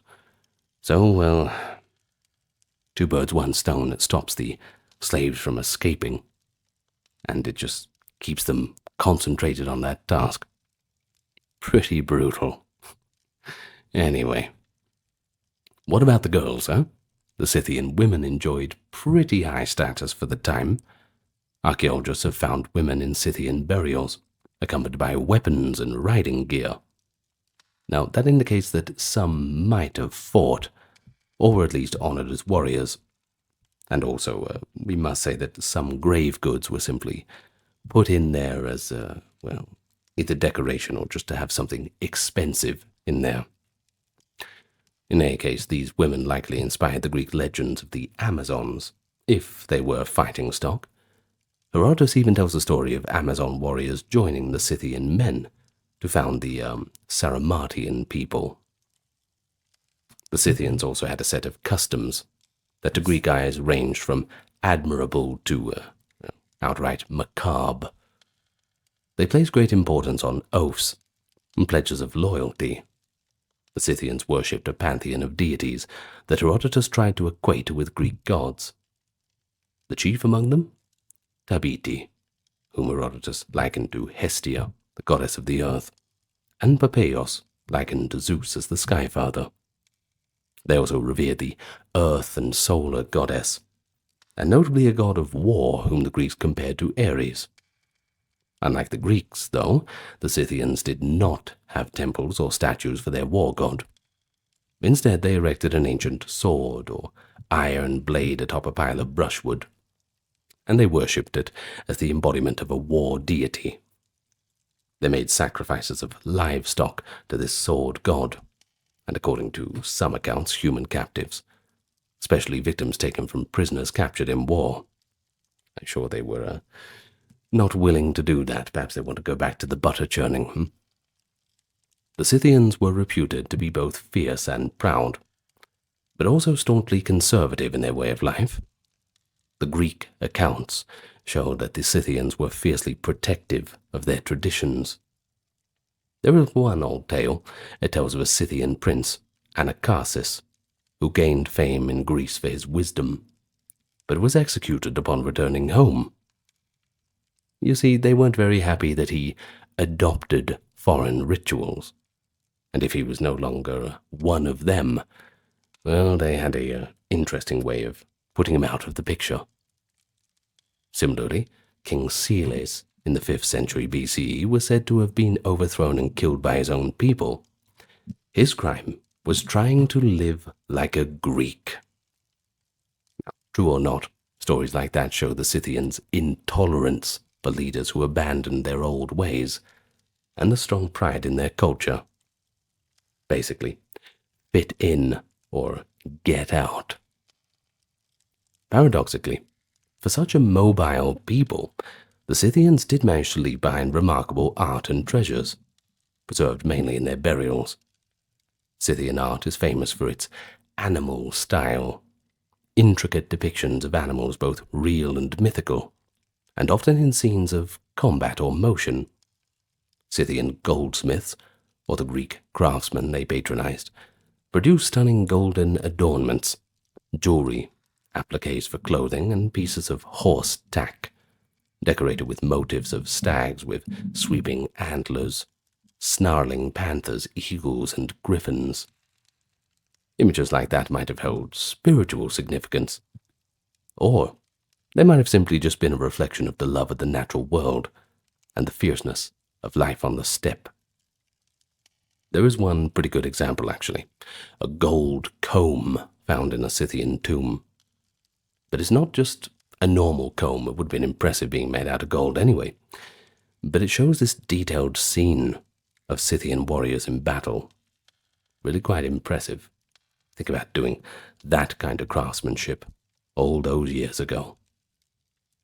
Well, there's another one called the so-called Scythian gold pectoral from the 4th century BCE, a broad golden necklace marvelously crafted with rows of animals and miniature scenes of nomadic life. In layman's terms, pretty cool. But artifacts like this just hint at this richness of oral mythology, but also this keen sense among the Scythian elites. No matter who you are, where you are, it's always nice to have cool stuff. But the Scythians were also known for their elaborate burials under mounds called kurgans. When a king or a noble died, great effort was taken to send him or her into the afterlife, and you had to do it in proper style. According to Herodotus, a deceased Scythian king's body would be embalmed and carried in a grand procession to various tribes under his dominion, each of which would hold their own funerary feast in his honor. Kind of like a bit of a tour, I suppose. Ultimately, the body would be buried in a large pit with a wealth of grave goods. Gold ornaments, weapons, the warrior's best horse, which was sacrificed for the occasion, and even some of his servants or wives who were put to death to accompany their lord. A mound of earth would be raised over the tomb, sometimes quite massive in scale. And here's where archaeology comes in. We've confirmed many aspects of this account. Kurgans excavated in southern Russia, Ukraine, and Central Asia have yielded not only treasures and weapons, but also human and horse remains, arranged as if in some kind of ceremonial sacrifice. One of the most famous finds is the series of frozen tombs in the Altai Mountains in Siberia, belonging to a culture related to the Scythians. In these tombs, permafrost preserved bodies so well that even tattooed skin and felt clothing have survived for over 2,000 years. In one tomb, known as the Ice Maiden burial from the 5th century BCE, the mummy of a Scythian noblewoman is found with intricate tattoos of deer and fantastical creatures on her arms and shoulders, showing the importance of animal motifs again in Scythian culture, and perhaps to religious or protective meanings ascribed to body art. Now, what about writing? We don't know. As far as we do know, the Scythians were not literate. So these archaeological discoveries, along with second-hand written reports, are our main window into their world. And you'd think that, well, if they had writing, they would have written down something in the grave goods. But in any case, what we do have, the main archaeological finds, show a society of contrasts. Warlike and ruthless, sure, but between all that, artistic, with rich traditions, and of course that deep investment into honoring the dead and their gods. It's a strong cultural core that would sustain them through centuries of interaction with the outside world. Now, we've had a little bit of a peek under the hood, so let's get back to a more chronological history, shall we? By the 6th and 5th centuries BCE, the Scythians had firmly established themselves in the region north of the Black Sea, and it was in this period that they seemed to enter the consciousness of the classical world. Greek colonists had founded cities along the northern Black Sea coast, so think about, in modern terms, like Crimea, Ukraine, Russia, such as Olbia, Chersonesus, and Participium. These Greek city-states became vibrant trading centers where Hellenic civilization met the nomadic cultures of the steppe. The relationship between the Scythians and the Greeks was complex, to say the least. It had ranged from trade and cultural exchange to weary diplomacy and occasionally conflict. The Greeks were, of course, eager to trade with the, quote, barbarians of the hinterland, and the Scythians provided valuable commodities. Grain from the fertile black earth belt of Scythia, for some Scythians and their subject tribes did practice farming along the rivers, but also livestock, furs, and of course slaves. In exchange, the Scythian chiefs acquired Greek wine, textiles, metalwork, and luxury goods.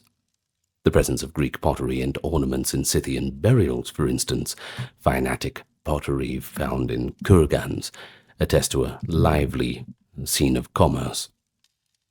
Some enterprising Greeks even ventured into Scythian territory, and conversely a few Scythians came to live in or near the Greek colonies. These early interactions are likely how the stories of Anacharsis and Celes mentioned earlier became about, as Scythian elites were exposed to this Greek culture, and while the Greeks were more into record-keeping than others. Herodotus, who traveled in the Black Sea region in the mid-5th century BCE, provides one of the most important written accounts of Scythia at the time.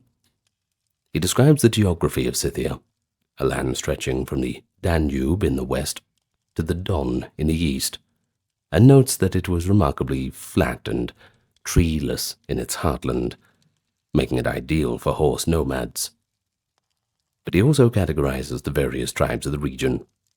At the top were the, quote, royal Scythians, who considered themselves the true Scythian aristocracy and masters of all the other Scythian groups. Other related tribes included the nomadic Scythians and the agricultural Scythians, some of whom living nearer to the Danube planted and harvested crops. There were also more remote tribes, like the Neuri and the Melancleani, the black-cloaked people, along with the Budini and the Galonians, each with their own peculiar customs, which Herodotus dutifully notes, though not all of his information is reliable. Nevertheless, his overarching portrait is one of a Scythian realm that, while not a centralized kingdom in the way Persia or Greece was, as centralized as you could get, it was certainly a network of clans and tribes, sharing a language and culture, and above it all a dominant royal clan, maintaining whatever cohesion they could. One of the most significant events linking the Scythians with the Greek world and the Persian world was the invasion of Scythia by the Persian Emperor Darius I. After consolidating his vast empire, Darius turned his attention to the lands beyond the Danube. In around 513, he led a massive army across the Bosphorus into the European Thrace, and then over the Danube River, aiming to subdue the Scythians, or at least punish them for their earlier incursions into Asia. Perhaps remembering that old score of the Scythian occupation of Media a century before. Well, what followed this became a classic tale of asymmetric warfare. The Scythian king, identified by Herodotus as Idanthyrsus, refused to engage Darius in a pitched battle. Knowing that his foe's strength lay in numbers and siege warfare, Idanthyrsus employed a scorched earth strategy. The Scythians retreated deeper and deeper into the steppe, removing or destroying fodder and supplies as they went, and harassing the Persians with swift cavalry raids. So Darius found himself chasing a phantom army across a vast, empty plain. Not a good situation, especially since they were such good horsemen. Kind of hard to catch up with them. Frustrated, he sent a message to the Scythian king, demanding that the nomads stop running and come out to fight.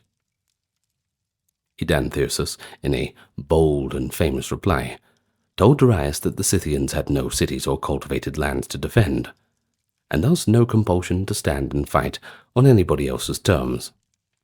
And yeah, he was pretty much right. What are the Persians going to do? Come knock down the walls?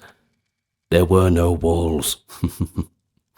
Well, he said that if the Persians were so eager to force a battle, they could try to find and desecrate the royal tombs of Scythia.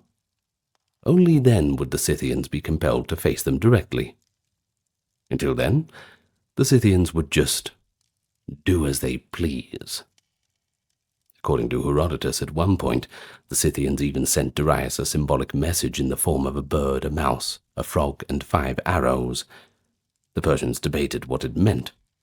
Was it a threat or surrender? Eventually they interpreted it, likely correctly, as a warning. Unless you sprout wings and fly like a bird, or burrow in the earth like a mouse, or dive into the water like a frog, you will not escape the arrows. As Darius's troops trudged further, exhaustion and supply issues mounted. The steppe's vastness and the Scythians' mobility had outmaneuvered the world's most powerful emperor. Ultimately, Darius decided to abandon the campaign. He retreated back across the Danube, leaving a contingent behind to guard a pontoon bridge during the withdrawal, which narrowly escaped a Scythian attempt to trap and destroy it, by the way. The great Persian invasion had been foiled. Scythia remained unconquered. This whole episode entered Greek lore as a triumph of nomadic cunning, and ultimately freedom over imperial might, a real-life demonstration that the Scythians, with their fluid tactics, could not easily be conquered, even by a large conventional army. In the aftermath of Darius's retreat, the Scythians continued to be a regional power, well into the 5th and 4th centuries BCE. They entered into diplomatic dealings with their neighbors.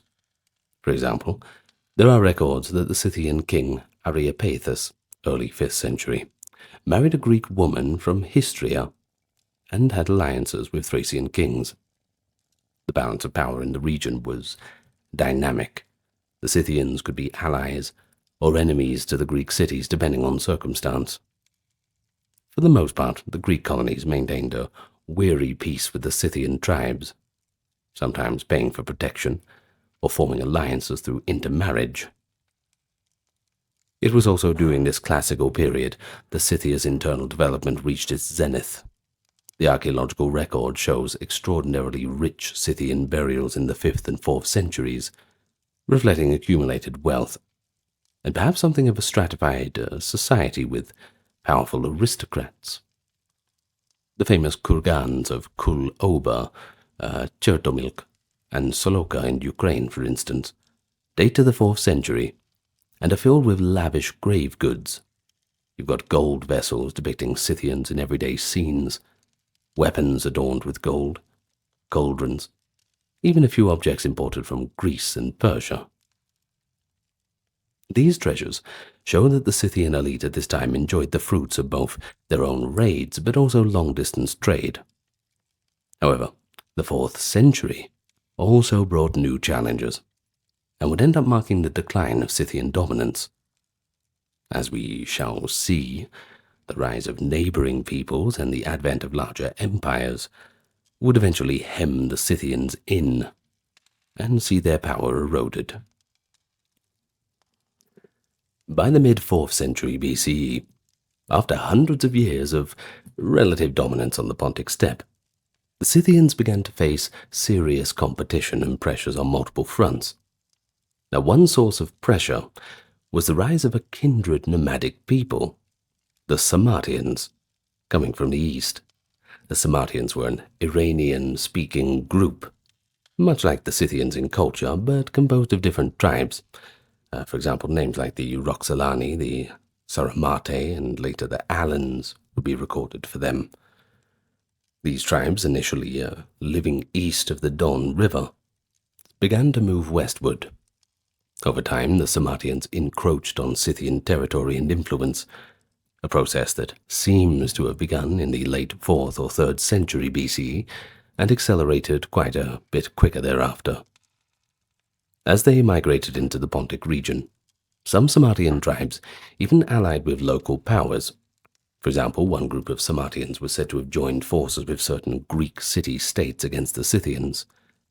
The influx of Sarmatians gradually displaced the Scythians from the steppe, and by the 2nd century BCE, large portions of what had been Scythia were now dominated by these Sarmatian nomads, and many Scythian groups were either absorbed by the newcomers or pushed toward the margins, such as into the Crimean Peninsula or the Danube region. There was another source of pressure too. It came from the expanding kingdoms to the south and west, the Macedonian Empire under Philip II, and then Alexander the Great, touched Scythian interests too. Philip II of Macedon, the father of Alexander, fought a significant war against the Scythians around 339. The conflict was said to have been provoked by Philip's intervention in Thrace and the Danube region, where a Scythian king named Aetius had extended his influence. Aetius is described by Greek sources as a very powerful ruler who had united many Scythian tribes from the Danube to the Don under his leadership. By the time Philip confronted him, Aetius was reportedly around 90 years old. That's pretty impressive, actually. Yet he was still commanding respect as the paramount king of Scythia. In the ensuing battle, somewhere near the Danube, Philip's phalanx and tactics managed to defeat the Scythians. Aetius was killed in combat, and his army was routed. Philip purportedly seized a great number of Scythian horses and people as prizes of war, and even took Aetius's harem captive. This defeat was a major blow to Scythian prestige. Although the Macedonians didn't occupy Scythian lands long term, the death of Aetius likely led to a fragmentation of Scythian unity, making it easier for others like the Sarmatians to chip away at their territory. In the early 3rd century BCE, as Alexander's successors divided up the world between them, the Scythians north of the Black Sea are less prominently noted in Greek records. This has been called a dark period for Scythia, and it is during this obscure era that the shift between Scythian and Sarmatian dominance largely occurred. When historical light shines again on the Pontic steppe in the 2nd century BCE, we find that the Scythians as a whole are no longer the unchallenged lords of the steppe. Instead, we see a retraction of Scythian power into a more confined area, and the emergence of new political configurations. And that's what we'll get to in the next section. Despite their decline elsewhere, the Scythians did manage to maintain a bastion of their culture and political independence in the Crimean Peninsula and the lower Dnepr region for several or more centuries. Here, a Scythian kingdom with a capital at Scythian Neapolis, which is near modern Simferopol in Crimea, arose in the 3rd to 2nd century BCE. Now it appears that as pressure mounted from the Sarmatians in the east and other tribes in the north, the remaining Scythian elite coalesced in Crimea and surrounding areas, integrating with local tribes like the Tayuri, mountain people of Crimea, and even ruling over some of the Greek cities on the coast. But here's one of the notable rulers in the late Scythian kingdom, King Scilurus, which I almost read as King Skrillex, which would have changed history quite a bit. In any case, he was around about the 2nd century BCE. Now, Scilurus and his sons, I keep laughing about Skrillex. Let me start again. Scilurus and his sons, he was said to have a large family of dozens of sons, by the way, ruled a domain that included much of Crimea and the steppe just north of it, and they exerted influence over the city of Olbia and other Greek settlements on the Black Sea coast. The Scythians of this era were somewhat more settled than their forebears. Their capital, Scythian Neapolis, was essentially a fortified town with both Scythian style and Hellenistic features in its archaeology, including, by the way, a royal palace and stone walls. Ooh, very cool. This includes indicates a partial shift from nomadic life to a more sedentary, mixed lifestyle, likely as a response to new economic realities and the smaller territory they controlled. In any case, the old ways seem to have been dying out somewhat. As for the external threats, they were very real. The Greek city of Chersonesus in Crimea grew alarmed at Scythian encroachment. Scythians under Scilurus had allied with the Sarmatian tribe of the Roxolani and were pressing hard on Chersonesus and trade. In desperation, Chersonesus appealed to the king of Pontus, Mithridates VI, an ambitious and powerful ruler of an Anatolian kingdom. Mithridates saw an opportunity and sent his general, Diophantus, to intervene around 110 to 108 BCE. Diophantus led a series of campaigns against the Scythian kingdom, defeating them in battle. Now, what about Scilurus? Well, he seems to have either died during this war or shortly before it, and his son, Pallicus, continued resistance. But ultimately, resistance was futile. The Scythians in Crimea were decisively beaten by the Pontic forces. Scythian Neapolis was captured and partly destroyed. Archaeologists have found a layer of destruction dated to this period, including the charred remains of what it used to be, along with arrowheads, and a termination of the rich burials, a sign of the kingdom's downfall. In any case, after their defeat by Mithridates' forces, the Crimean Scythians never fully recovered their power. Some of them may have been incorporated into the Bosporan kingdom, a Hellenistic state on the eastern parts of Crimea and Taman Peninsula. They became a client of Mithridates and later Rome. But, well, pretty much everybody became a client of Rome, didn't they?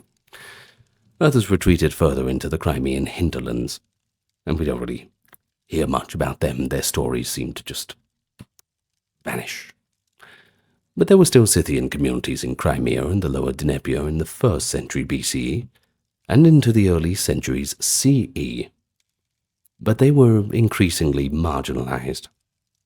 They lived under the shadow of larger powers, first Pontus, then the Roman Empire, which indirectly controlled the Bosporan kingdom, and continued pressure from the Sarmatian tribes that roamed the steppe between the Don and Danube. Indeed, by the 1st century CE, the name Scythian in Greco-Roman usage had become kind of generic, kind of a blanket term for any nomadic northern barbarian. True ethnic Scythians had diminished. The Sarmatians dominated the steppes and even raided Roman territories on the Danube from time to time. The remaining Scythian groups were either absorbed by Sarmatians or confined to small enclaves. One late mention is in the Greek historian Strabo's work from the early 1st century CE, where he notes that the ancient name of Scythians had given way to Sarmatians for those peoples, though he does acknowledge that the older term was still used quite broadly. While the Scythians of the Black Sea region were experiencing these kinds of changes, other branches of the Scythian Saka family were active further east and south. The Persians had always referred to all steppe nomad groups as Saka, by the way, and we know from Persian inscriptions and later Greek sources that there were Scythian/Saka tribes beyond the horizons of the Greek world. In Central Asia, related nomadic groups known collectively as the Saka continued to thrive. The Persian kings also campaigned against these Saka. For example, Darius I recorded a victory over one Saka tribe, the quote, pointy hat Sakas, on his Behistun inscription. And in some cases, they recruited Saka horsemen into their armies as allies or mercenaries. Some of the eastern Saka migrated southward. In the centuries after Alexander the Great's conquest of Persia, which was around the 4th century BCE, by the way, a movement of nomadic peoples began in Central Asia, partly in response to the upheavals caused by the collapse of the Persian Empire and later by the expansion of the Yuezhi and Xiongnu further east. In the late 2nd century BCE, some Scythian tribes migrated into the subcontinent, establishing what scholars call the Indo-Scythian kingdoms in present-day Pakistan, Afghanistan, and northwest India. For over a century, Indo-Scythian rulers controlled parts of this region, adopting some Hellenistic customs and issuing bilingual coins, until of course they were eventually absorbed by the expanding Kushan Empire in the 1st century CE, but, as we always say, story for another time. Thus, even as the Scythians faded in their western homeland, related Iranic nomads carried their legacy into new theaters. We can see the Scythians as part of a larger story of Eurasian nomadic expansions, which would include the Sarmatians, the Alans, an offshoot of the Sarmatians who later moved into Europe, and much later groups like the Huns and Turks. In fact, late Roman and Byzantine writers often used the, quote, Scythians as a kind of catch-all term for various nomadic hordes that came after, although those newer groups were not ethnic Scythians, so pretty much what the Greeks were doing. The use of the old name shows the lasting impressions that the Scythians had made, and just as we said in the introduction, well, for a couple of 100 years, that was certainly a fearful word to speak.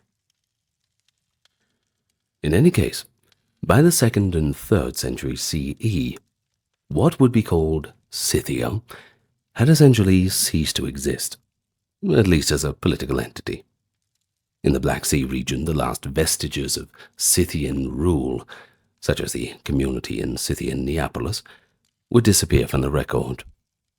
In archaeological terms, we suggest that Scythian Neapolis was finally abandoned by the mid-3rd century CE, likely due to incursions by the Goths, a new wave of barbarian invaders moving down from the north.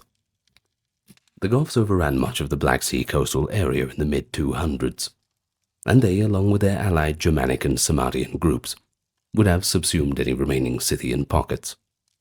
By that time, the population of the region was a mix of Sarmatian/Alan nomads and Gothic settlers, and there was really no distinct Scythian identity remaining. Yet the disappearance of the Scythians as a distinct people didn't mean their complete erasure.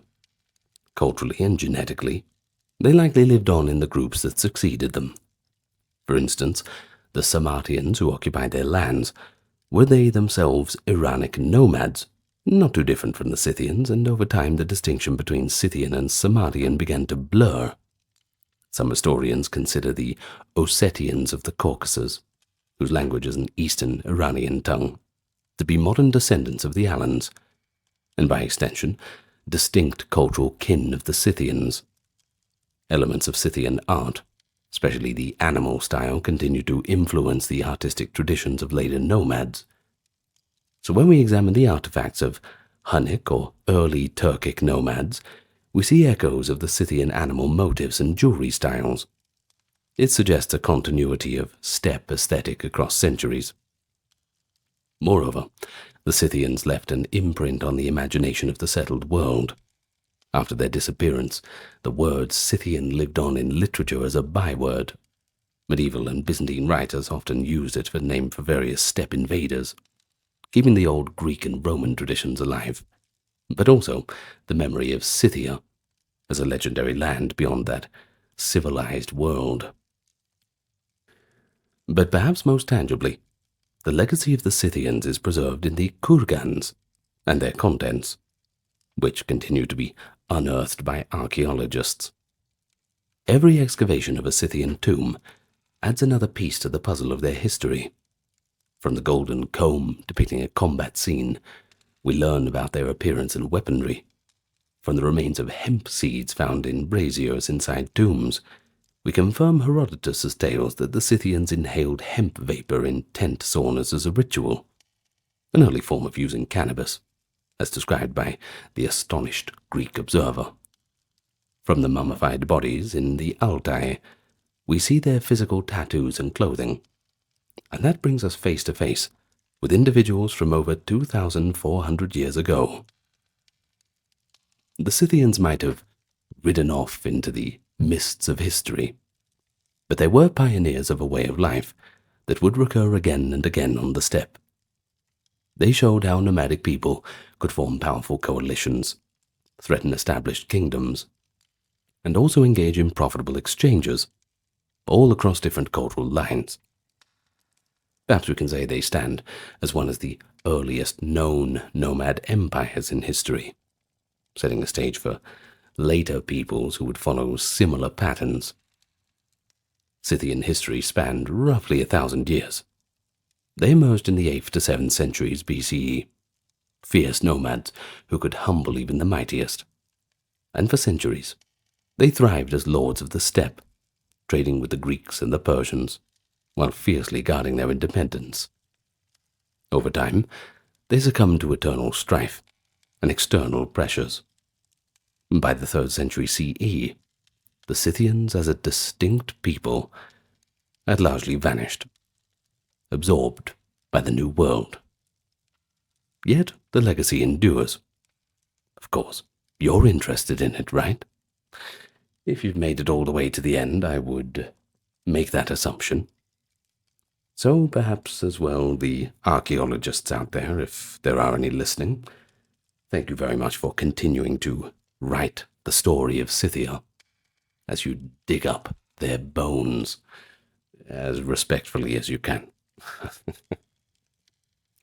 And with that, everyone, we are at the end of the Scythia story. I hope you've all enjoyed. A little bit of a different one today. When you think of Egypt, you think of pyramids, right? Well then surely when you think of Sumerians, you think of ziggurats. But you see, ziggurats were a little bit different to pyramids. A ziggurat was a temple that formed the heart of the city, and in the middle of that temple is the Sumerian priest, carrying that vessel of purified water drawn from the Euphrates. He begins his ritual ablutions, cleansing himself to prepare for the sacred duties ahead. A robed figure, just doing his daily routine. In ancient Sumer, such dawn rituals were a daily reality. You see, each city's principal temple was believed to be the earthly home of its patron deity, and the priesthood, well, they were the custodians of life, not just responsible for worship, but maintaining cosmic order, the very well-being of society. And so here we are today to talk about the daily life of the Sumerian priesthood, priests and priestesses, keeping the whole show running. And before we begin, just a quick welcome. Hello everybody. Thank you for supporting the channel, keeping it ad-free. Relevant links are in the pinned comment, and if you can't afford to do that, a like, comment and subscribe goes a very, very long way. Now with that being said, let's get straight to it. The daily life in the Sumerian priesthood.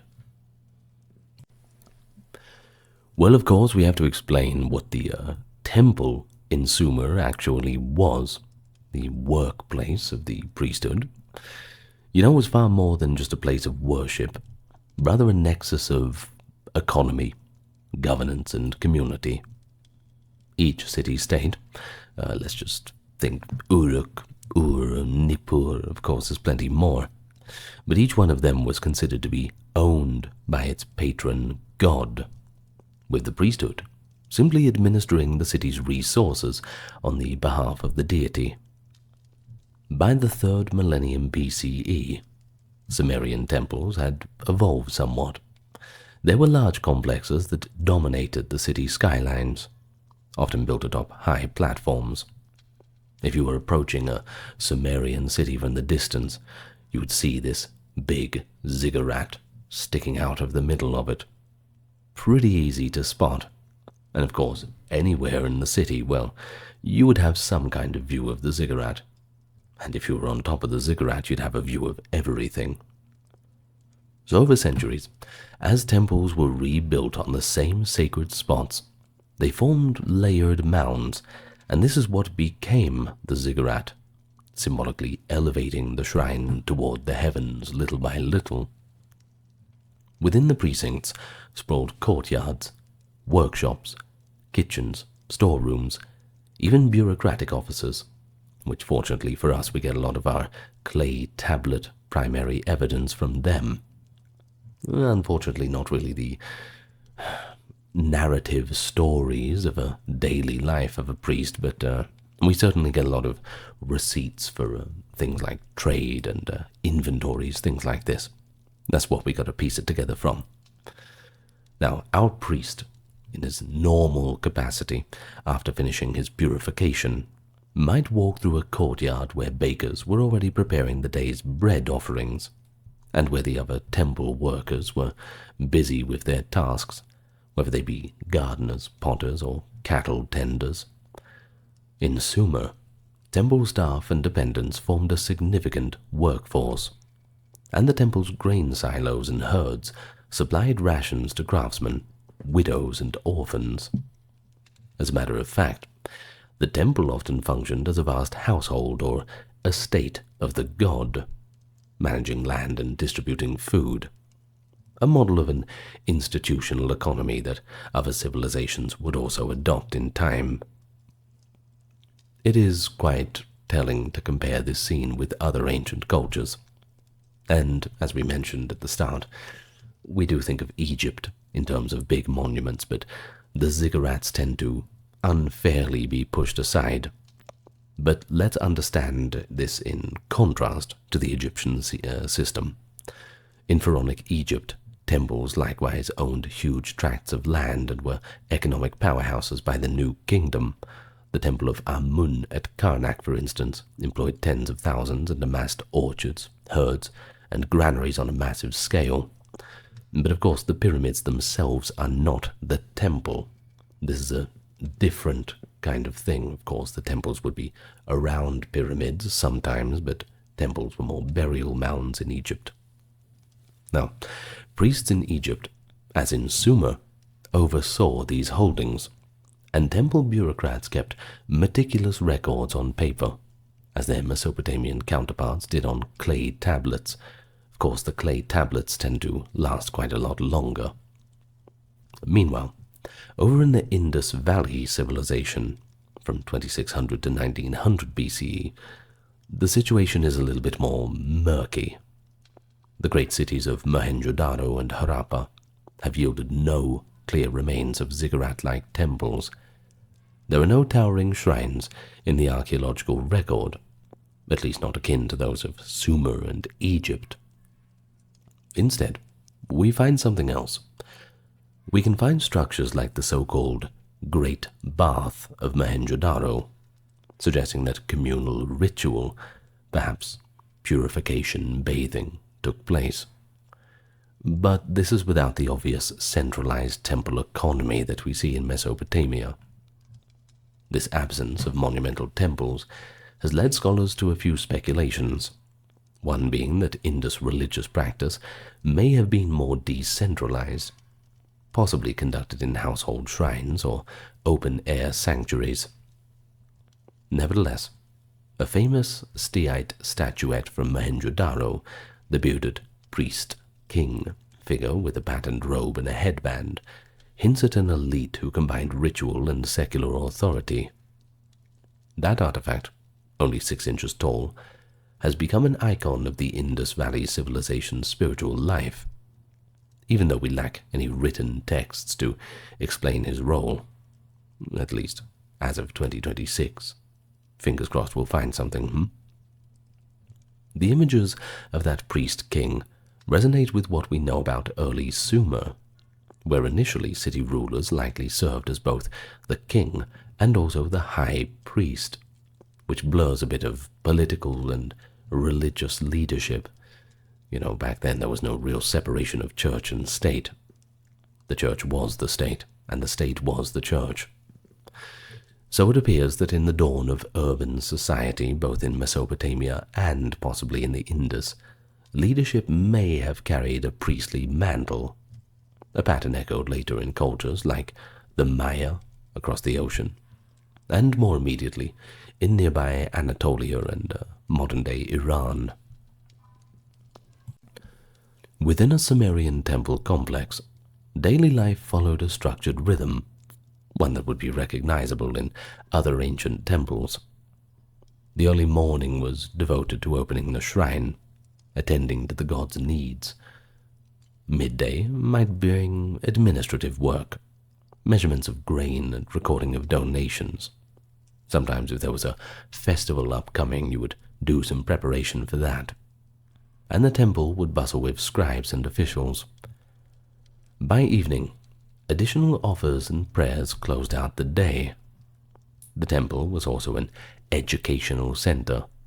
Young novices and scribes in training learned their craft in part of the temple known as the Eduba, which is basically the tablet house. Just as Egyptian temples housed in their scribes in the House of Life, that is per Ankh, where religious texts were copied and studied. Sumerian temples cultivated their own styles of learning, of course. Now in these schools, students memorized hymns and the lists of gods, practiced writing cuneiform signs on clay, and mastered mathematics for calendars and accounts. A student might start as a lowly acolyte, sweeping the floors, fetching water.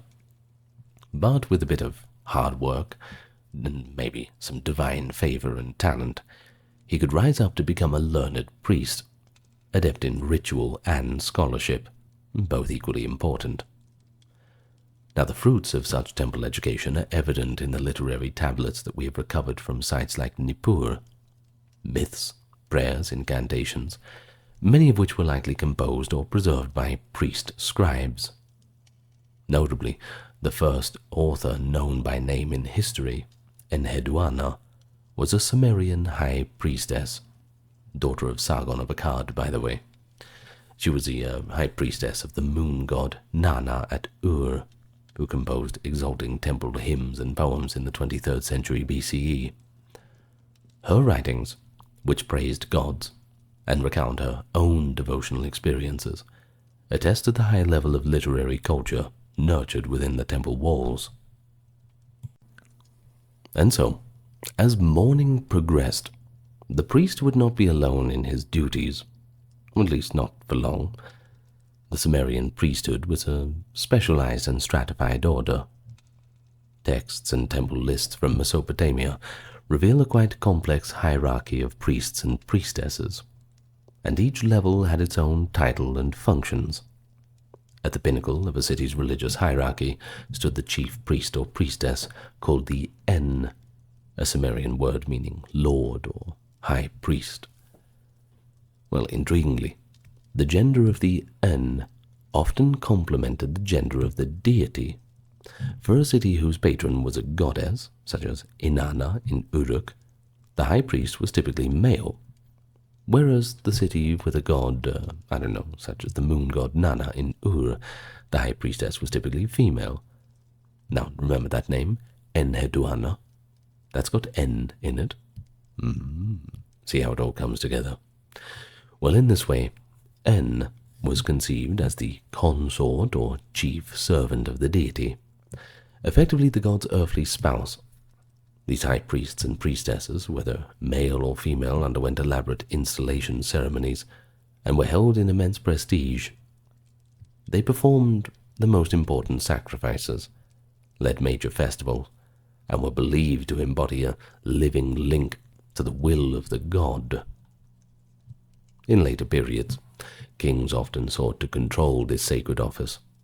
For example, the Akkadian king Sargon the Great installed his daughter Enheduanna as the high priestess of Ur around 2300 to secure his influence over Sumer. Thereafter, it became customary for Mesopotamian kings to appoint royal daughters as high priestesses in Ur, reflecting both a divine service but also a political strategy. Now, what about Enheduanna herself? Well, she provides a pretty good window into the life of a high priestess. She left behind a moving account of personal and political turmoil in her hymn, The Exaltation of Inanna. At one point, a usurper named Lugal Ane seized power in Ur and drove Enheduanna out of the temple. In her poem, the priestess describes her anguish. A quote from the poem goes like this: "He has destroyed me utterly. He stood there in triumph and drove me out of the temple. He made me fly like a swallow from the window. I have exhausted my life strength. He stripped me of my rightful crown of the priestess." End of quote. Well, this frankly rare first-person testimony shows that even a revered priestess could be subject to political exile and danger. But it also shows how the symbols of office, the crown or the ceremonial garb of the high priestess, really had deep significance. Indeed, high priests and priestesses were distinguished by special vestments. A male might don a robe and headdress befitting a king in ritual, while a high priestess, often titled Entu, wore a turban, or elaborate headgear and a fine white garment, as the bride of the god. These details recall how, in ancient Egypt, both male and female clergy also wore a specific uniform, white linen with leopard skin cloaks for certain high rituals, and were sometimes even depicted with divine emblems. Notably, Egypt allowed some women to serve as priestesses too, often for goddesses, the cult of Isis and all the rest, but also for male gods in some cases, and paid them equal rations as their male counterparts, more importantly, a parity that seems to have also existed in Sumer. Beneath the priest at the top, Sumerian temples had many other ranks. The Sangha, for instance, was a high administrator priest who managed temple estates and finances. A Sangha priest needed extensive training in writing and accounting, essentially serving as the temple's chief steward or manager. Some Sumerian city rulers even took the title of Sangha of a particular god, while also being king, indicating the overlap once again of this religious and civic duty. But there were also cultic priests, who performed the daily rituals and offerings, the divine specialists who read omens, such as inspecting the livers of sacrificial sheep or interpreting unusual births. There were also incantation priests, who recited prayers and spells to ward off evil. These later incantation priests, called Ashipu in Akkadian language, also functioned as healers and exorcists, using a combination of herbal remedies and sacred words to cure illnesses believed to be caused by malevolent spirits. Now, women could serve in some of these roles too. In fact, the first two categories of priests, cultic and divinatory, in Mesopotamia included women quite often. For example, women could be prophetesses or oracles, delivering messages from the gods, or could serve as chanting priests who sung laments in the women's dialect. The Gala priests, interestingly, were often males who used the female register of Sumerian in ritual songs.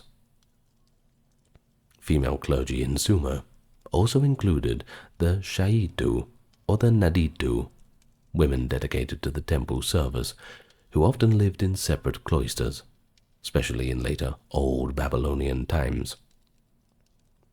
These women were not exactly nuns in a Christian sense, don't quite equate the two, but they did remain unmarried and managed their own dowries and estates, devoting themselves to the deity, a practice somewhat mirrored by the Vestal Virgins of Rome centuries later, but perhaps a story for another time. So when we cast a bit of a comparative gaze, we see similar priestly hierarchies elsewhere. Ancient Egypt had its high priest of Amun, styled the first prophet of God, at Thebes, comparable in clout to a Sumerian En. Egypt's priesthood was likewise layered. Below the high priest were grades like the Wab priests, the pure ones, who did the basic temple chores, and the lector priests, who could read sacred texts and perform recitations. There were also hour priests, i.e., astronomers. They were in Egypt and they kept the calendar and consulted star charts to time rituals properly. We find direct parallels in Mesopotamia. Sumerian priests were famed for their knowledge of the stars and celestial omens, with later Babylonian priests compiling detailed astronomical tablets to predict eclipses and planetary motions. Both civilizations thus made astronomy a priestly science, essential for calendrical regulation of festivals and agriculture. In the Hittite Empire of Anatolia, 2nd millennium BCE, the king himself was the chief priest of the realm, and Hittite texts list an array of priestly officials. You have the chief temple priests, the augurs, the singers, the diviners, and even women of the temple, possibly analogous to cultic functionaries or musicians. Hittite temple personnel were expected to maintain strict standards of purity and appearance, just as their Egyptian and Mesopotamian peers did. Surviving Hittite instructions specify, for instance, that temple staff had to keep trimmed hair and nails and wear clean garments, especially those working in the sacred kitchens that prepared divine meals.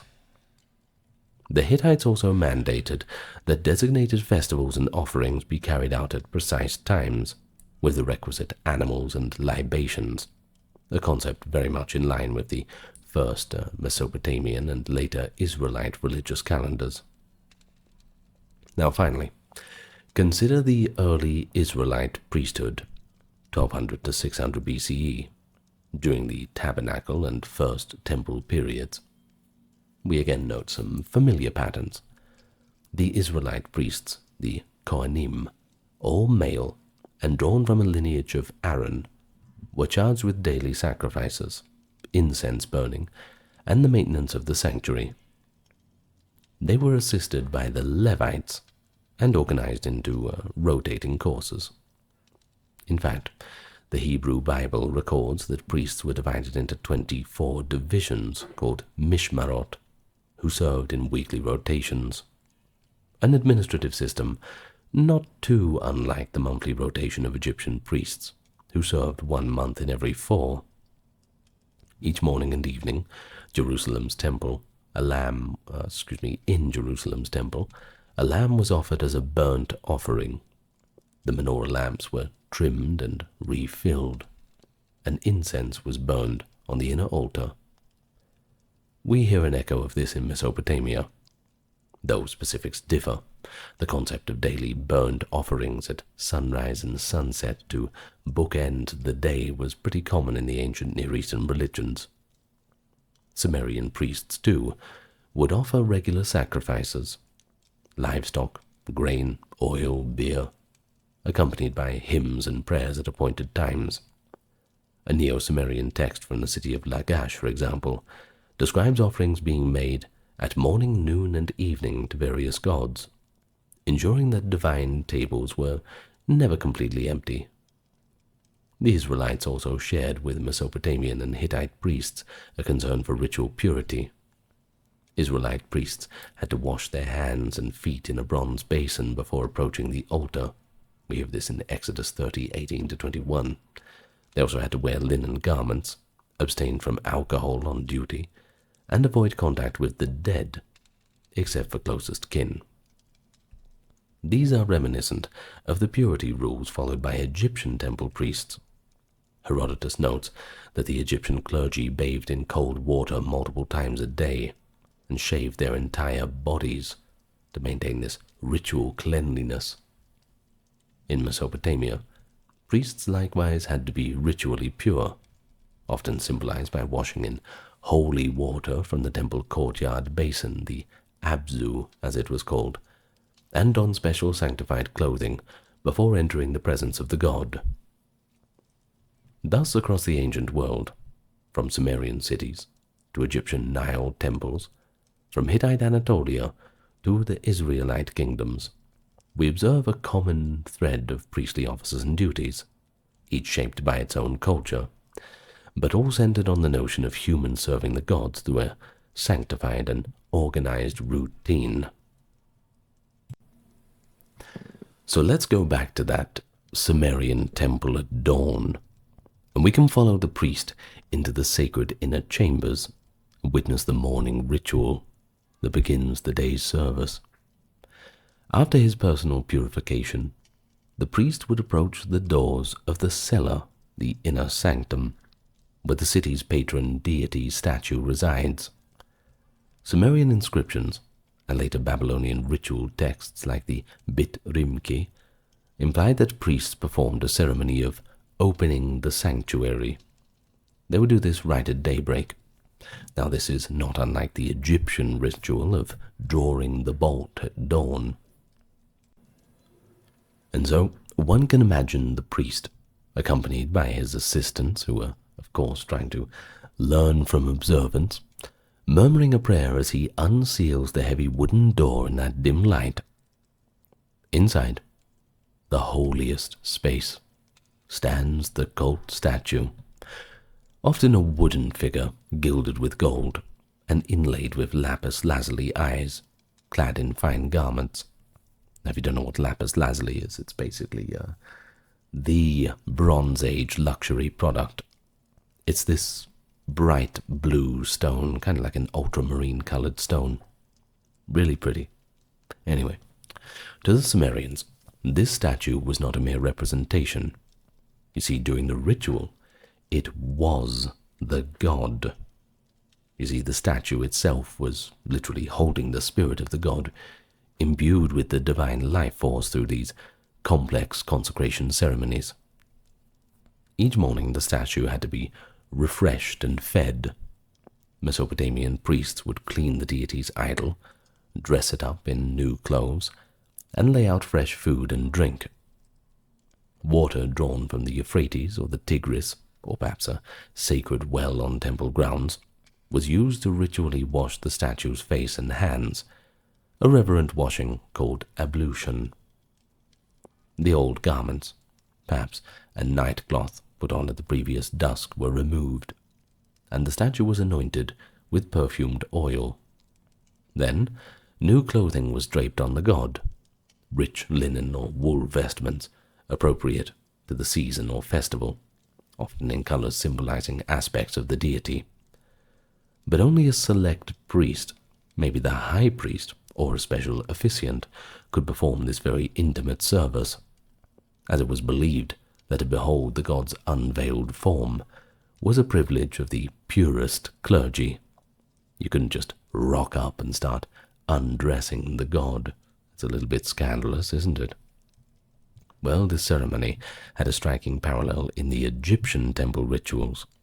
Every morning in Karnak or Luxor, the high priest, or sometimes the pharaoh, which is in theory the high priest of the land, would enter the innermost sanctum alone, open the shrine cabinet, behold the cult statue of Amun or another god. He would wash the statue with sacred water, feed it with incense smoke, in a metaphorical fashion, of course, and dress it in clean robes. After that they would adorn it with little bits and pieces of jewelry. Only after the god's image was cared for would lesser-ranked priests bring in trays of food. This could be bread, beer, vegetables, or cuts of meat, and they would lay them before the deity. The belief was that the god absorbed the essence of these offerings. Now, a similar practice occurred in Sumer. Temple kitchens prepared elaborate meals for the gods, multiple times a day too, including bread, beer, roasted meats, fruits, and aromatic herbs. These were set out on the god's altar or a table in front of him. Well, in front of it. He, she, whatever the god goes by, whatever. Prayers and hymns accompanied the offering. The priest might recite, "O my Lord Enlil, accept this bread, may it please your heart," or something like that. They would also sing a morning hymn to Inanna as they presented the dates and butter. After a suitable interval, the untouched food would be taken away. The gods, having partaken in spirit, removed the essence, I suppose, and then it would be distributed to the temple staff and the poor. So in this way, rather conveniently, nothing went to waste. Now, the practice of redistribution was not only practical, feeding the large temple community, but it also symbolized the gods' blessings flowing back to the people. We can imagine our Sumerian priest stepping out of the cellar after completing the dressing and feeding of the god, perhaps carrying a lamp as he goes. Many temples had no gaps for windows, by the way. We don't use window in the glass form. We were just talking about gaps to let light in. The inner sanctuary would be lit by oil lamps, or torches even in the daytime. He would close the doors behind him, sealing the deity in comfort, until they would meet again at the next ritual. Outside, other priests would chant litanies, burn incense in the courtyard, wafting sweet cedar or myrrh smoke toward the sanctuary. In the broad courtyard of a ziggurat complex, there may have been a fire altar where a flame was kept perpetually burning, akin to the eternal flame concept found in later Zoroastrian temples, or the hearth of Vesta in Rome. Now, over in Egypt, a dawn fire ritual reenacted the rebirth of the sun. Though we lack direct evidence of a formal fire lighting in Sumer, the presence of temple hearths suggests that fire was also sacred to Mesopotamian ritual, possibly representing the god Nusku, fire and light, as a witness to offerings. By mid-morning, the regular daily sacrifices would occur.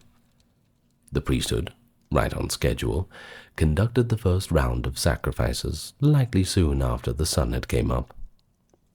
While the major public sacrifices in Mesopotamia took place on feast days, involving bulls or a large number of animals in procession, the routine daily sacrifice might involve a single lamb or goat, offered to the principal god of the city. Records from the city of Uruk, for instance, list, quote, 1 lamb in the morning, 1 lamb in the evening, as a regular offering to Inanna, much as the Hebrew Bible prescribes a tamid lamb each morning and evening for Yahweh. The procedure was solemn. A priest, sometimes titled the Shugurma in Sumerian, meaning the great butcher, would lead the animal to the altar. Prayers and songs would be recited, and with a quick, skilled motion on the animal's throat, the cut would be made.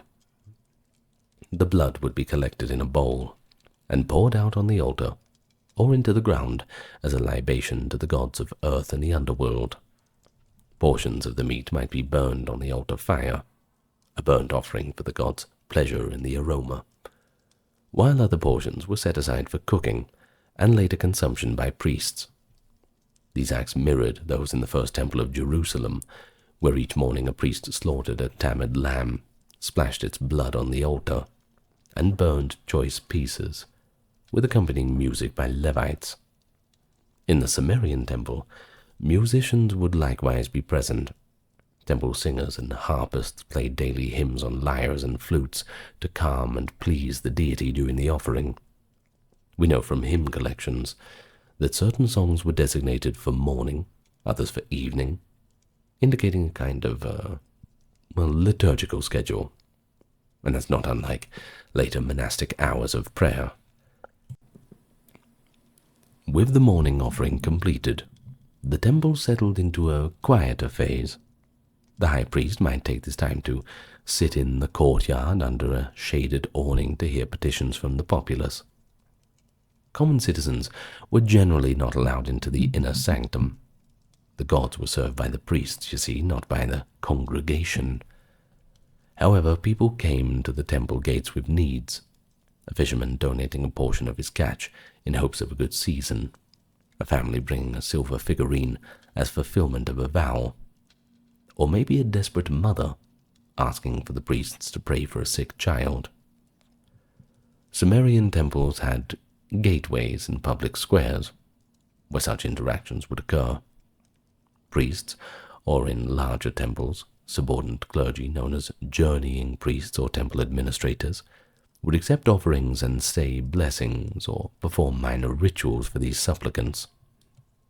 It's noted in Mesopotamian sources that people might seek out a priest for dream interpretation, healing, or curse removal. For example, if someone had a frightening nightmare, a skilled priest in divination would be consulted to read the omen. If ill, a combination of an ashipu, remember we mentioned those as exorcist priests, and an ashu, a herbal physician, might actually work together, the former reciting incantations to cast out the demon of disease, the latter providing a medicinal potion. These services show how priests in Sumer were not secluded mystics, but they were rather embedded into the daily social fabric, counselors, doctors, and scribes for the community. It's worth noting that this role of priests in serving people's practical needs was present, though secondary to serving the gods. The priority was always spiritual matters. Now, over in Egypt, too, while the primary duty of the clergy was to care for the god, not to preach or guide lay people, temples did function as places where one could get an oracle or an healing charm, something like that. Egyptian priest-physicians, for example, used both medical and magical techniques to treat patients, and certain priests, like the Sao magicians, specialized in warding off evil spirits, much like the Mesopotamian Ashibu. The Hittites had entire tablets of rituals for removing curses or plagues, indicating their priests performed ceremonies for public welfare. Notably, when a plague struck the Hittite lands, King Mursili II called on priests to perform a suite of rituals to appease the gods. Meanwhile, among the ancient Israelites, while prophets often addressed the moral instruction of the people, the priests were involved in judicial cases, deciding purity laws, for instance, and in diagnosing diseases like leprosy as part of their temple duties. In all these cultures, the temple was both a spiritual and administrative center. It kept records, organized the calendar, and it often ran schools. But of course, we can't just go on and on about the Sumerian priesthood without highlighting the role of women in the religious sphere, because this is something quite important. We've already talked about Enheduanna, but it's a little bit deeper than that. Now, unlike some later systems that were a little bit more patriarchal, ancient Mesopotamia offered influential positions to women in all of its temples. We've already met Enheduanna, yes, the high priestess of Ur, whose writings and political importance under Sargon of Akkad show how a woman could be at the spiritual center of a major city. Well, despite that unfortunate usurpation, but, you can't win them all, can't you? In Sumer, the high priestesses, En, served not only Nana at Ur, but other gods too. For example, the temple of Enlil at Nippur also traditionally had a high priestess. In that case, uniquely, she was even allowed to marry, a departure from the general rule that En priestesses remain celibate for life. These women, often of royal blood, also wielded considerable power. They controlled substantial temple lands and workshops, managed a cadre of female and male attendants, and were the only women who regularly performed sacrifices alongside the male priests. The installation of a high priestess was a grand affair, and it likely involved a ceremony of bestowing a new ritual name and insignia. Indeed, King Nabonidus of Babylon, around the 6th century BCE, which is a bit later, but anyway, claims to list all the Entu priestesses of Ur in history, noting that most bore names honoring the sky god An or the moon god with them. Now this suggests a tradition of sacral renaming, perhaps to mark the transformation of a noble woman from a lay person into a bride of the god. But besides high priestesses, other women often served temples, in capacities often shrouded in a little bit of later misinterpretation. Classical Greek reports, like Herodotus, give us lurid accounts of so-called temple prostitution in Babylon. But modern research suggests that the reality was a little bit more nuanced than that. And plus, it's Herodotus, so you've got to kind of take it with a grain of salt. Anyway, some women in Mesopotamian temples held the title of Shamitu or Kadishtu, which older scholarship mistranslates as temple prostitute. But we now think that these women were likely cultic personnel, or just musicians, not literally sex workers. I mean, what they do in their private time is none of our business. In any case, there is evidence in certain Babylonian cities of women who lived in designated quarters and were forbidden to marry. The Naditu, but they were often wealthy vowesses who donated their dowries to the temple and then engaged in business rather than servicing male worshippers. I mean, in Sumerian times, earlier precursors of such women might have existed, like fair enough. You have the term lukur, referring to a young female clergy member dedicated to a god, possibly serving as chorus singers or participants in rituals like the sacred marriage. Now, speaking of which, the sacred marriage ritual is a famous aspect of Sumerian religion, wherein the king would symbolically marry a goddess, often represented by a high priestess of Inanna. This was done to ensure fertility and prosperity for the land. During the New Year festival in Uruk, for example, the king, as Dumuzi, the shepherd god, is said to have mated with the high priestess as Inanna, reenacting the divine union. This ritual elevated the status of the priestess, as she became an embodiment of the goddess in that moment, her body the vessel of a cosmic guarantee of agricultural fecundity. But in daily life, female temple staff in Sumer could be weavers, bakers, or songstresses attached to the temple of a goddess like Ningal or Inanna. Sumerian art sometimes depicts women playing frame drums or lyres in religious processions, implying their role in temple music. One extraordinary visual from the Akkadian period is the Disc of Enheduanna, a carved alabaster disc found at Ur. It shows a woman labeled in an inscription as Enheduanna herself, wearing a long robe and performing a libation, that is, pouring a drink offering before an altar, accompanied by male attendants.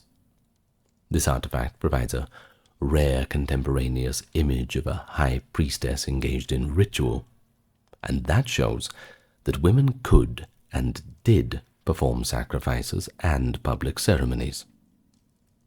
Comparatively, ancient Egypt also had notable women in religion, high priestesses of Hathor or Nath in the Old Kingdom, the divine adoratresses of Amun in Thebes, perhaps most prominently the god's wife of Amun. who, during the first millennium BCE, effectively made royal women the spiritual and sometimes political equals of the pharaohs. In Hittite society, queens took active roles in rituals.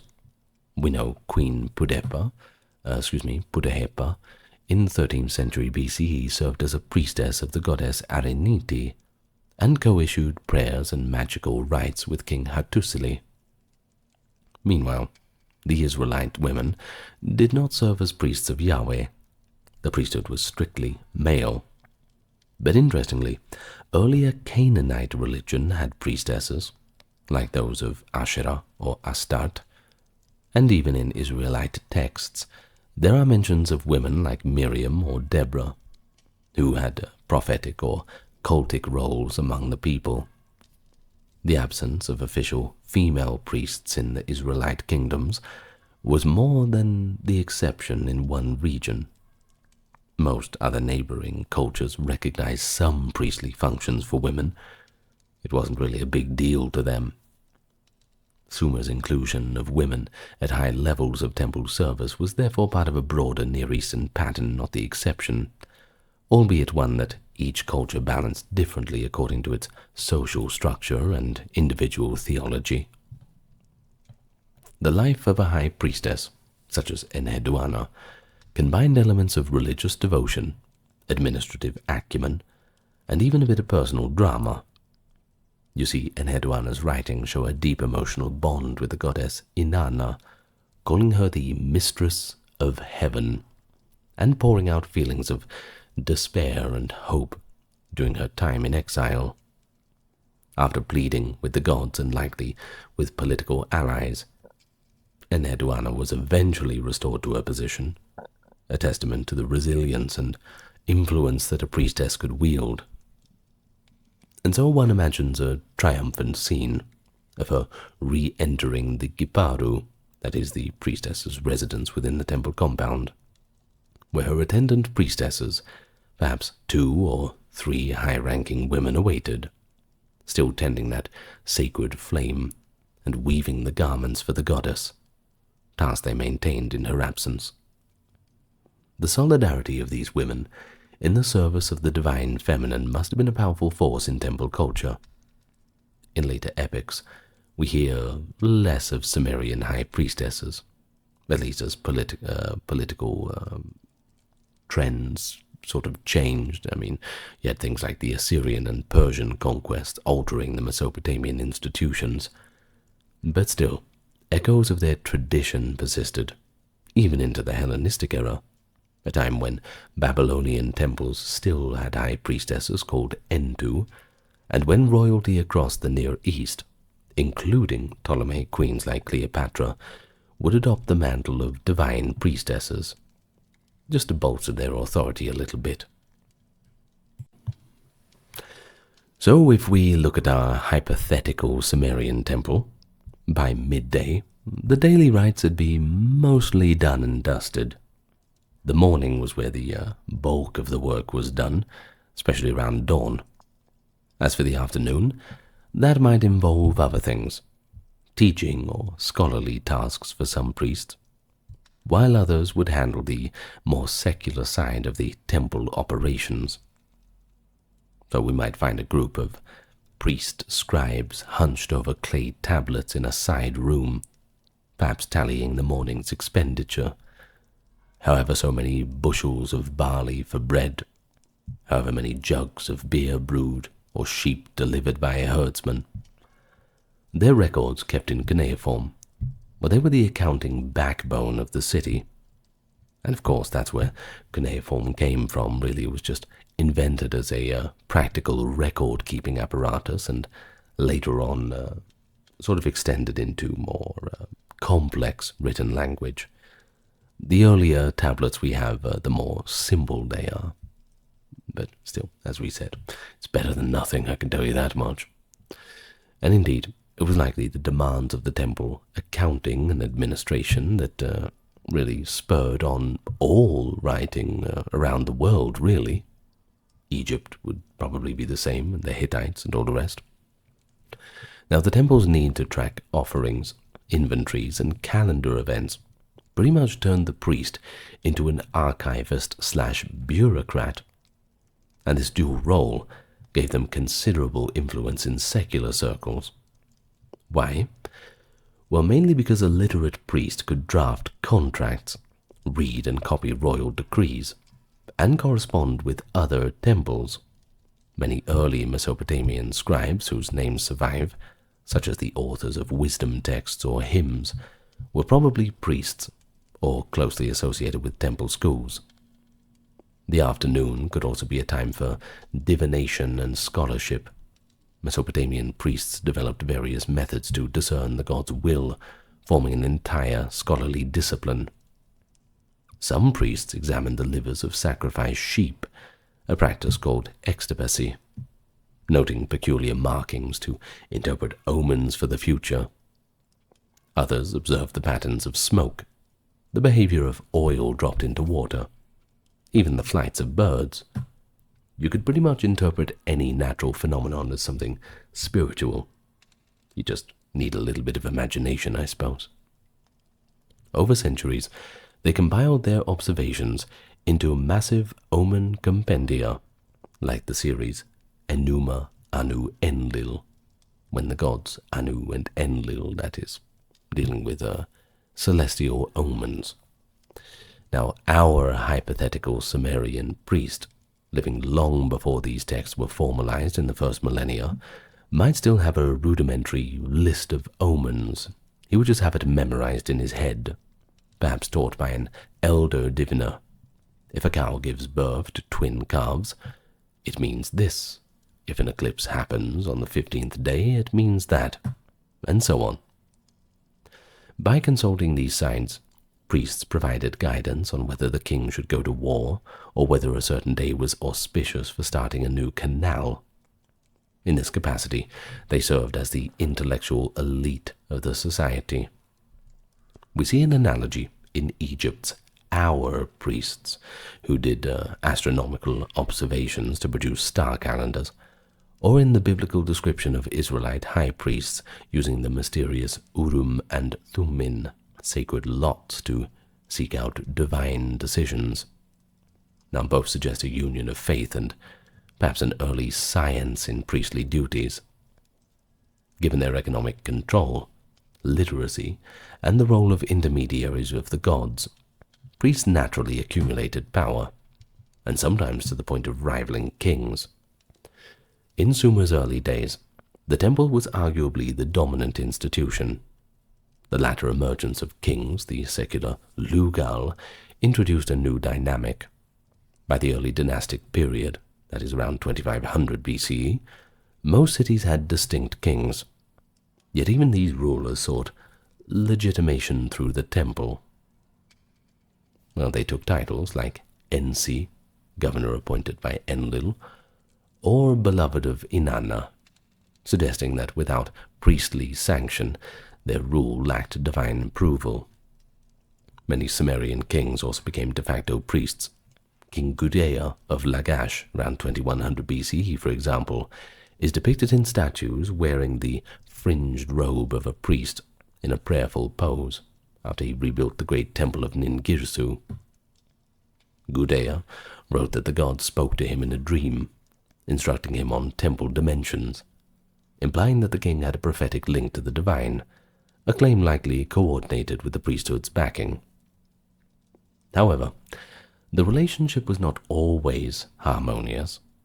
Priests could form a power block of their own. You see, in Egypt we have a clear case of that.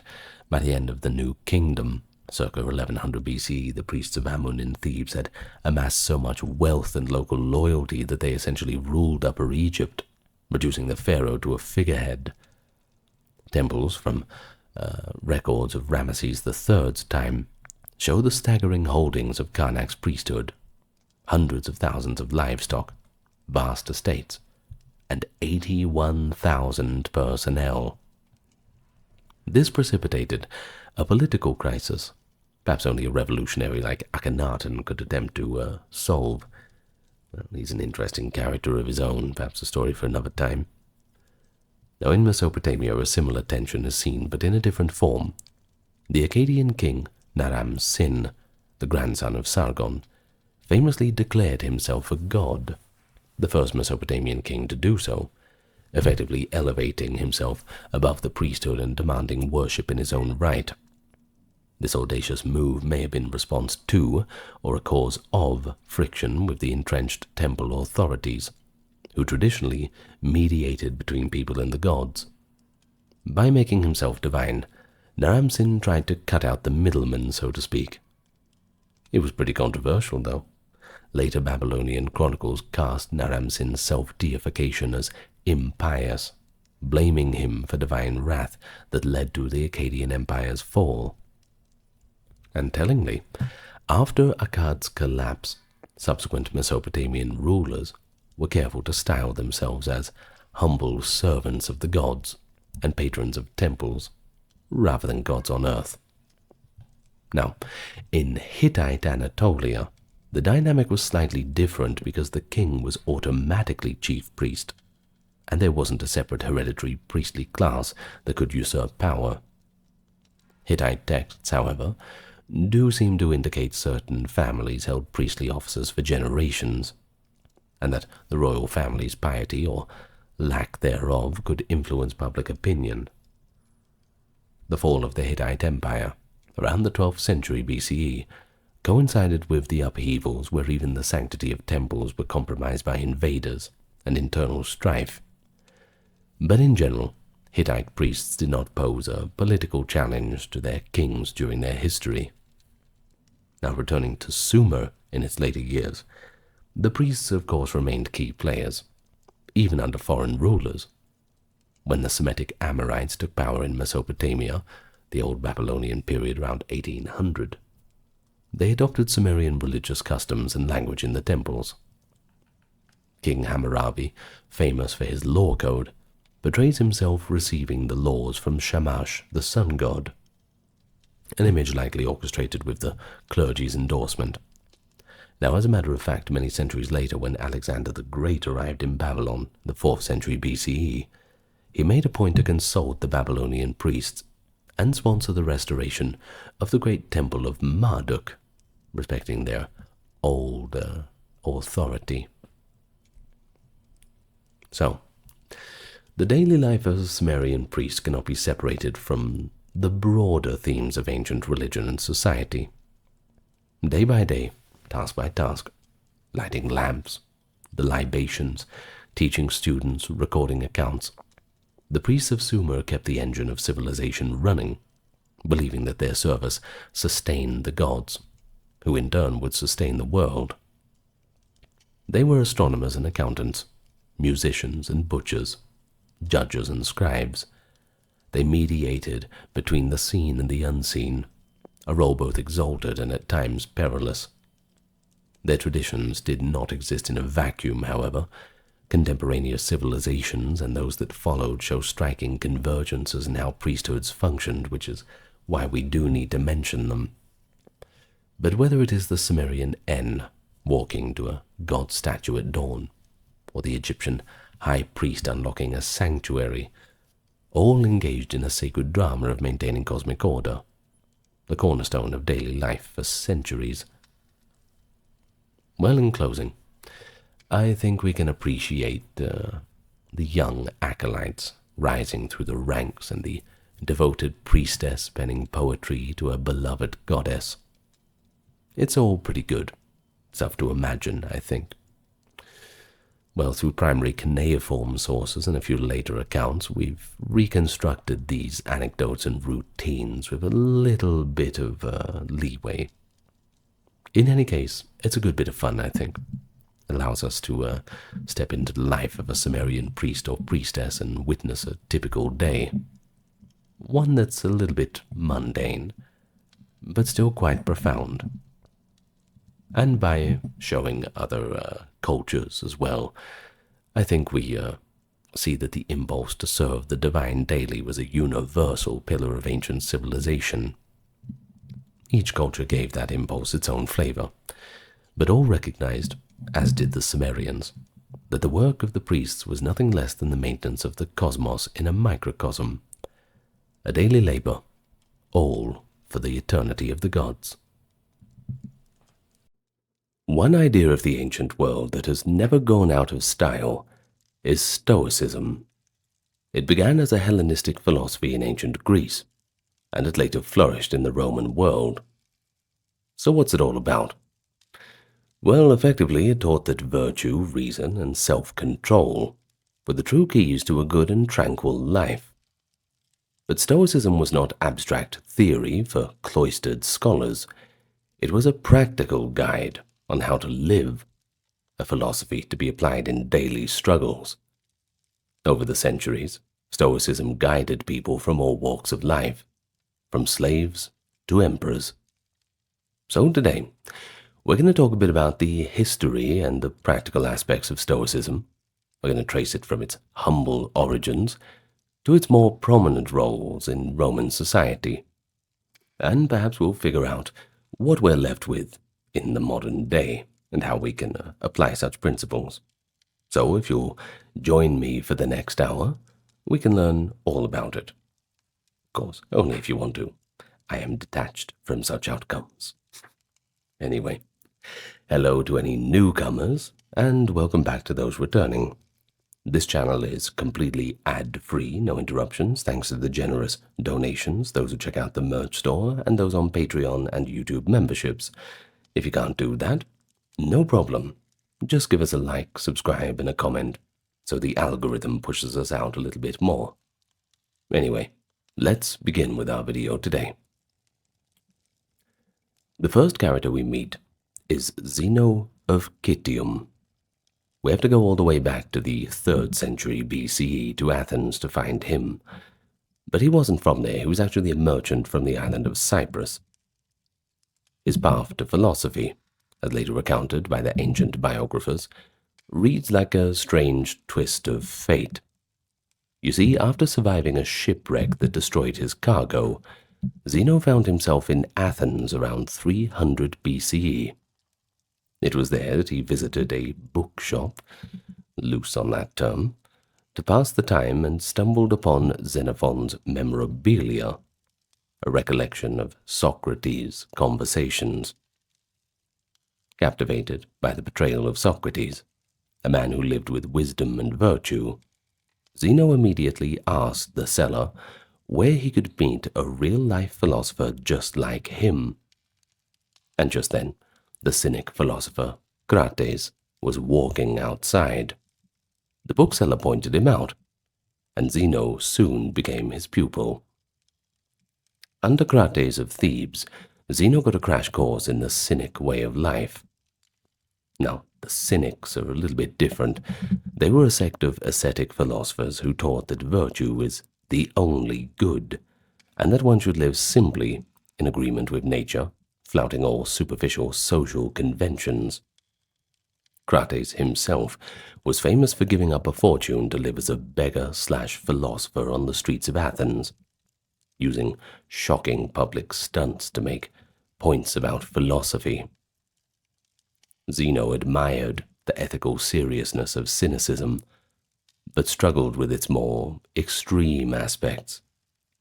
You see, he was more modest and polite, and he found it hard to embrace the cynic ideal of shameless disregard for etiquette. It's one way to put it. So, to toughen him up, Crates devised a more practical kind of lesson. He handed the self-conscious Zeno a pot full of lentil soup, and told him to carry it through the busy agora, which is the marketplace. As Zeno proceeded, trying to hide the pot under his cloak, Crates suddenly smashed it with his staff.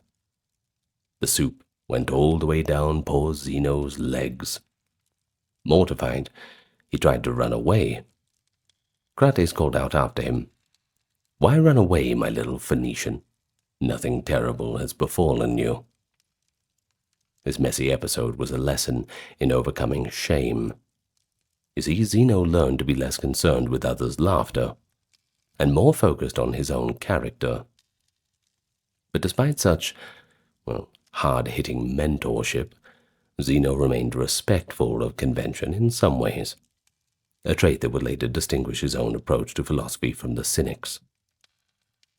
Zeno spent roughly 20 years in Athens, studying with various teachers. In addition to Crates and the Cynics, he sought knowledge from the Megarian philosophers, who specialized in logic and paradoxes, and from Platonist philosophers at the Academy.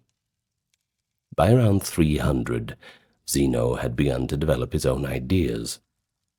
He started teaching independently. He chose as his classroom a public colonnade in the heart of Athens, the Stoa Poikile, or painted porch in the Agora.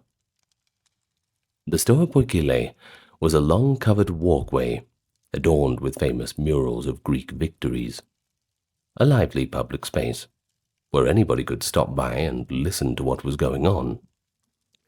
And it was here that Zeno would hold forth on ethics, logic, and physics to whoever was interested. His followers were first called the Zenonians, but before long, people began to refer to them as Stoics, literally the philosophers of the Stoa. It was an unusual name, but it stuck. In any case, from that painted porch, the school of Stoicism was born. And Stoicism from the start emphasized ethics as the central field of philosophy, specifically how to achieve something called eudaimonia, a flourishing good life by living virtuously. Zeno, inspired by Socrates and the Cynics, taught that the only true good is a virtuous character. Qualities like wisdom, justice, courage, and self-discipline are the only things that fundamentally benefit a person. Conversely, things like wealth, health, or reputation, they're more indifferent, in the sense that they don't guarantee happiness one way or the other. This was a bold claim in a society that, like ours, often chased wealth and pleasure as the be-all and end-all.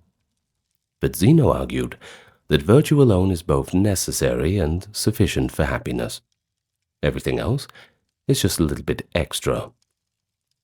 But, unlike the Cynics, Zeno did not wholly reject conventional life. He believed one could pursue external things like health, wealth, or friendship as preferred indifference, meaning that they have value, but only so long as they don't compromise one's virtue. The goal was to live in accordance with nature, both the nature of the universe and one's own rational nature. The philosophical system of Zeno was not only about ethics. Following earlier thinkers, he divided philosophy into three interrelated parts: logic, physics, and ethics. Logic in Stoicism included not just formal argumentation, but also theories of knowledge and cognition, essentially how we distinguish true impressions from false ones. Physics encompassed not just what we think of as science, but theology and the understanding of the cosmos as an ordered whole, governed by divine reason. The Stoics often used Zeus or Logos to refer to this rational cosmic order. Ethics was informed by the other two. One needed a good grasp of logic to think clearly, and an understanding of nature, i.e. physics, to live in harmony with it. In Zeno's view, all three parts of philosophy work together to help a person live wisely and virtuously. Zeno himself wrote several other books. Titles include Republic, On Life According to Nature, and a few more.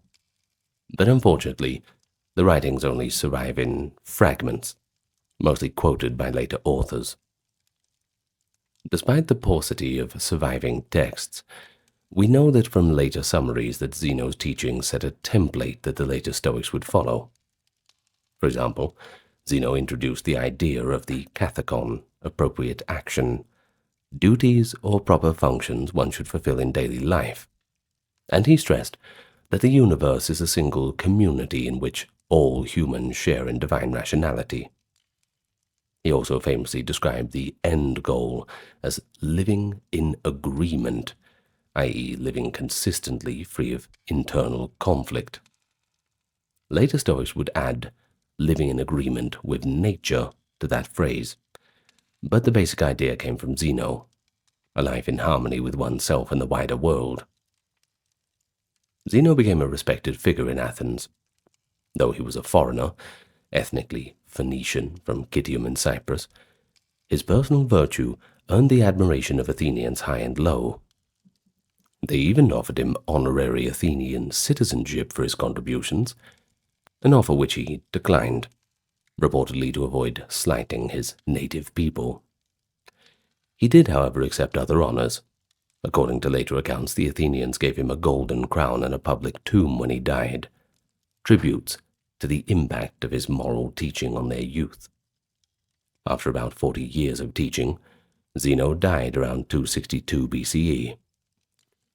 There's an old story that recounts that as he was leaving the Stoa one day, he tripped, he fell, and he broke his toe.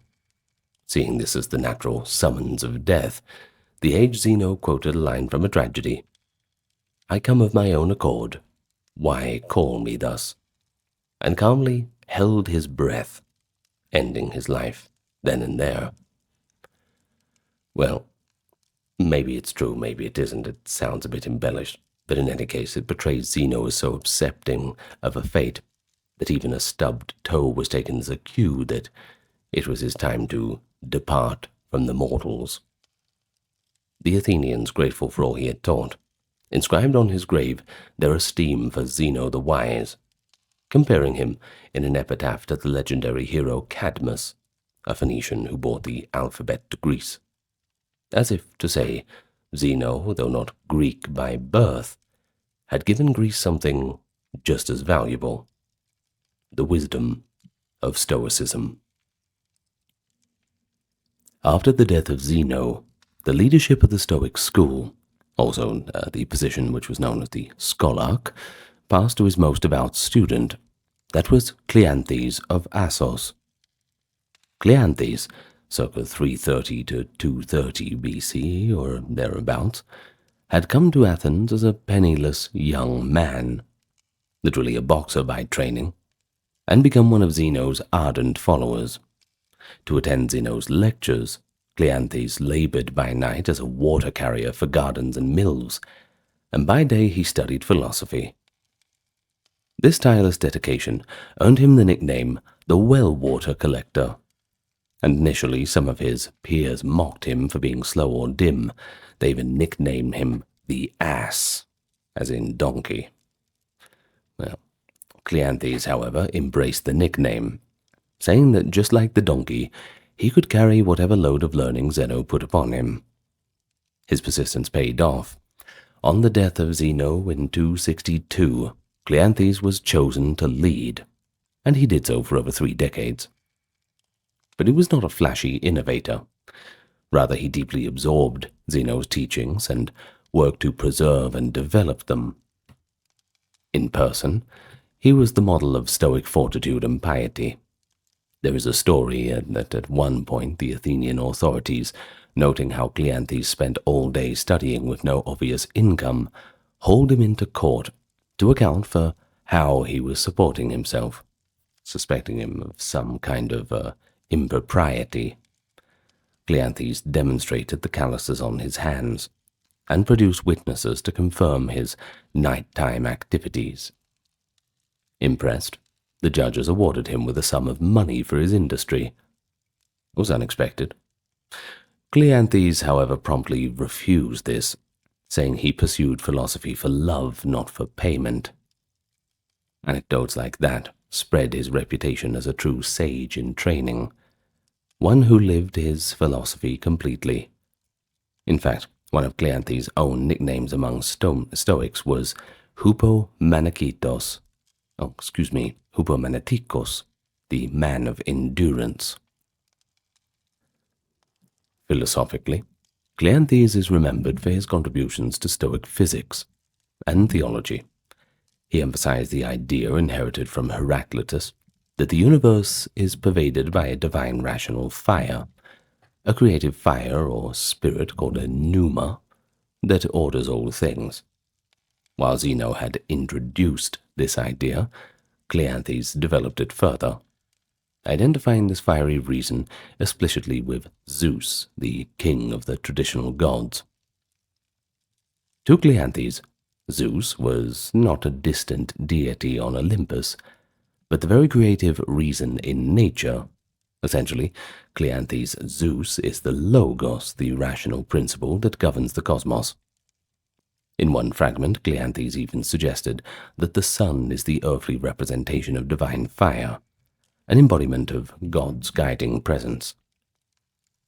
Although later Stoics would adjust some of these views, Cleanthes had laid the groundwork in articulating the Stoic pantheism, belief here that God and nature were one and the same. The most famous piece of writing from Cleanthes that survives to us is his Hymn to Zeus. This beautiful poem offers praise to Zeus, i.e. the divine universal reason, and expresses key Stoic ideas in a very poetic form. Cleanthes begins by calling Zeus most glorious of the immortals, invoked by many names, ever omnipotent. Zeus, the first cause of nature, governing all things with the law. And he goes on to state that no greater blessing exists than to have lived in accord with Logos, the divine reason. One striking line from the hymn encapsulates the Stoic ethics and theology. Lead me, Zeus, and you too, Destiny. Wherever your decrees have assigned me, I will follow without hesitation. But even if I refuse, I will have to follow just the same. He ends with the maxim, fate guides the willing and drags the unwilling. This exhortation to accept the fate is designed by a wiser providence and became a hallmark of the Stoic attitude. It is a call to amor fati, loving one's fate, which would echo through the later Stoic writings. For instance, both Seneca and Marcus Aurelius still quote this line in their writings. Cleanthes lived true to his ideal. In his old age, as the story goes, Cleanthes developed a painful ulcer in his mouth. The doctors advised him to abstain from food for a couple of days to starve the infection. He obeyed, and the ulcer began to heal. But then, Cleanthes calmly decided that he was not going to resume eating at all. If fasting was beneficial, well, he reasoned half playfully that he might as well continue to complete nature's course. He told friends that he was already halfway down the road to death, and saw no need to turn back. Over the next several days, the reportedly 99-year-old philosopher, which is very impressive for that time, simply let himself waste away, and he died. Extreme though this voluntary exit was, it was in line with Stoic teachings. The Stoics held that a wise person could choose to end their life if circumstances made a fully virtuous life impossible, or if the quality of life deteriorated beyond what the virtue could agree with. Well, Cleanthes' serene death by starvation is an example of this Stoic option of euthanasia for the right reasons. Ancient commentators debated whether Cleanthes was exceedingly wise or excessively stubborn. Maybe it's a bit of both. But in Stoic tradition, he was honored for his unwavering consistency. His greatest legacy, however, was mentoring the man who would truly systemize Stoicism, and that's Chrysippus of Soli. Chrysippus, circa 279 to 206, arrived in Athens as a young man, possibly after losing his inherited property. One report says it was confiscated by a king, leaving him destitute, a familiar pattern of adversary driving someone to these sort of new philosophies. So he became a student of Cleanthes. Where Cleanthes had been methodical, and maybe plodding, Chrysippus was a dynamo of intellect, quick, confident, and astonishingly prolific. He allegedly told Cleanthes, "Give me the basic principles, and I'll find the proofs myself." In time, Chrysippus did much more than that. When Cleanthes died around 230, Chrysippus took over as the third head of the Stoic school. Over the next few decades, he wrote extensively and refined Stoic philosophy to a level of higher rigor and breadth that earned him the title of Stoicism's second founder. Later ancients would say if there had been no Chrysippus, there would not have been a Stoa. Chrysippus is best known for his work in logic and dialectics. He built on the Megarian logicians, and perhaps on Aristotle's logic, to develop a system of propositional logic, focusing on logical connectives like if something something, then something something, and either something something or something. You know what I mean. He analyzed arguments involving conditionals and syllogisms, and reportedly wrote many books on the subject. And he also wrote about the theory of knowledge, staunchly defending the idea that humans can attain certainty through the faculty of reason and clear impressions. This was in response to the skeptics of Plato's Academy, who by Chrysippus's time were arguing that nothing can be known for sure. Chrysippus was their chief intellectual opponent. In physics, Chrysippus elaborated the Stoic view of a deterministic yet providential cosmos. He believed that everything happens according to fate, a chain of cause and effect willed by the divine Logos.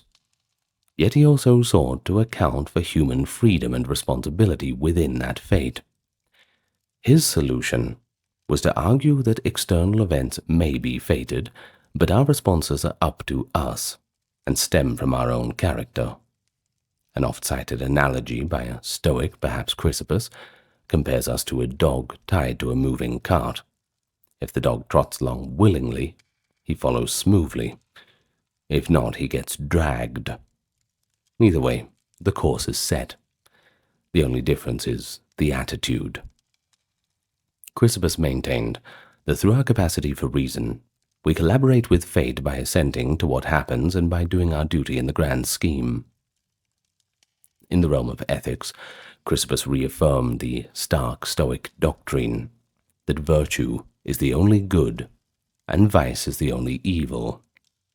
He fleshed out how passions, i.e. emotions, are to be understood as false judgments that something bad is happening or something supremely good is at stake, when in truth external things aren't truly bad or good. Therefore, a sage should aim to eradicate irrational passions like fear, anger, or grief, and instead feel only reasonable emotions, which later Stoics would call eupatheiae.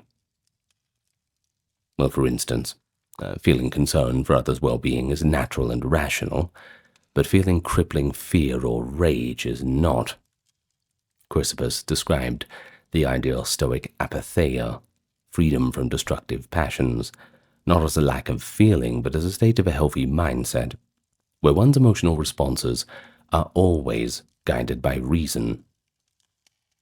To help people reach this state, he offered some therapeutic advice, challenging catastrophic thoughts, meditating on mortality to lessen the fear of death, and so on.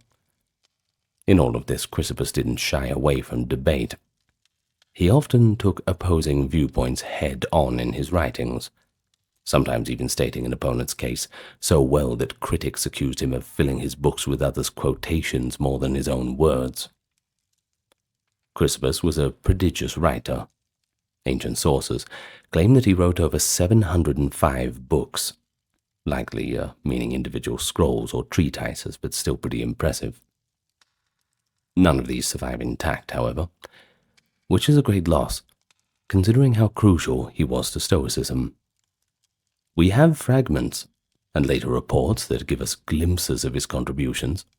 The sheer volume of his output gave rise to jokes. One wit remarked that if one were to stack Chrysippus's writings, one might need a ladder to reach the top. Another quipped that Chrysippus wrote so much because he wrote a book on every subject twice, once to state his position and once to defend it against criticism. Yet those who read his works in antiquity held him in high esteem.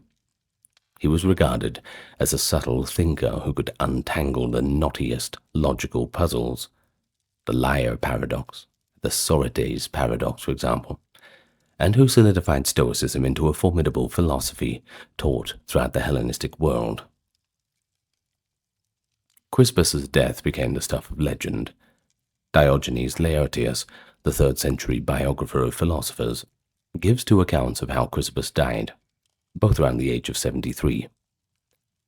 In one version, Chrysippus drank unmixed wine, that wine without water, basically the ancient equivalent of a very strong drink, at a sacrifice and was seized by dizziness, essentially alcohol poisoning, and he died shortly thereafter. But there's a more famous story that's a little bit more interesting. Chrysippus is said to have died from laughing too hard at his own joke. The tale goes that one day Chrysippus saw a donkey wandering into his garden and eating figs off a plate. Finding it amusing, he called out to an old woman, "Hey, now give the donkey a cup of pure wine to wash down those figs." Apparently he found this so ridiculously amusing that he started uncontrollably laughing, and he kept laughing until he collapsed and died. Well, to die laughing at a joke about a drunken donkey seems a little bit too absurd for a serious philosopher, and most scholars suspect this story was a later invention, a bit of a macabre humor in circulation. It's hard to prove it wrong now. It's been over 2,000 years since it happened. In any case, Chrysippus is, ironically, often remembered as the philosopher who died of laughter. I suppose, if you imagine that if Chrysippus could comment, he might note that death is indifferent anyway, but a good laugh is something to value. There are worse ways to go than laughing to death. With Chrysippus, the old Stoa, the first few generations of Stoicism, reached its zenith. He took the relatively nascent ideas of Zeno and Cleanthes and built them into a robust intellectual edifice. After Chrysippus' death, Stoicism was a major philosophical force in the Greek world, rivaled mainly by Epicureanism, which taught a very different doctrine that pleasure is good, and of course by the more skeptical Academy. The Stoic school in Athens continued under a series of lesser-known scholarchs, but even as the 2nd century BCE progressed, Stoicism's center of gravity began to shift from Athens to a broader range, especially towards Rome. The period after Chrysippus, roughly the 2nd and 1st centuries BCE, is often called the Middle Stoa. During this time, Stoicism became known far beyond its Athenian porch. Stoic philosophers traveled, they taught, they mingled with the rising powers of the time. While direct writings from this period are mostly lost, we got a few fragments and reports, sure, we do know some key names, and how they carried Stoicism forward. Well, one pivotal figure was Diogenes of Babylon, 230 to 150 BCE, who led the Stoic school in Athens generations after Chrysippus. In 155, Diogenes of Babylon was part of a famous philosophical delegation sent from Athens to Rome. This delegation also included a Platonic academic called Carneades and an Aristotelian called Critolaus. They were ostensibly there on a diplomatic mission regarding a fine owed by Athens. But while in Rome, each philosopher gave public lectures. Roman audiences flocked to hear these exotic ideas from Greece. Carneades, the skeptic, scandalized some by arguing eloquently that one day that justice was a human convention and not a real virtue, and then arguing the opposite the next day, demonstrating the skeptic's skill at arguing either side. The Romans were intrigued and a bit alarmed by such intellectual play. Diogenes of Babylon, for his part, gave more straightforward talks, likely on Stoic ethics and maybe on the nature of the highest good. We don't have transcripts, of course, I wish we did, but we don't. One report, though, does say that Diogenes demonstrated with persuasive clarity the Stoic doctrine that virtue is sufficient for happiness. The novelty of these Greek philosophical imports made quite the impression on the young Roman elites. The elder statesman Cato the Elder worried that the youth would get subversive ideas, urging that the philosophers be sent away quickly. But nevertheless, the seed was planted. Greek philosophy, and Stoicism in particular, began to catch on in Rome. But the true bridge between Stoicism and Rome was built by Panaetius of Rhodes, circa 185 to 109 BCE. Panaetius was a student of Diogenes of Babylon in Athens, and also studied under Antipater of Tarsus, another Stoic scholar. But unlike his predecessors, Panaetius did not stay in Athens running the school until later in life.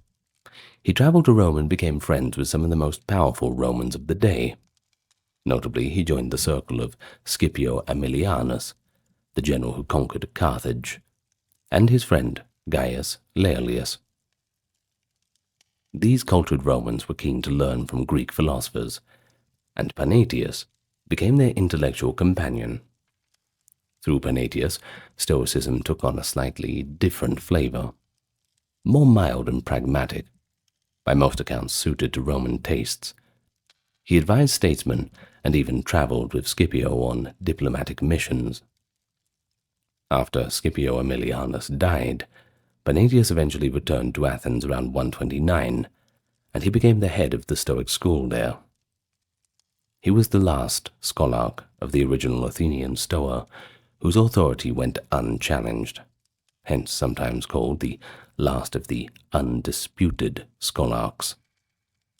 Under Panaetius, Stoicism became more eclectic, I suppose we could say.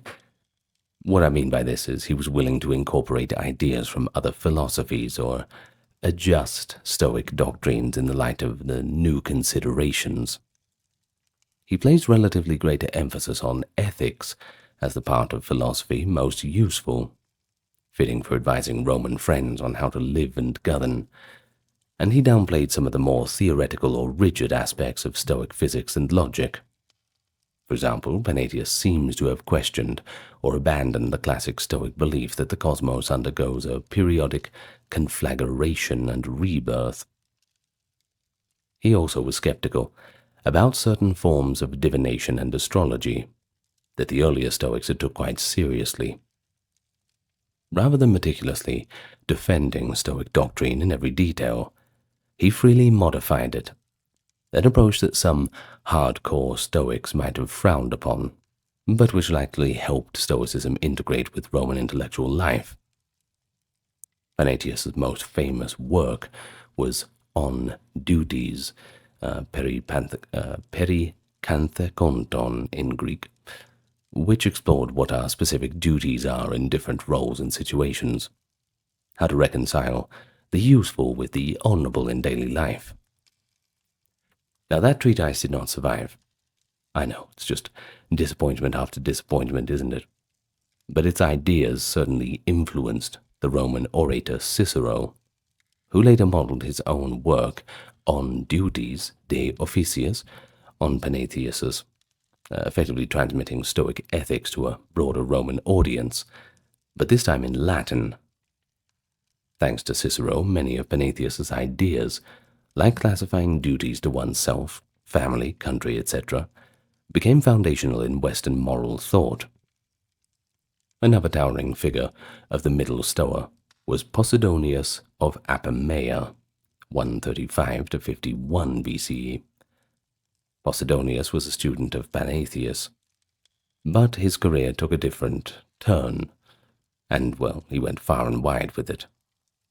He was established on the island of Rhodes, which in the 1st century BC became a vibrant center of Stoic teaching. In fact, under Panaetius and Posidonius, Rhodes somewhat eclipsed Athens as the heart of Stoicism. Posidonius was a true polymath, a philosopher, a scientist, a historian, a diplomat, all in one. He was regarded by contemporaries as one of the most learned men alive, perhaps rivaled only by scholars of the caliber of, Eratosthenes. Posidonius embodied the Stoic ideal of seeking knowledge about the whole cosmos and the human experience within it. His interests range from mathematics and astronomy to anthropology and history. He traveled throughout the Mediterranean. He visited Spain, Italy, North Africa, Greece, even distant Gaul, partly in search of scientific data. For example, he studied the tides in Spain, attempted to measure the Earth's circumference, and partly to observe the customs of various peoples. He wrote extensive works. Guess what? None of them survive. I know, I'm sorry. Well, we have a few fragments, though, but they're cited by later authors, so we don't know how much filtration they've gone through. In any case, among his achievements, he attempted to calculate the distance from the Earth to the Sun and observed the effect of the moon on the tides, showing an advanced scientific curiosity. He also wrote of an ethnographic account of the Celts in Gaul, including lurid details like the practice of displaying enemy skulls, yet he also noted that the Celts honored their druids, which Posidonius considered philosophers of a sort. He famously remarked that even among barbarians there were those who valued wisdom, illustrating the Stoic belief in a kind of universal reason. In philosophy proper, Posidonius continued the Stoic tradition, but with a few little twists. He was well versed in Plato and Aristotle, and wasn't afraid to integrate their insights. One area where he charted a slightly different course was the philosophy of mind and emotions. Posidonius was not entirely satisfied with the pure Stoic view that emotions are simply judgments that can be turned off by reason. Influenced by Plato's idea of a divided soul, that is, rational and irrational parts, Posidonius argued that human psychology is a bit more complex, with irrational passions that kind of have an independent force of their own. This was a subtle departure. Earlier Stoics mostly said all parts of the soul, i.e. the mind, are unified in the ruling mind, the hegemonikon. Posidonius believed acknowledging non-rational influences like impulses or what we might call the subconscious drives, and by acknowledging them they could enrich the Stoic understanding of how to manage emotions. In essence, he made Stoicism more flexible and in dialogue with other schools, which perhaps helped make Stoic ideas appealing to a broader intellectual audience, including the Romans. Posidonius became a celebrity teacher in his own right. Many prominent Romans came to Rhodes to study with him. Cicero attended his lectures in 78, and later said that he never met anyone with as broad a knowledge. Pompey the Great, the renowned general, visited Posidonius twice, and Posidonius, despite suffering painful gout in his feet, supposedly gave a riveting lecture on the Stoic topic that, quote, "there is no good except moral good." To underscore the point, he pointed at his inflamed leg and said, "Pain, you bother me, but I will never admit that you are an evil." Well, this story, a philosopher using his own physical pain as an example to teach a conquering general, delighted the audience, and was retold as evidence of how philosophy can enable one to rise above suffering. Pompey, for his part, was impressed enough that he commissioned a statue of Posidonius after the old thinker's death. Through figures like Panaetius and Posidonius, Stoicism spread into the highest circles of Rome. The Middle Stoics often wrote in Greek, but they directly taught Romans, who would carry their ideas into Latin literature and Roman governance. By the end of the 1st century BCE, Stoicism was no longer an esoteric Greek school. It was a familiar approach to life among the educated Romans. Even those who didn't embrace Stoicism were fully influenced by its terminology and values. For example, the concept of the universal brotherhood of mankind, a Stoic theme, informed Roman ideas of a common humanity under the law of nature. Stoic-influenced Romans began to appear not just as students but as actors on the political stage. The most famous of these, whom we shall meet next, was not a philosopher by profession, but a statesman whose austere virtue earned him a place in Stoic law. That is, Cato the Younger. By the 1st century BCE, Stoicism had grown among Rome's elites. This period, along with the first 2 centuries CE, is often called the Late Stoa. It's the era of the great Roman Stoics. But unlike the earlier Greek Stoics, who were scholarchs teaching in Athens and Rhodes, the Roman Stoics were often statesmen, advisors, or teachers, very active in the public sphere. They wrote in Greek or Latin for a broader audience, and their ideas became deeply intertwined with Roman culture and politics. One of the earliest and most illustrious examples of a Roman Stoic, though he left no philosophical writings, is Marcus Porcius Cato Uticensis, or Cato the Younger, which is a bit easier to pronounce, 95 to 46 BCE or thereabouts. Cato was the great-grandson of Cato the Elder, a paragon of old Roman virtue, and he took that legacy very seriously.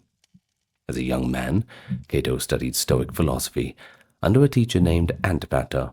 Now, that is not the same Antipater who was a scholar. This was a later Stoic philosopher from Tyre. Cato embraced Stoicism as a code of personal ethics. He became legendary for his integrity, austerity, and courage.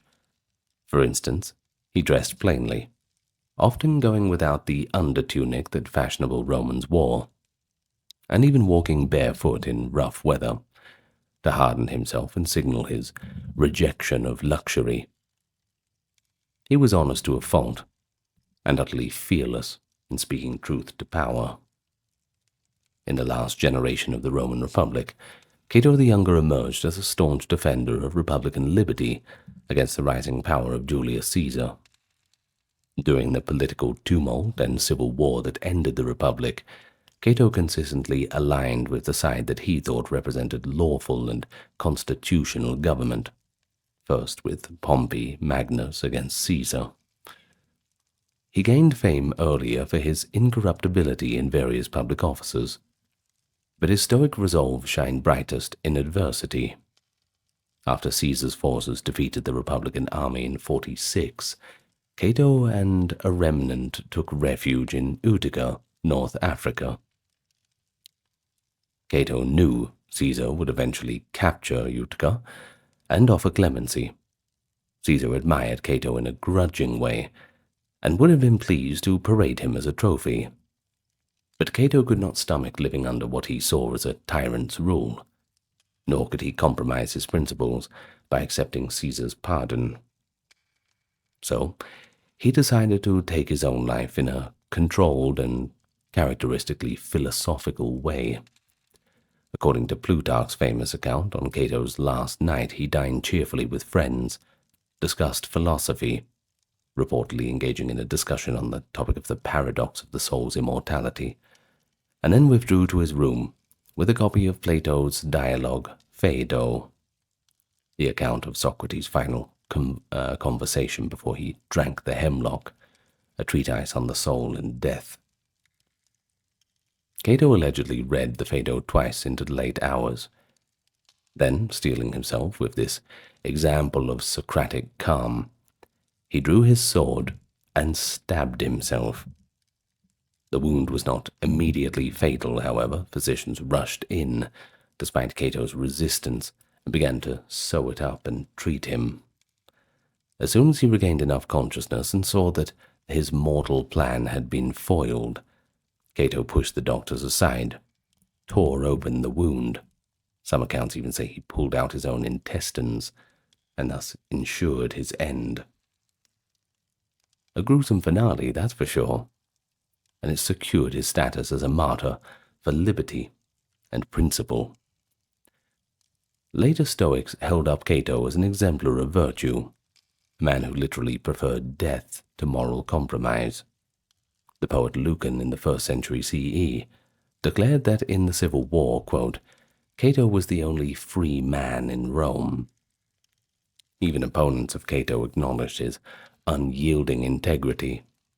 Caesar famously said Cato took his own life out of envy that Caesar's clemency would rob him of his principal glory. Maybe it's a barbed compliment, but a compliment nonetheless. His death resonated through Rome and later Western culture as the ultimate moment of Stoic virtue. It demonstrated Stoicism in its most dramatic form. Taking one's own life not as an act of despair, but as a final assertion of one's freedom and principles in the face of an unconquerable force. Importantly, the Stoics did not glorify this kind of thing willy-nilly.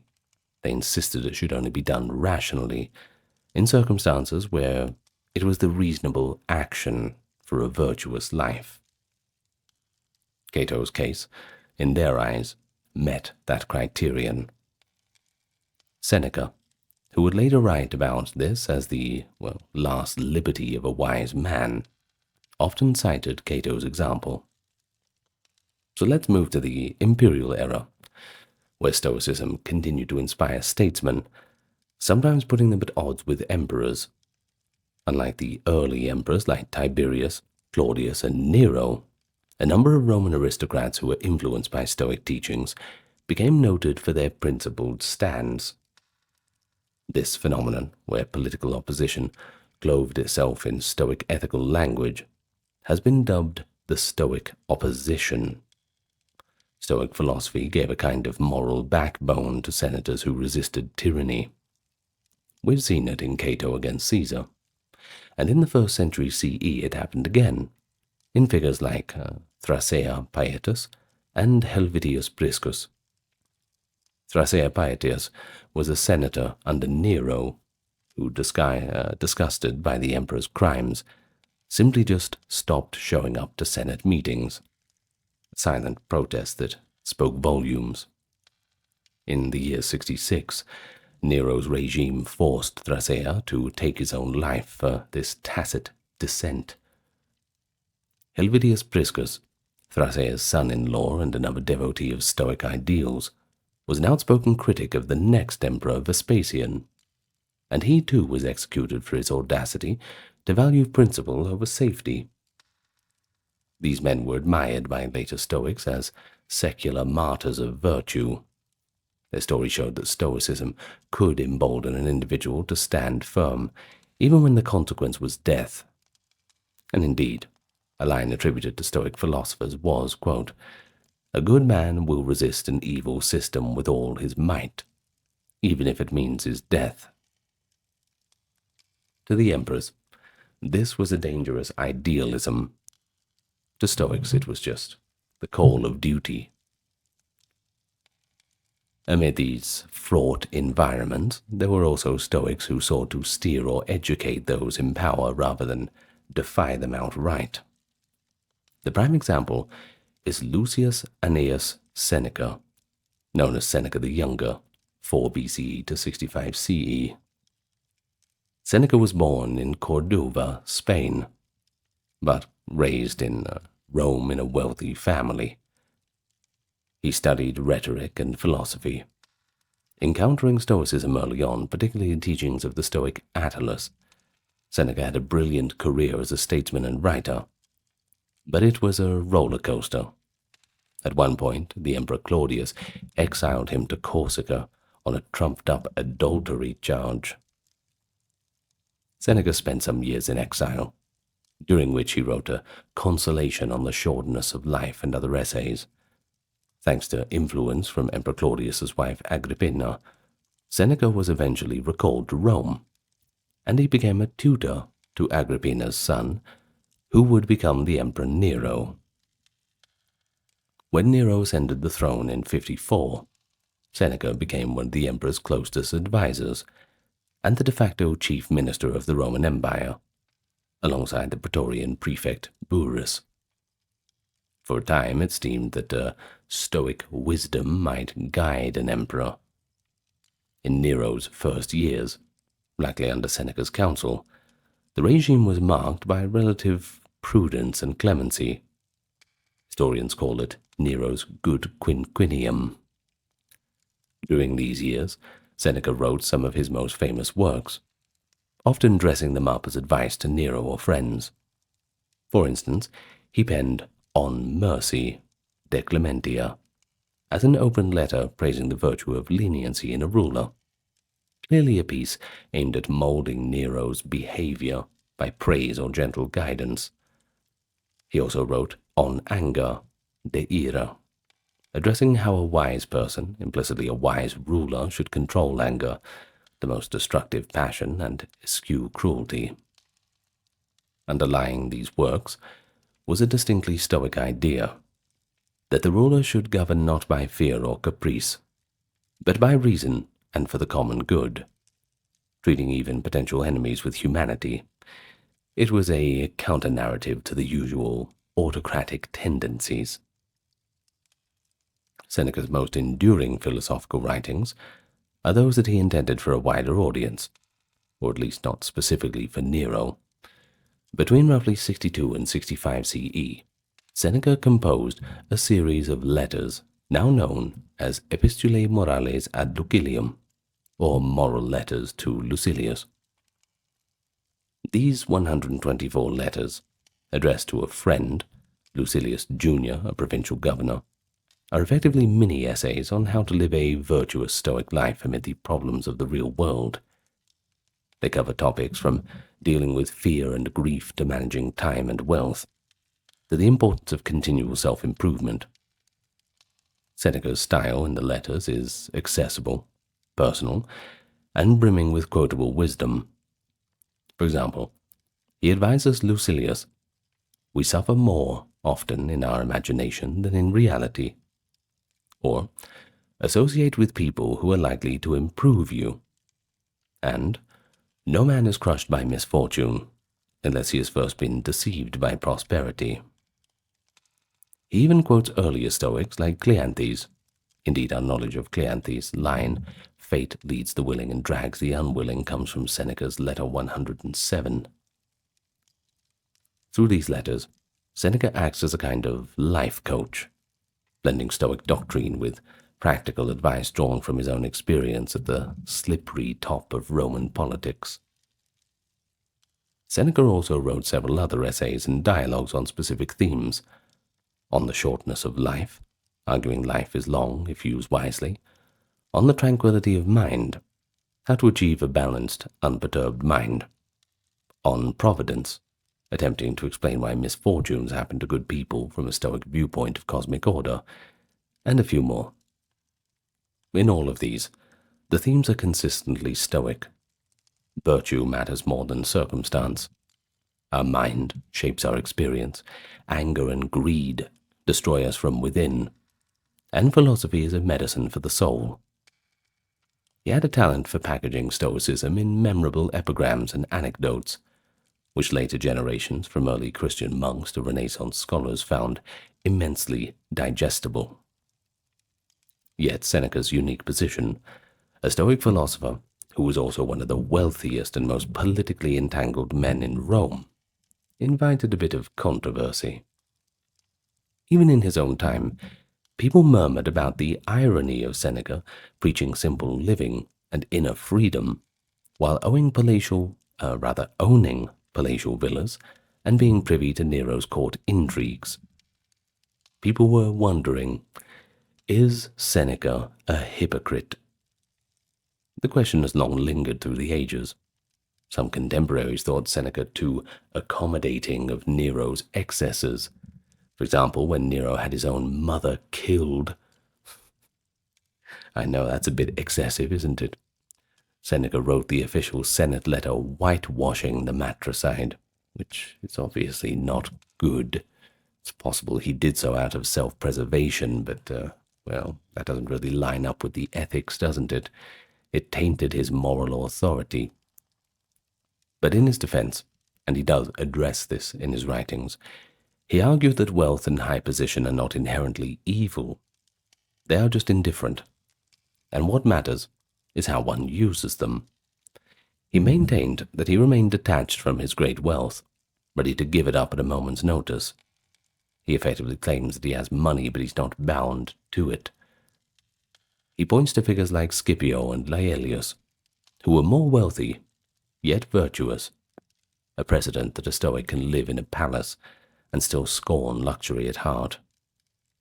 Nonetheless, even Seneca's friends had doubts. The historian Tacitus suggests that Seneca's massive fortune, acquired partly through money lending, possibly some exploitation of imperial favor, and his possibly patronizing guidance of Nero, made him a target for both envy and suspicion. Eventually, his little tightrope walk came to an end. Nero grew more unhinged with time, as we all know, and by the year 62, Seneca began to withdraw from court affairs, pleading ill health and age. It's probably a good time for his retirement anyway. In 65 CE, a failed conspiracy by a Republican-minded aristocrat group, the Pisonian conspiracy, to assassinate Nero came about. Seneca's name was falsely implicated, likely because some conspirators admired his ideals. Nero, perhaps eager to be rid of his old tutor, sent soldiers to Seneca's villa with orders that he take his own life. Tacitus gives us detailed and pretty poignant accounts of Seneca's final moments, which read almost like the execution of a Socratic sage. When the imperial order arrived, Seneca displayed no panic. He calmly spoke of the worthlessness of life and the blessing of having prepared for death through philosophy. Embracing his weeping wife Paulina, he persuaded her not to grieve. Or according to some versions, he even consented that she join him in death. She attempted to do it alongside him, but she survived. Seneca had his veins opened in the bathtub, the way condemned men often did. His aged body's blood flowed slowly, so he took a dose of poison, hemlock, the same that killed Socrates. Even that worked too slow, so finally he entered a hot bath to accelerate bleeding and suffocate in the steam. Throughout, Seneca is said to have dictated philosophical consolations to his scribes, maintaining the role of teacher to the end. He died, by all reports, with composure. The once all-powerful minister, just another casualty of Nero's tyranny. But in the afterlife of reputation, Seneca's stock only rose. He was remembered as a martyr of a philosophical principle, and indeed, his life mixing principle with compromise and ending with a principled defiance captures the tension of trying to live stoically in a corrupt world. Parallel to Seneca's career, there were Stoic philosophers who operated more on the sidelines of power, teaching in quieter settings. One such man was Gaius Musonius Rufus, 30 to 100 CE. Musonius Rufus was a Roman aristocrat who embraced Stoicism and became a teacher in the mid-1st century CE. He did not write books, or none that survived intact at least, but some of his discourses were recorded by a pupil, and fragments of his teachings remain. Musonius taught in Greek and Latin, often emphasizing that philosophy was not just to be discussed, but practiced. He was somewhat ahead of his time on social issues. For example, he argued that women should be given the same education in philosophy as men, since women too have rational minds and the same capacity for virtue. He also preached a simple life, close to nature. Some of his advice anticipates what we'd call the simple living or even a quasi-ascetic lifestyle. True to his Stoic convictions, Musonius got into trouble with Nero's regime for presumably being connected with opposition circles.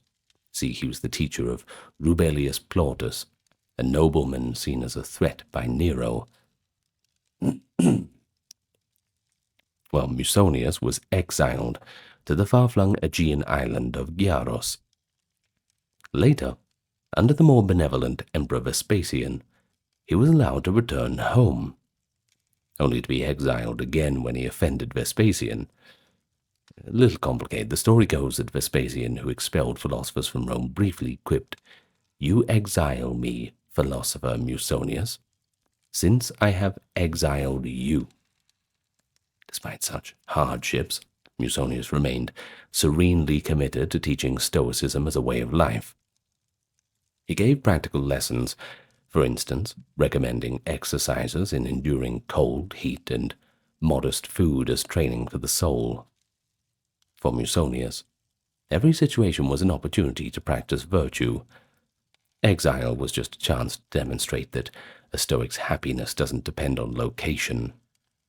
His students included both men and women, slaves and nobles, once more a testament to Stoicism's appeal across social lines. But one of his most famous students was a young man named Epictetus. Around 50 CE, he was born in the eastern Roman provinces, likely in Hierapolis, in Phrygia and modern Turkey. Epictetus was an enslaved person by status. Brought to Rome, he became the property of Epaphroditus, a wealthy freedman who served in Nero's imperial household. Epaphroditus, though an administrator, allowed or perhaps encouraged Epictetus to study philosophy.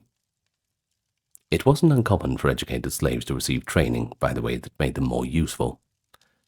In any case, Epictetus attended Musonius Rufus's lectures, likely as a personal enrichment and a way to network in the intellectual circles of Rome. Over time, he absorbed Stoicism so deeply that he gained a reputation in his own right. Eventually, he was freed. The details of how are a bit unclear, possibly after Nero's death when his master fell from favor. Perhaps Epictetus earned or was granted manumission. We don't quite know. Either way, he's not a slave anymore. By the late 80s, Epictetus established himself as a Stoic teacher.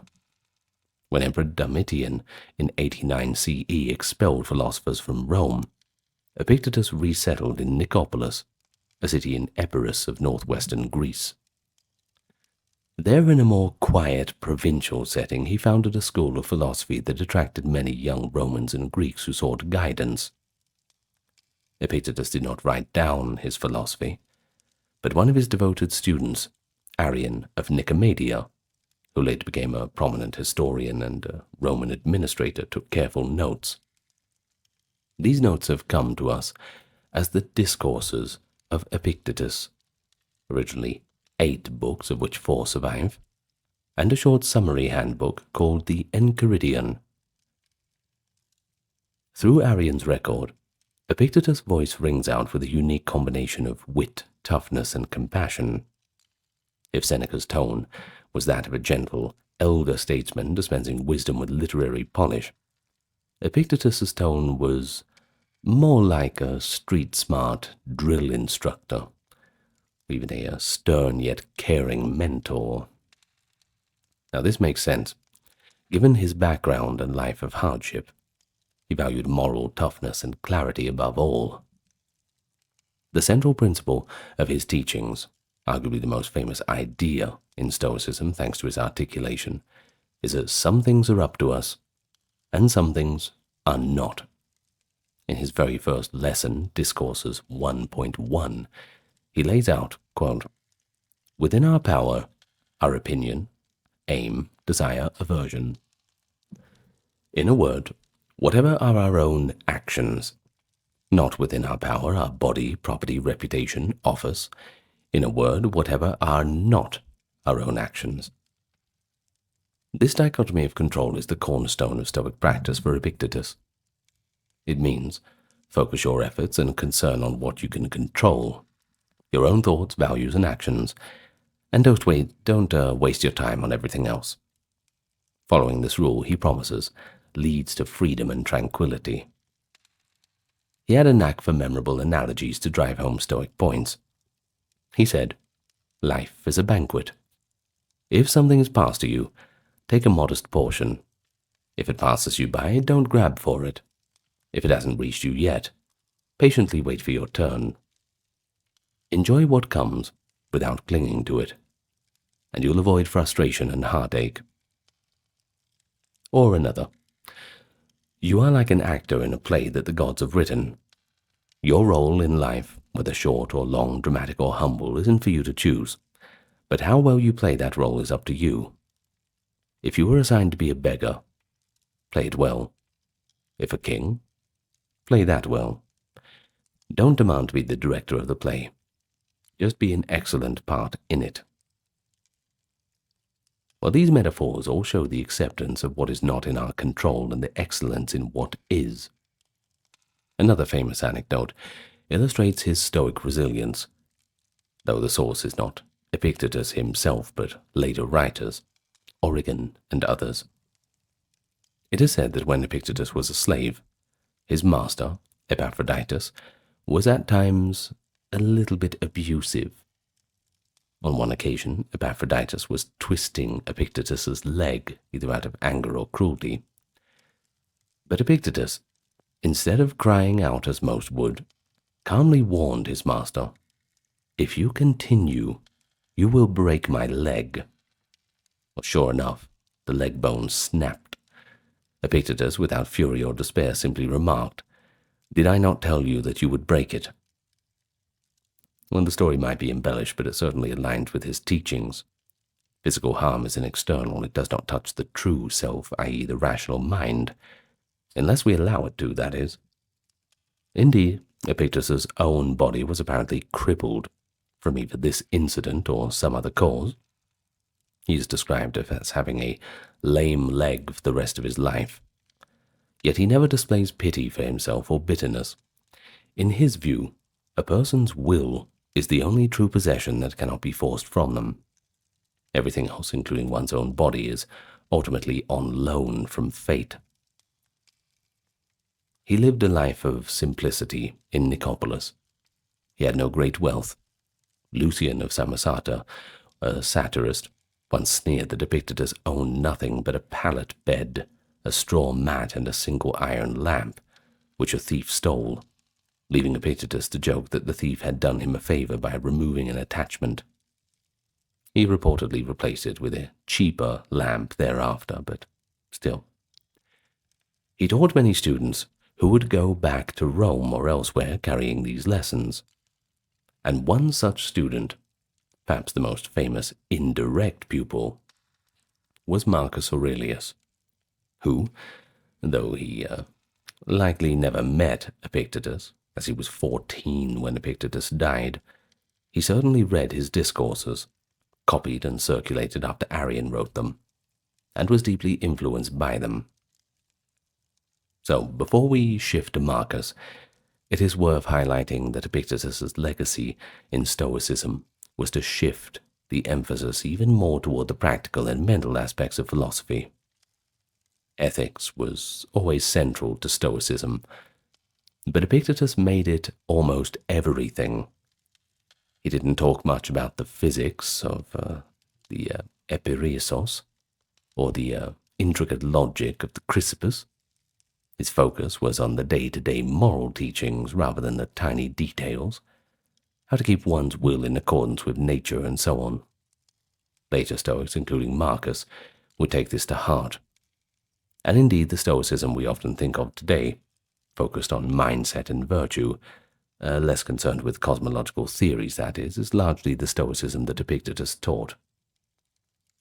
Now, we come to Marcus Aurelius, 121 to 180 CE, perhaps the most famous Stoic to the general public. Marcus was a literary Stoic and a philosopher king, the Platonic ideal come to life in some measure. He was born in a prominent family, and was adopted by the Emperor Antoninus Pius as a teenager, with the expectation he would succeed Antoninus. Uniquely among emperors, Marcus was educated deeply in philosophy. His most influential tutor was Junius Rusticus, a Stoic who introduced Marcus to Epictetus's teachings. Marcus also studied under other philosophers, but it was Stoicism that really grabbed him. By all accounts, he lived a relatively austere and virtuous life even at court. He wore the same cloak his philosophy and teacher had given him years before, and often preferred simple food and rough lodging to the gaudy luxuries of palace life. In 161, he became an emperor of Rome, and he would rule for 19 years. He faced nearly constant warfare, especially the long Marcomannic wars along the Danube frontier against the Germanic tribes, as well as uprisings. One of his own generals, Avidius Cassius, rebelled in the east. The outbreak of a devastating plague, too, the Antonine Plague, which killed a significant portion of the empire's population. And then there were the personal losses. His multiple children would die in infancy or childhood. It was under these strains that Marcus turned inward to his Stoic practice, and he left to posterity one of the greatest spiritual and philosophical journals of all time, the Meditations. Now, the Meditations, though its original title may simply have been To Myself or To Himself, is a collection of private notes that Marcus wrote for his own guidance. Basically his journal. That's what it is. And he probably never intended it for publication. Written in Greek, they are fragmentary, sometimes repetitive, sometimes profound, often quite moving in their honesty. We see an emperor who constantly reminds himself to be humble. One quote from the text is, "Do not think of yourself as a citizen of high status, but simply as a man among men," and to meet each day's people and problems without anger. Another quote, "Begin each day by telling yourself, today I shall meet people who are meddling, ungrateful, arrogant, dishonest, jealous, and surly, but I cannot be harmed by any of them." Another section urges to accept what fate brings. Once again, amor fati.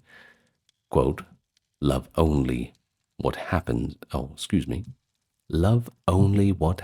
to you and is spun by the thread of your destiny, for what is more fitting. End quote. He applies Stoic reasoning to keep himself on track. See, if he feels fear, he knows that death is natural and not to be feared. If he is tempted by pleasure or ease, he recalls that soon he will be dust and none of those comforts will matter. If he is angry at someone, he strives to remember that even the wrongdoer is a fellow man, acting out of ignorance, and that responding with hate will only make him worse. Time and again, Marcus returns to Stoic themes, the transience of all things. He lists famous emperors or conquerors of the past and notes, they are all dead, mostly forgotten. The notion that the universe is change and our life is opinion, echoing Epictetus, and the importance of living in the present moment and doing one's duty. While leading armies on cold frontiers, he consoled and exhorted himself with philosophy. For instance, feeling the weight of imperial responsibilities, he writes, quote, "If you can find anything in human life better than justice, truthfulness, self-control, courage, turn to it with all your heart. But if you find all else to be trivial and valueless in comparison, then don't be tempted by anything else." He reminds himself, to be like the rocky promontory against which waves continually crash, stands firm and tames the fury of the water around it. A vivid image of Stoic resilience.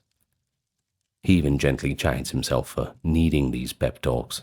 Quote, "At long last, remember that you are an old man, no longer a child, and if you care about living as a rational being, now is the time.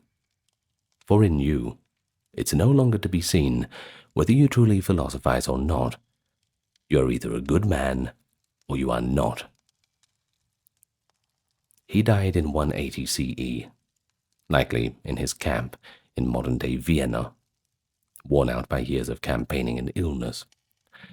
He was, by all accounts, the last of those so-called 5 good emperors, and with his death the Roman Empire entered a more troubled phase. Marcus's only son, Commodus, who became emperor, was decidedly not a Stoic. He was remembered as a debauched tyrant, I'm afraid. Some historians view Marcus's reign as a final moment where Platonic Socratic wisdom held sway at the highest level of power. Marcus himself probably saw it more modestly. He was just doing his duty as a rational human and as a Roman, in a Stoic way as best as he could. Yet, with his death, the classical Stoic tradition effectively came to an end. We don't hear of major new Stoic philosophers after the 2nd century CE. In Athens, the formal Stoic school had long died out, possibly by the 1st century BCE already as the action moved around elsewhere. Stoicism gradually merged into the broader currents of late antiquity. Ideas from Stoicism were absorbed by the Neoplatonists, the Aristotelians, and eventually the Christian thinkers. And by the 4th century CE, when one thinks of a philosopher in the Roman world, it's often a Neoplatonist like Plotinus, or a learned Christian theologian. The self-identification of Stoic had faded away. Yet, the Stoic DNA did not disappear. On the contrary, its influence permeated many areas of thought to come. Even after the ancient Stoic school ceased to exist as a distinct institution, Stoic ideas continued to exercise a new influence on Western thought. The Romans had already woven Stoic concepts into their culture and law, and as Christianity rose to dominance in the late Roman Empire, it found competition, but also common ground with Stoicism. Early Christian writers often admired the Stoic ethics. The concept of the logos in Stoicism, the divine rational principle pervading the universe, resonated with the opening of the Gospel of John. Now, in the beginning was the Logos, and the Logos was with God, and the Logos was God. End quote from that Gospel. Early Christian theologians such as Tertullian were well aware of such Stoic teachings.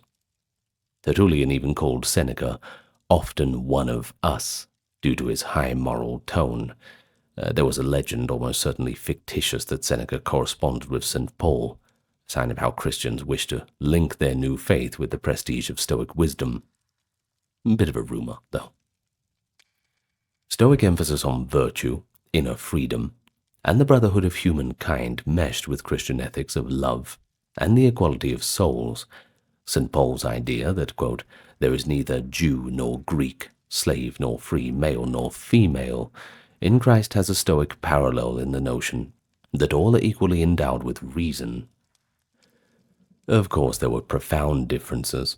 Stoics were pantheists, or panentheists, identifying God with nature, whereas Christians had a personal creator God. Stoics valued the taking of one's own life in certain cases, while Christians generally condemned it. Stoics saw no need for revelation or grace, whereas Christians centered on those. But nevertheless, some later church fathers, like St. Ambrose and St. Augustine, were influenced by Stoic ethical precepts when articulating Christian virtue. The very term conscience, in Latin conscientia, was shaped by Stoic ideas about the inner demon or guiding spirit that watches over one's actions. During the Middle Ages, explicit knowledge of Stoicism waned in Western Europe. Aristotle and Plato, often via Neoplatonism, were more dominant in medieval philosophy. However, some Stoic-derived ideas persisted indirectly. For instance, the notion of natural law, a law of morality inherent in nature and accessible by reason, was developed by Cicero, drawing on Stoics like Panaetius, and became integral to medieval scholastic philosophy and later Enlightenment political theory. The idea that all humans have certain natural rights and are fundamentally equal, an idea with roots in Stoic cosmopolitanism, found its way through various channels into modern thought on human rights. Stoicism truly revived as a subject of interest in the Renaissance, when scholars of the 14th and 16th centuries recovered many classical texts. The complete works of Seneca and Marcus Aurelius, and fragments of Epictetus and others, were now available to thinkers chafing under scholasticism of medieval universities. Renaissance humanists admired the eloquence and moral seriousness of Seneca in particular. He was seen as a model of Latin prose and wisdom. Justus Lipsius, a Flemish scholar of the late 16th century, led a movement that explicitly tried to fuse Stoic ethics with Christianity, a project that he called Neo-Stoicism. In works like De Constantia, On Constancy, 1584, Lipsius argued that Stoic teachings on tranquility and firmness in adversity could be harmonized with Christian piety. And I don't see why not. I mean, this was a turbulent era of religious wars in Europe, and Stoic resilience offered a kind of non-sectarian consolation. In any case, Neo-Stoicism didn't really become a distinct school, but it influenced many early modern thinkers. The Stoic idea of natural rights and universal equality influenced Enlightenment philosophers and the formation of modern democratic ideals. For example, the 18th century French philosophers were quite taken with Roman Stoics. Diderot and others praised the Stoic opposition to despotism. The play Cato by Joseph Addison of 1713, dramatizing Cato the Younger's defiance of Caesar, was wildly popular in England and America. It was said to be a favorite of George Washington, and was performed for the Continental Army at Valley Forge to inspire the troops in the American Revolution. The line, "While there is life, there is hope," comes from Addison's Cato, capturing the Stoic refusal to despair. The American founding fathers, such as Jefferson, Adams, and Benjamin Franklin, were very well versed in Stoic literature. Jefferson had Seneca and Marcus Aurelius in his library, and copied out Seneca's wisdom in his commonplace book. The very phrasing in the U.S. Declaration of Independence about self-evident truths and all men are created equal certainly owes something to the Stoic-influenced natural law tradition via Cicero and Locke. Now, in the 19th century, the Stoic profile waned somewhat amid the rise of new philosophies. Plenty of them. You got Kantianism, utilitarianism, romanticism. But its influence was still present. When the discipline of classical studies blossomed in Victorian times, Marcus Aurelius's Meditations was rediscovered by the general public as a spiritual classic.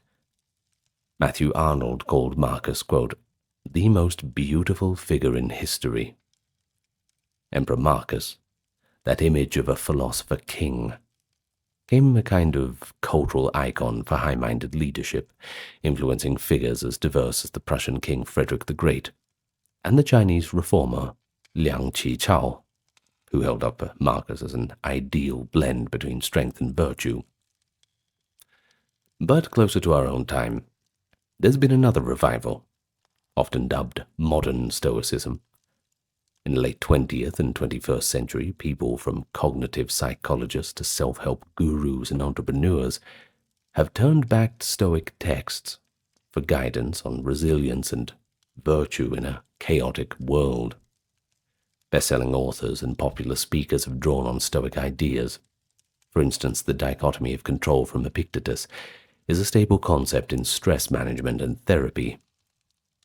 Books with titles like The Obstacle is the Way, inspired by Marcus's line, "The impediment to action advances action, so what stands in the way becomes the way," and groups like Stoic Week or Modern Stoicism. You can look all of them up. They're all pretty good. They explicitly promote applying Stoic exercises, daily reflections, visualization, voluntary discomfort, and so forth. All of this to cultivate mental toughness and calm. Well, perhaps the most important legacy of Stoicism is its set of philosophy as a way of life.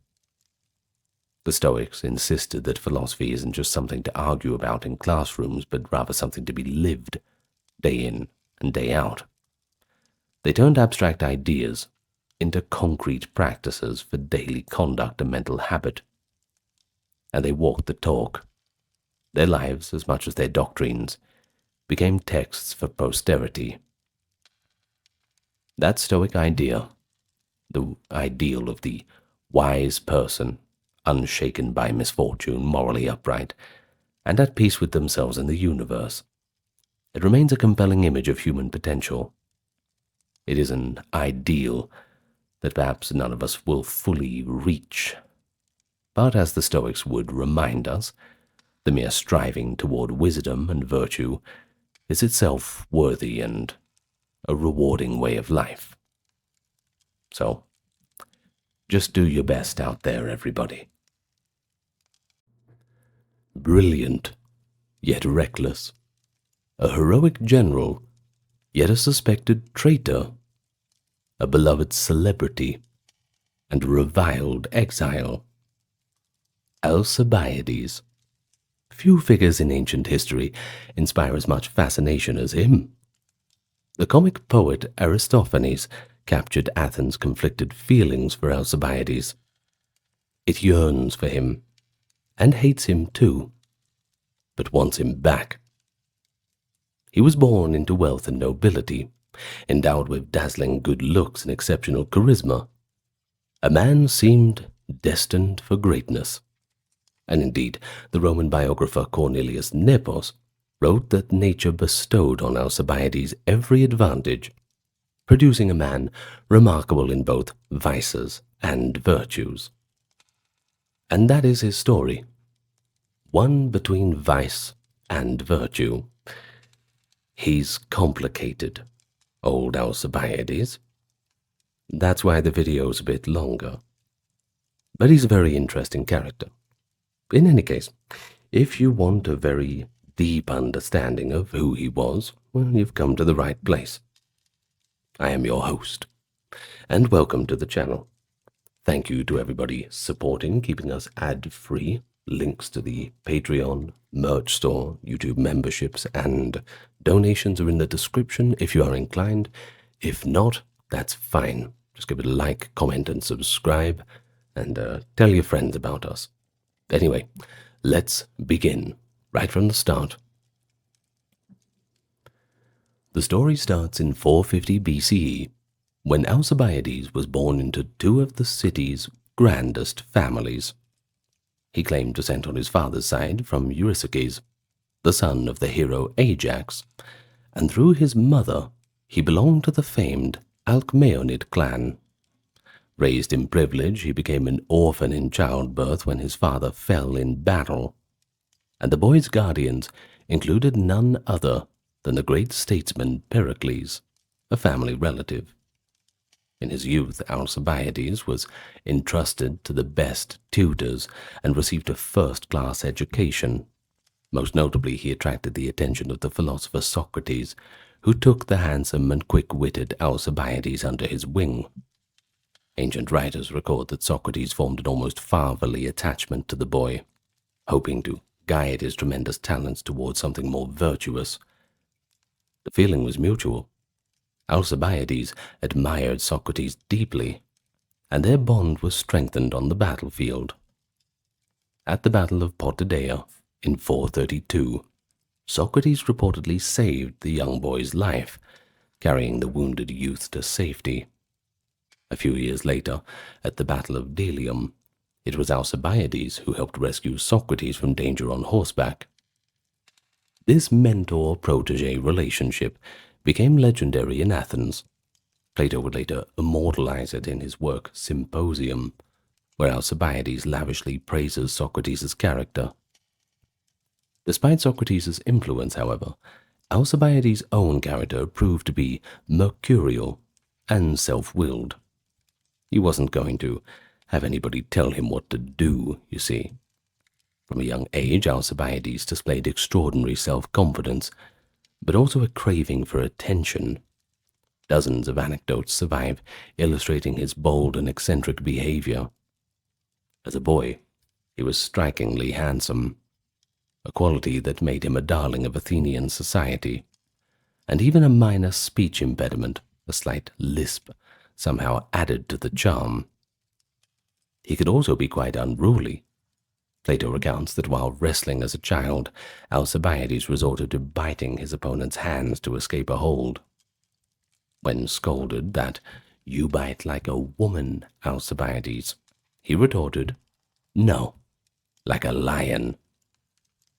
In another incident, he was playing dice in the streets when a loaded cart approached. Rather than yield, the boy lay down in front of the wagon until the startled driver halted rather than run him over. Such stories, whether real or not, certainly paint a picture of a fearless and stubborn youth. But there's also this thing about he expected the world to accommodate him. And that's a prevailing theme. You'll see what I mean as we keep going. Alcibiades received the full training of a young aristocrat.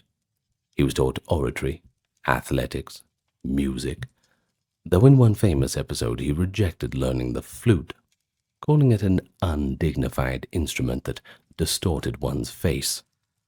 He jokes that the flute was fit for Thebans, whom the Athenians stereotyped as uncultured, whereas, quote, "We Athenians have Athene and Apollo as our patrons, gods who preferred stringed lyres and would have none of the flute."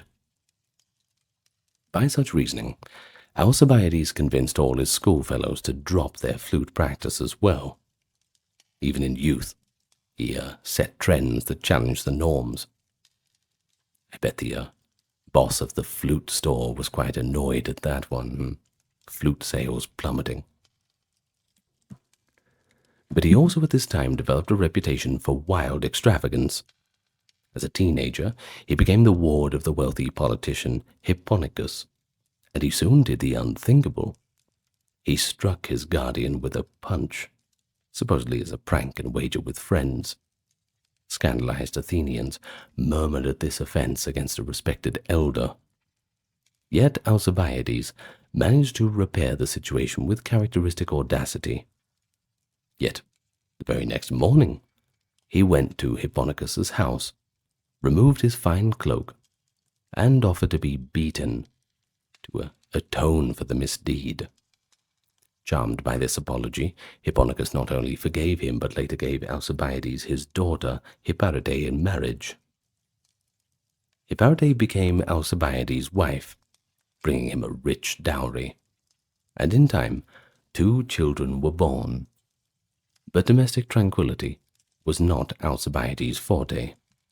He openly kept mistresses and courtesans, throwing lavish parties with notorious debauchery.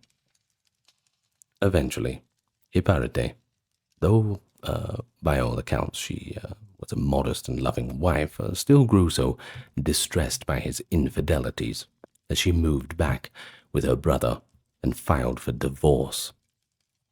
When she appeared in public to make her case, as Athenian women did, required by law to do so in person, Alcibiades simply marched into the court, seized her, and carried his protesting wife back home through the crowded agora. No one dared intervene or stop him. Hipparete lived with Alcibiades until her death a short time later. Some sources say she died of illness, others of heartbreak. Now here's the thing. Athenian law actually condoned the husband physically preventing a wife's divorce in this manner, but it was still a shocking spectacle nonetheless. This incident fed Alcibiades' scandalous reputation in Athens as a man who obeyed nothing, not even social decorum or his wife's dignity. All he cared about was his own desires. Another story from this period shows Alcibiades' deft touch in managing public opinion. He owned a large, handsome dog that he had purchased for the astronomical sum of 70 minas, which was a fortune at the time. To the horror of his friends, Alcibiades one day cut off the dog's beautiful, fluffy tail, leaving the animal conspicuously mutilated. When confronted as to why, he laughed and explained, "I want the Athenians to talk about this, so they won't say anything worse about me." In other words, he created this uproar on purpose to distract people from the greater criticisms of his conduct. This conscious courting of notoriety suggests a keen understanding of the public psyche. the Athenians would gossip about the dog tail and perhaps forget the more damaging rumors about him. Such calculated hubris was unprecedented, but Alcibiades seemed to revel in being the name on everyone's lips, for better or worse. By his early 20s, Alcibiades was poised to make his mark on public life.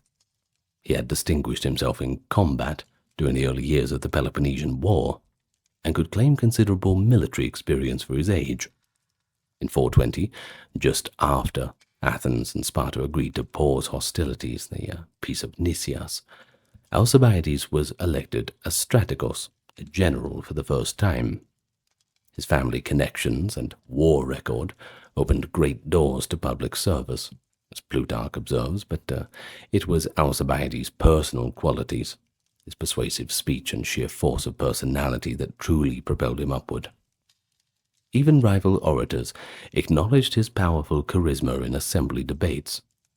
One contemporary described Alcibiades as an orator who sometimes struggled to find the right words, but nevertheless held audiences spellbound.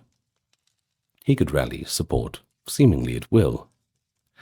Almost immediately, the young Alcibiades emerged as a leading political figure in Athens, positioning himself against the older generation who had negotiated the uneasy peace with Sparta.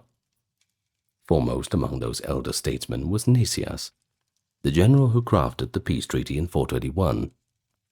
Nicias was cautious, moderate, and highly respected. Alcibiades, ambitious and restless, resented seeing Nicias celebrated as Athens' savior. According to Plutarch, Alcibiades envied Nicias' influence so intensely that he sought to undermine the peace accords and rekindle Athens' wartime glory. So he began maneuvering to shatter the Spartan-Athenian détente. One avenue for this was foreign policy in Greece. Alcibiades spotted an opportunity in the Peloponnesian city of Argos, a traditional enemy of Sparta. Now, the Argives were democratic and chafing under Spartan dominance. In 420, Alcibiades secretly reached out to Argos, encouraging its leaders to ally with Athens and stand up to Sparta, despite the peace treaty.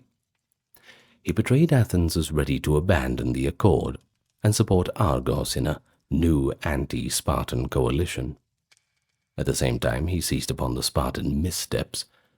For instance, when Sparta returned a captured Athenian fortress, dismantled rather than intact, violating the treaty's terms to stoke popular anger in Athens against Nicias' peace. Alcibiades stirred up public distrust of Sparta's intentions and cast Nicias as either naive or too friendly to the enemy. In 418, these tensions would come to a head. Sparta and Athenian forces clashed at the Battle of Mantinea, the largest land battle of the war. Alcibiades had helped a grand alliance be engineered, uniting Athens, Argos, Mantinea, and others against Sparta. In the battle, the Spartans ultimately prevailed, but Alcibiades' diplomatic handiwork had dealt Sparta a significant scare. As Plutarch notes, had Sparta lost at Mantinea, the very existence of Sparta would have been at the stake. Even in defeat, the alliance of Alcibiades shook Spartan prestige and destabilized the Peloponnesian balance of power. In the political arena at home, Alcibiades proved to be equally cunning. One famous episode occurred around 416, involving the ancient Athenian institution of ostracism, a period vote by citizens to exile for 10 years any man deemed a threat to the state. At that time, the public seemed poised to ostracize either Nicias or Alcibiades, or a rising politician named Phaeax. Sensing he might lose, Alcibiades made a deal with his rival Nicias. Their two factions conspired to redirect votes against the third party, an unpopular rabble-rouser named Hyperbolus. The ploy worked. When the shards of pottery, the ostraca, were counted, Hyperbolus, a man of no great rank, found himself unexpectedly ostracized, much to his own astonishment. This was the only time in Athenian history that ostracism was used on such a disreputable figure. Even contemporaries remarked that the mechanism was never meant for the likes of Hyperbolus, and that his ostracism was a travesty to the institution. But for Alcibiades it was a personal triumph. He had deftly eliminated an annoyance and ensured that his own political survival was safe and sound. By now, Alcibiades' extravagant lifestyle was the talk of the town. He spent money lavishly and lived in a style that many considered pretentious, even semi-royal. For example, at the Olympic Games of 416, Alcibiades made a sensational display of his wealth by entering 7 chariots into the 4-horse chariot race, far more than any private Greek citizen had ever supplied. To general amazement, teams owned by Alcibiades took first, second, and according to one account, 4th place in the Olympic chariot race that year. The playwright Euripides even composed an ode congratulating him for this unprecedented feat of victory in multiple placements. His success at Olympia was not just a sporting glory, it was a kind of advertisement for his clout across the Greek world. He entertained crowds in lavish victory banquets, funded in part by admiring allies. Cities like Ephesus and Lesbos competed to shower Alcibiades with tents, provisions, and sacrificial animals for the celebration. Yet even here, there were rumors of foul play. You see, one story claimed that Alcibiades had tricked a friend, an Argive named Diomedes, by purchasing a champion chariot on his behalf and then entering it at Olympia under Alcibiades' own name, cheating Diomedes of the credit. Apparently a lawsuit followed, and an oration by the young Isocrates against Alcibiades' team of horses was said to have been written about the dispute. True or not, they certainly show Alcibiades' image as a man for whom winning eclipsed honor. As his influence grew, criticisms of Alcibiades also mounted among the Athenian elite. Many older aristocrats saw in him the traits of a would-be tyrant: ostentation, impiety, and contempt for traditional limits. He took to wearing a long purple cloak in public and traveling with a private retinue, aping the style of a Hellenic prince. He even had a personal shield made for battle that bore not his family crest, but an image of Eros, the god of love, wielding a thunderbolt of Zeus. A bold, some said blasphemous declaration of his personal might. To sober-minded citizens, these were quite shocking affectations. The critics grumbled that he behaved like a tyrant in training. The comic poets took aim at Alcibiades' ambiguous standing. One chorus wryly remarked that the city loves and hates him all at once, and warned that raising a lion cub could prove dangerous once it had grown. The misanthropic philosopher Timon purportedly greeted Alcibiades one day with the prophecy, "Congratulations, young man. Grow big and strong so you can bring ruin to all this rabble." Such gibe reflected a wary view that Alcibiades' ambitions might one day tear Athens apart. No spoiler alerts, though. Still, the common people's fascination with him only grew. They tolerated his excesses as the price of his brilliance. His generous donations to the city and dazzling public entertainments he sponsored like plays and choruses won him plenty of goodwill. Ordinary Athenians dismissed his scandals as youthful exuberance or spiritedness, excusing much that they would not forgive in a different man. Alcibiades had become virtually untouchable, a man too useful and too charismatic to punish, a license to transgress that would last only as long as he continued delivering success. By 415, Alcibiades was at the peak of his influence and eager to embark on a new adventure. For years, Athens had eyed the rich island of Sicily as a potential theatre for expansion. When allies in Sicily called for help against the powerful city of Syracuse, Alcibiades seized the moment. He became the chief advocate for a massive Athenian expedition, an audacious plan to conquer Syracuse, and maybe even the whole island. Whereas the cautious Nicias argued strenuously in the assembly that attacking such a distant, formidable foe was unwise, Alcibiades countered in soaring arguments about Athens' destiny and the spoils of war. In Alcibiades' vision, conquering Sicily was only the beginning. He spoke of pushing westward to Carthage in North Africa, and even conquering Italy, turning the central Mediterranean into a big old Athenian lake. His youthful followers were enthralled and excited, as were many ordinary citizens seduced by the prospects of wealth and glory. Basically, they were thinking, wow, we can rule the world. Alcibiades thinks so. Amid this fever, the assembly voted to launch the Sicilian expedition, sending a fleet of well over 100 triremes and 1,000 troops, the largest force that Athens had ever put together for a single operation. They elected Alcibiades, along with Nicias and a seasoned general Lamachus, as co-commanders for the campaign. Nicias was reluctant and pessimistic, but Alcibiades' energy and grand strategy carried the day in the planning sessions. To many in Athens, especially the young, Alcibiades appeared to be the visionary leader of their generation, about to spread Athens' wings to new horizons. But something happened. On the eve of departure, a scandal nearly derailed the whole thing. One morning, Athenians woke to a shocking sacrilege. Throughout the city, in public squares and doorways, dozens of small statues of the god Hermes had been vandalized in a single night. These statues, called Hermae, were sacred boundary markers, each consisting of a bearded Hermes head atop a square stone pillar. Now almost every Herm in Athens had its face chiseled off, or its phallus hacked away. The city was thrown into an uproar by this act of impious vandalism. Not only was it a bad omen for the voyage, Hermes being a patron of travelers, but many suspected a conspiracy.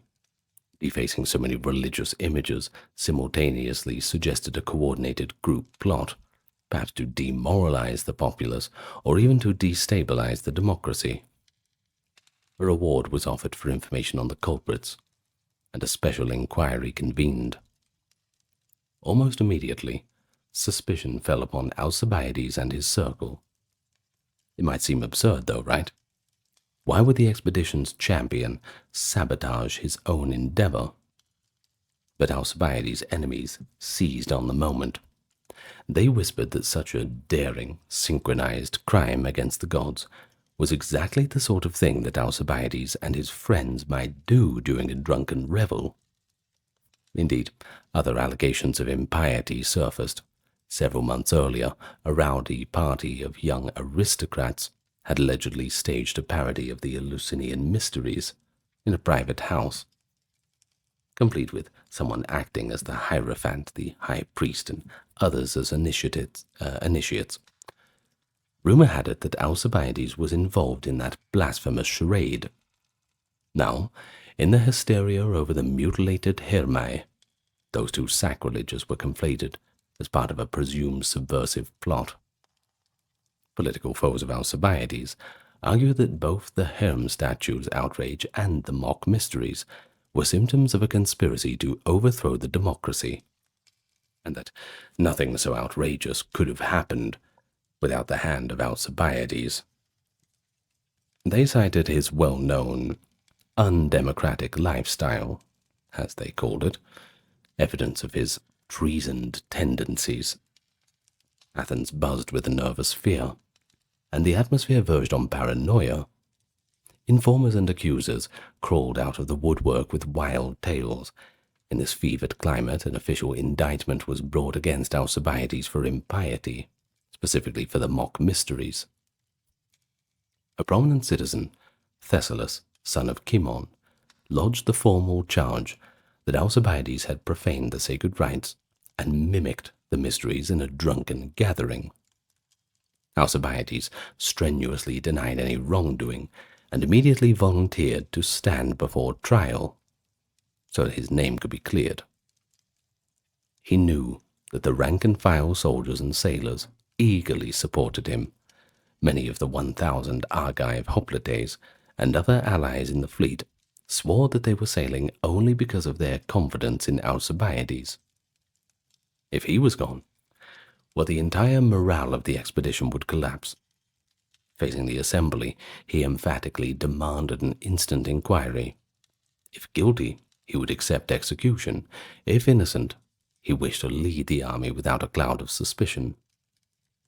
The bold stance nearly worked. The people were indeed reluctant to cripple their enterprise at the outset. But Alcibiades' enemies employed a devious trick to avert an acquittal that would strengthen him further. They argued that so important a trial could not be rushed. Better to let the general sail as planned and try him later, rather than delay the departure of the fleet. Behind the scenes, his accusers planned to bring heavier charges against him in absentia, when he could not defend himself. Swayed by these voices, the assembly postponed his hearing and ordered the fleet to depart at once. Frustrated Alcibiades had no choice but to set sail, knowing that a dagger of accusation was aimed at his back. In the summer of 415, the Armada weighed anchor in the pageant of optimism. As it left Piraeus, the entire city, citizens, foreigners, women and children, lined the harbor to see off the ships and the men on whom Athens had pinned such high hopes. It was said to be the grandest fleet ever assembled by a single Greek city.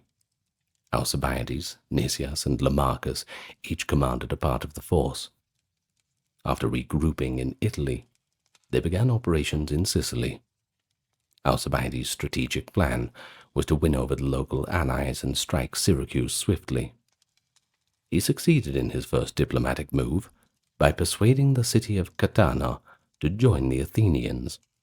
But before any major battle was fought, fate and his enemies in Athens caught up with him. A few weeks after the fleet's departure, back in Athens, the investigation of religious scandals reached a fever pitch. Panicked citizens jailed dozens of suspects. A key breakthrough came when one terrified conspirator turned informer, a friend of Alcibiades named Andocides, who later became an orator, saved himself by confessing that a small group of young men, some from his own aristocratic club, were responsible for mutilating the statues. In exchange for immunity, Andocides even implicated himself in the crime and named others. Most of those named fled Athens or were executed, effectively purging the city of its immediate perpetrators. Yet even after this, the public's anger did not subside. It simply refocused on the still unresolved charge against Alcibiades. The people continued, as from the start, to thirst for slanderous stories about him. They regretted not forcing him to stand trial at the outset and grew paranoid that he might yet overthrow the democracy from afar. Finally, the Athenians dispatched the state trireme Salaminia to sail to Sicily to fetch Alcibiades home and drag him back for a trial. Significantly, the officers of the Salaminia were instructed not to arrest Alcibiades by force, a telling sign of his popularity with the troops. They were simply to inform him of the summons and request him to return, so as not to incite his army to mutiny. The Salamania reached Sicily and delivered the message. Alcibiades agreed to sail back, taking his own ship and a small crew, while the bulk of the fleet continued under the command of Nicias. But he had no intention of facing what he believed would be a politically rigged trial. He didn't want to walk into his own grave. When the ship stopped at the Italian port of Thurii, Alcibiades slipped away. In a masterful escape, he and a few loyal friends simply disappeared. Shortly thereafter, news reached him that in Athens he had been tried in absentia and condemned to death, his entire estate confiscated. So he really was walking into his own grave. The city's priests solemnly cursed his name, along with the other profaners, a public damnation. Only one brave priestess refused, saying her job was to pray for blessings, not to curse citizens. Yeah, fair enough, didn't sign up for that, didn't you? Upon hearing of his death sentence, Alcibiades sardonically remarked, "I'll show them I'm alive." Indeed, he was very much alive, and about to make Athens deeply regret driving him away. Well, Alcibiades' parting from his country was as dramatic as everything else in his life. When a Thurian acquaintance asked whether he dared not to trust his own city to give him a fair trial, Alcibiades replied that for matters of life and death, he would not trust his mother to cast a straight vote, lest by mistake she put a black stone for conviction instead of white. This quip revealed his bitterness at Athens' volatile public. Now a condemned exile at the age of 30, Alcibiades had to decide his next move. He chose the course that would hurt his motherland the most. He defected to Sparta. In the winter of 415 to 414, Alcibiades journeyed to Sparta, Athens' mortal enemy. He sent word ahead offering his services and asking for immunity. The Spartans, though famously cautious, could not resist the chance to turn a prize Athenian, Pericles' own ward no less, against his former city. They welcomed him eagerly, and he wasted no time in proving his value. Almost single-handedly, Alcibiades reshaped the Spartan strategy for dealing with Athens in the war in Sicily. First, he urged Sparta to send immediate aid to Syracuse. Up to that point, Sparta had been indecisive about helping their Dorian kinsmen.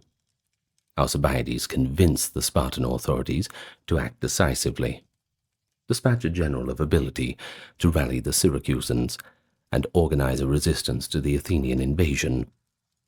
The Spartans heeded this advice and sent General Gylippus to Syracuse, a move of enormous consequence. Gylippus' arrival galvanized the Syracusan defense and ultimately led to the complete defeat and destruction of the Athenian expedition.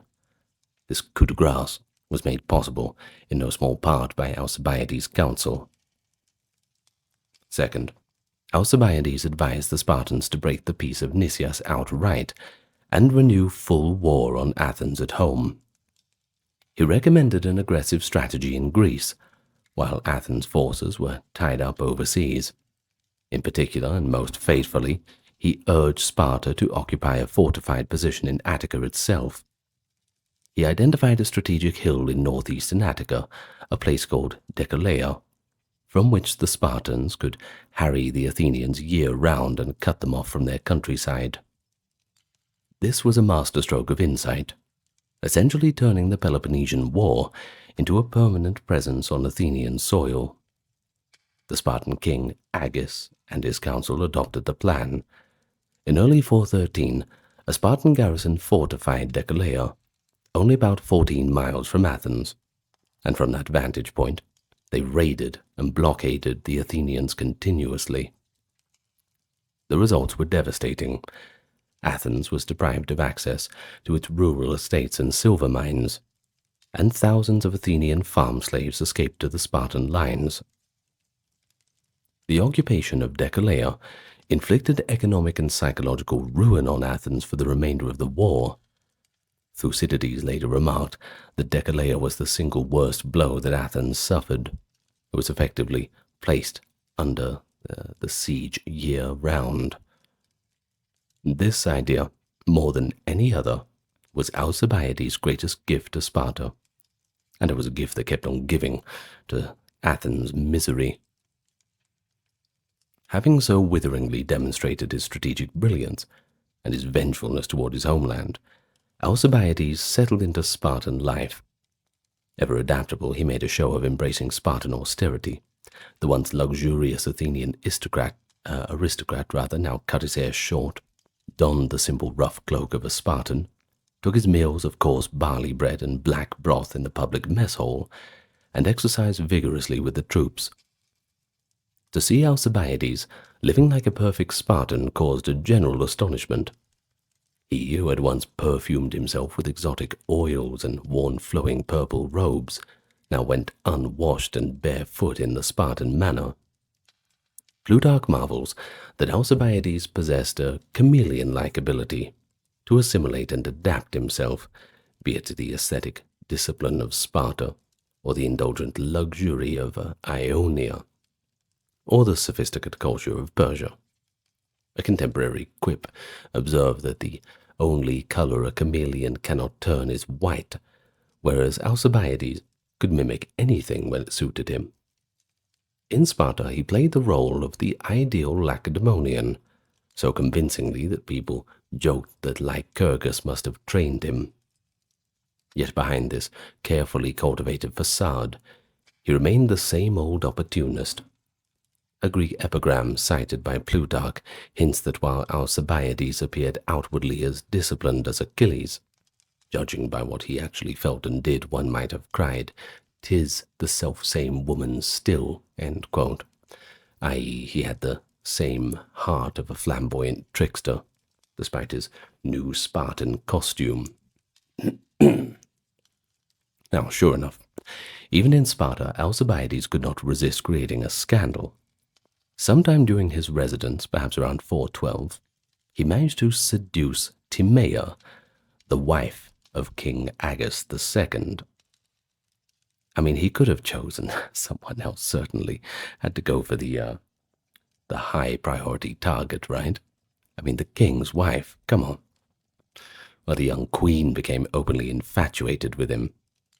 According to Plutarch, Alcibiades corrupted Timea while King Agis was away on campaign, and she became pregnant with a son believed to be Alcibiades' own. When her baby boy was born, Timea did not hide the truth. She whispered to friends that the child should really be named Alcibiades, though publicly he was named Leotychides, as a royal heir. Alcibiades supposedly joked that he only committed this adultery in order that his descendants might be kings of Sparta. If true, this was an outrageous affront to Spartan honor. King Agis eventually heard the rumor and was understandably furious, especially since the timing made it plausible. It was said that an earthquake had driven Agis from his wife's bed for a period of 10 months, so he knew that the child conceived in that interval was not going to be his. Indeed, years later, the boy Leotychides was disqualified from the succession on suspicion of illegitimacy. Thus, Alcibiades managed to turn a Spartan king into a cuckold and inject his own bloodline, if the gossip was true. Well, this incredible breach of hospitality, I suppose, proved his undoing in Sparta. It was just a bridge too far. No one's going to laugh off this one, aren't they? However much the Spartans admired his strategic genius, this treachery was too much. Agis harbored a lethal grudge, and other jealous Spartan leaders began to view Alcibiades as a dangerous snake in their midst. By 412, his position in Sparta was unraveling. Ironically, at the same time his strategic successes continued, in the wake of Athens' catastrophic defeat in Sicily in 413, in which he had a hand by prompting Sparta to aid Syracuse, many of Athens' subject allies in the Aegean and Ionia saw a chance to revolt. Sparta decided to foment these uprisings, and Alcibiades was dispatched to Ionia to help persuade Athenian allies to defect. He coordinated with the Spartan fleet and traveled among the cities of Ionia, inciting revolt wherever he went. In this he was highly effective. Important islands like Chios and cities like Miletus and Ephesus all broke away from Athens under his instigation, joining the Spartan side. Each success enhanced Alcibiades' clout, and perhaps the envy of Spartan commanders. Indeed, King Agus and several Spartan nobles grew increasingly envious and tired of the Athenian upstart getting credit for Spartan victories. Agus, nursing his private resentment, helped convince the Spartan ephors that Alcibiades had outlived his usefulness. Quietly, the Spartan authorities issued orders to their generals in Ionia. Alcibiades was to be assassinated at the first chance. The Spartan love affair with Alcibiades was over. Now he was a dead man. Fortunately for Alcibiades, he caught wind of the plan just in time. His survival instincts kicked in and he slipped out of the Spartan grip. It was now mid-412, and he had to find refuge. Spartan daggers were everywhere. So Alcibiades jumped from one camp to another again. He fled this time to the Persian satrap Tissaphernes, who was the Persian Empire's governor over Western Asia Minor. This move was not as outlandish as it might seem. Persia, ruled by King Darius II, had been watching the Grecian war from the sidelines, happy to see its old enemies Athens and upstart Sparta wear each other down. Tissaphernes, in particular, was playing a double game, giving just enough gold to the Spartans to keep their fleet active against Athens, but not so much to let Sparta win conclusively.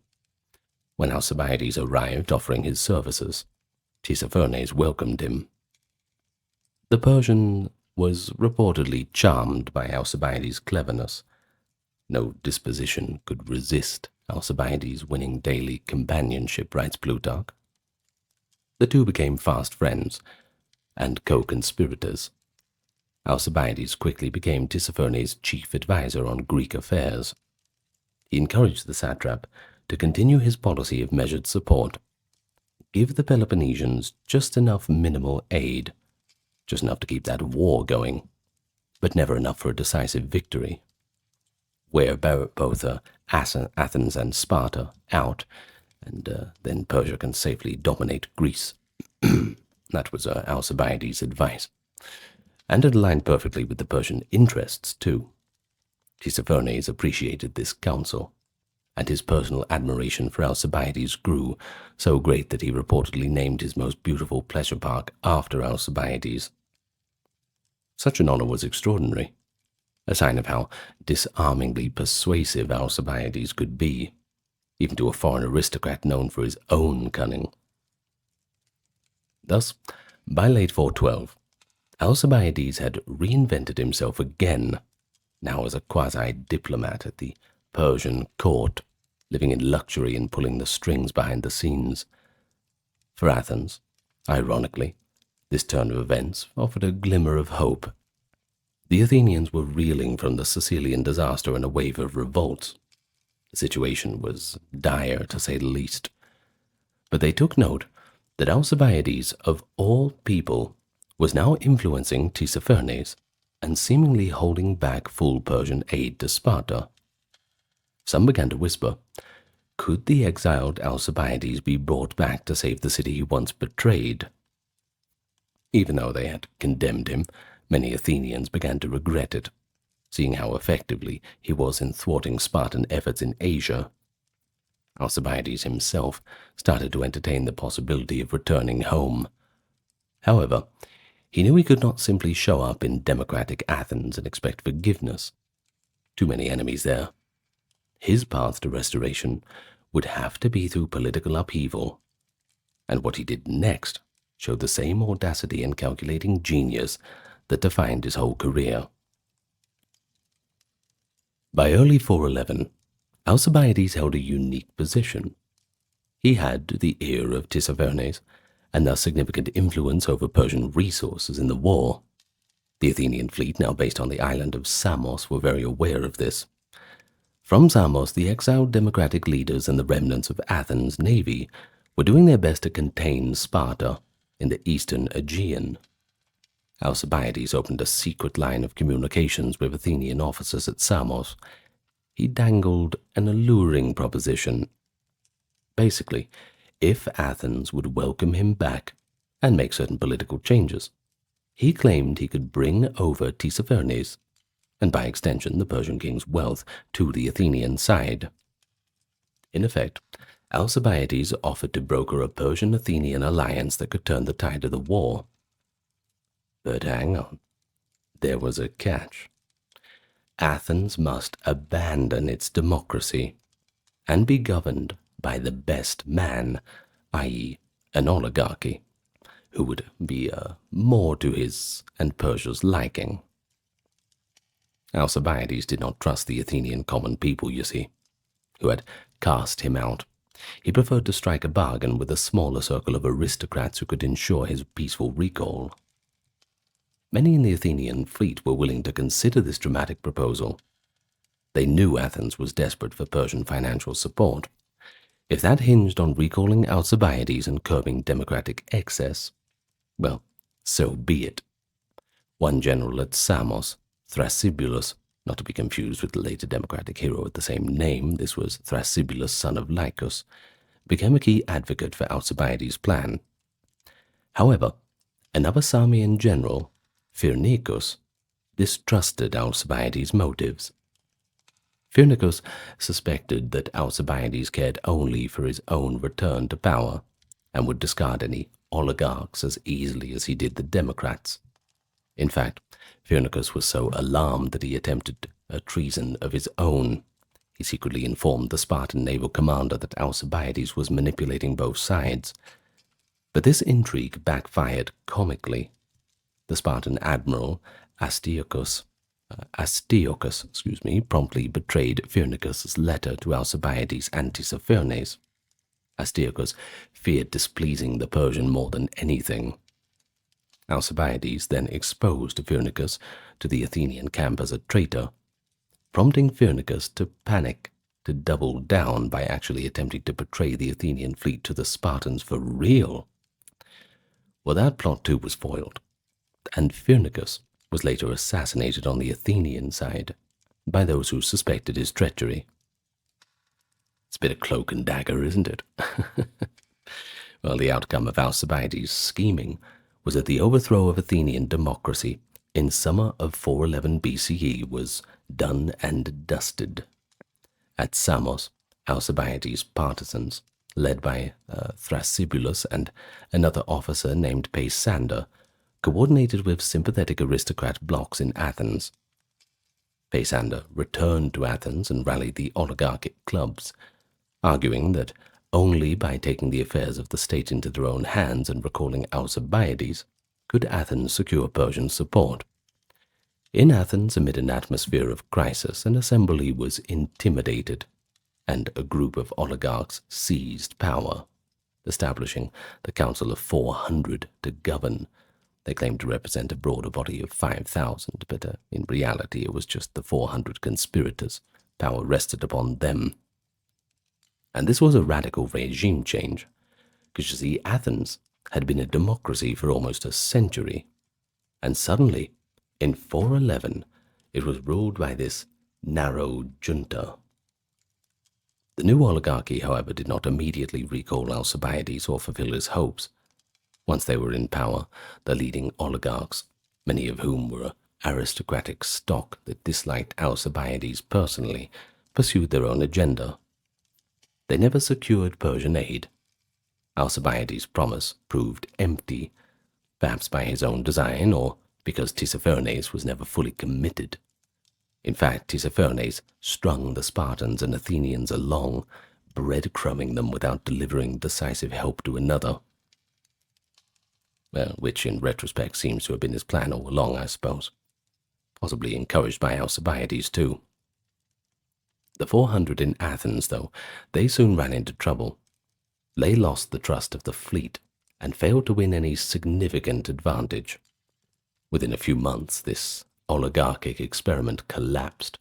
Pro-democratic forces aided by modern oligarchs overthrew the 400 and replaced them with a broader government of the 5,000, essentially a democracy but limited. Crucially, the Athenian navy, based at Samos, never accepted the 400's authority in the first place. The sailors and soldiers at Samos remained loyal to democracy, and when they learned of the coup, they were quite furious.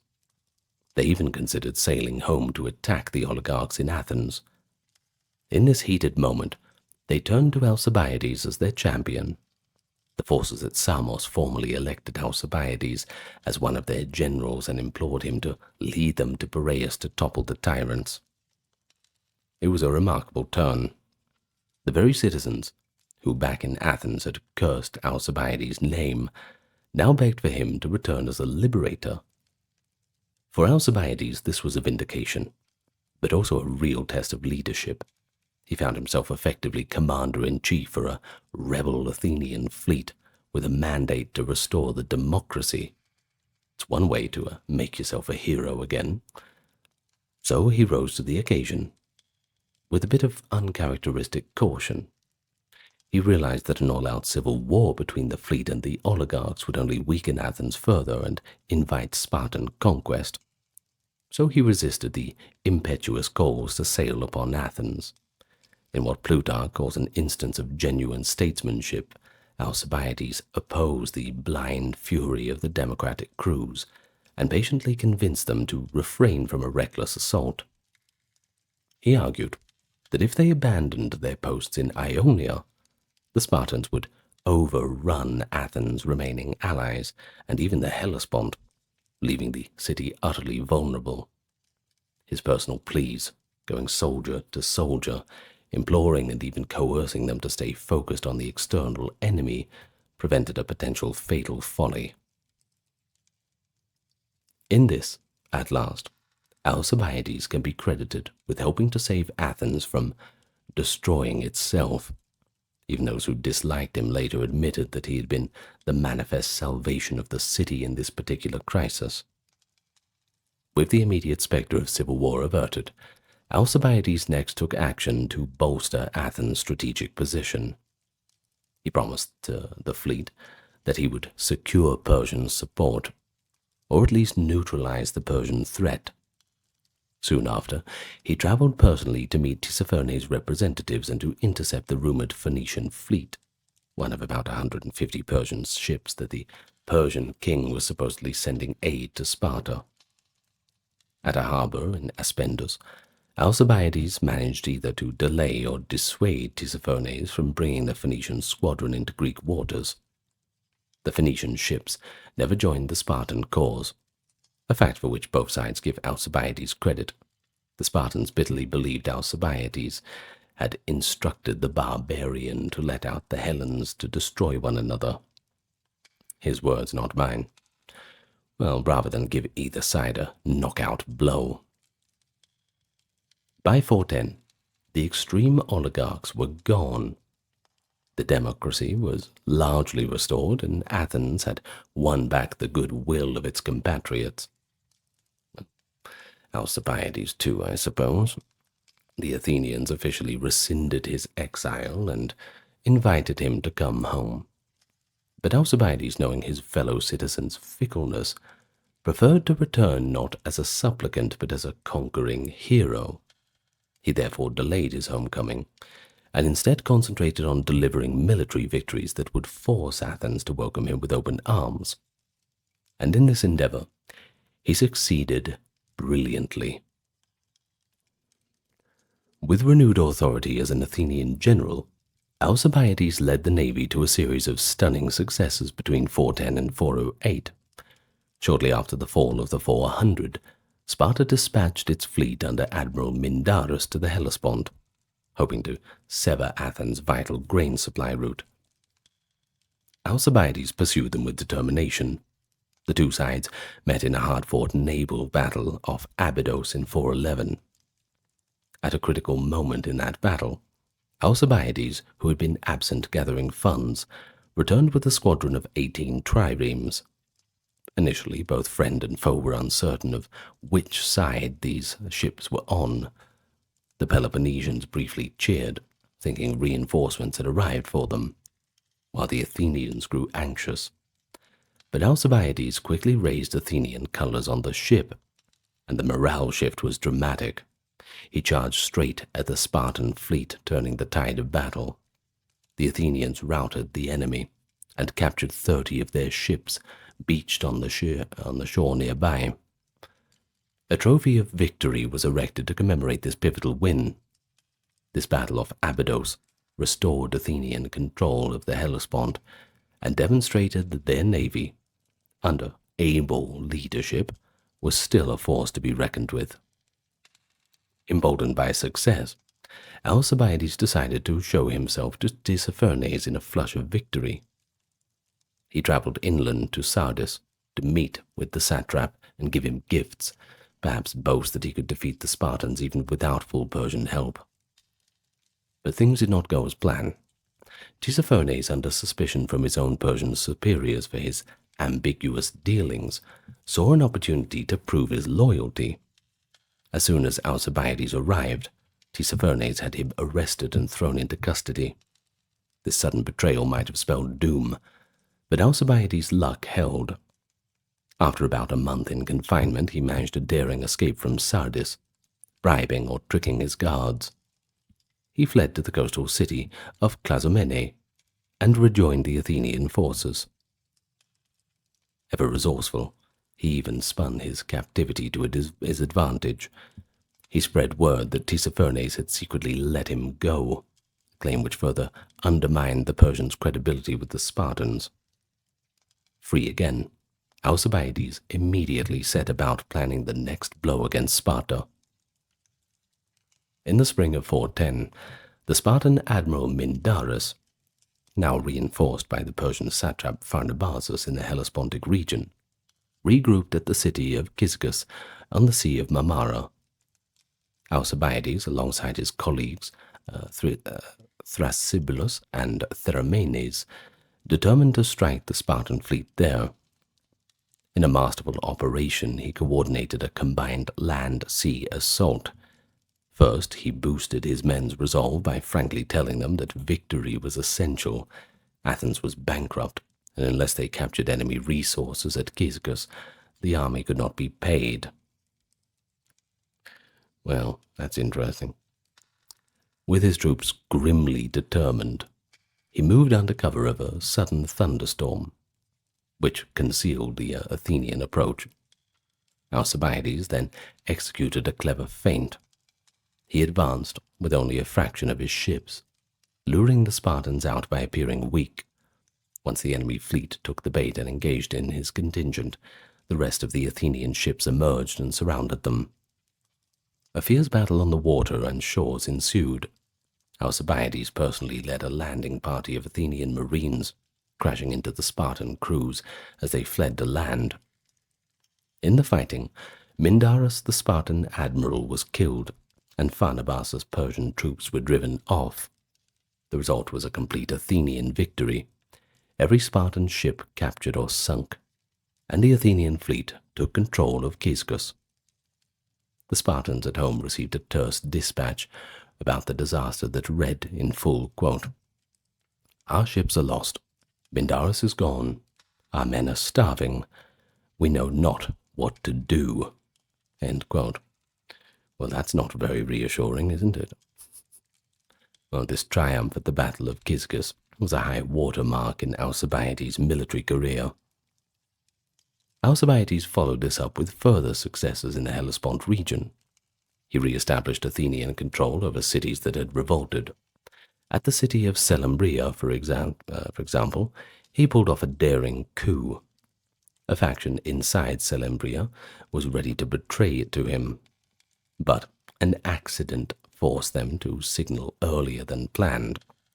Alcibiades, not missing a beat, rushed to the city gates with merely 50 men, 20 of them lightly armed, and bluffed the Seleumbриans into thinking a full Athenian force had already infiltrated. He had a trumpeter demand the city's surrender in the name of Athens, which sowed confusion and hesitation among the defenders. By the time the rest of his troops arrived, the Seleumbриans were inclined to negotiate rather than fight. But Alcibiades showed restraint. He knew Thracian mercenaries in his service would be tempted to sack the city, so he sent those troops away and promised the inhabitants that no harm would come to them. Selymbria opened the gates, and Alcibiades kept his word.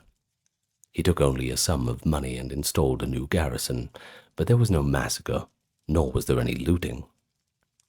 This kind of clemency was pretty shrewd, as it ensured that other wavering cities would consider returning to the Athenian fold voluntarily.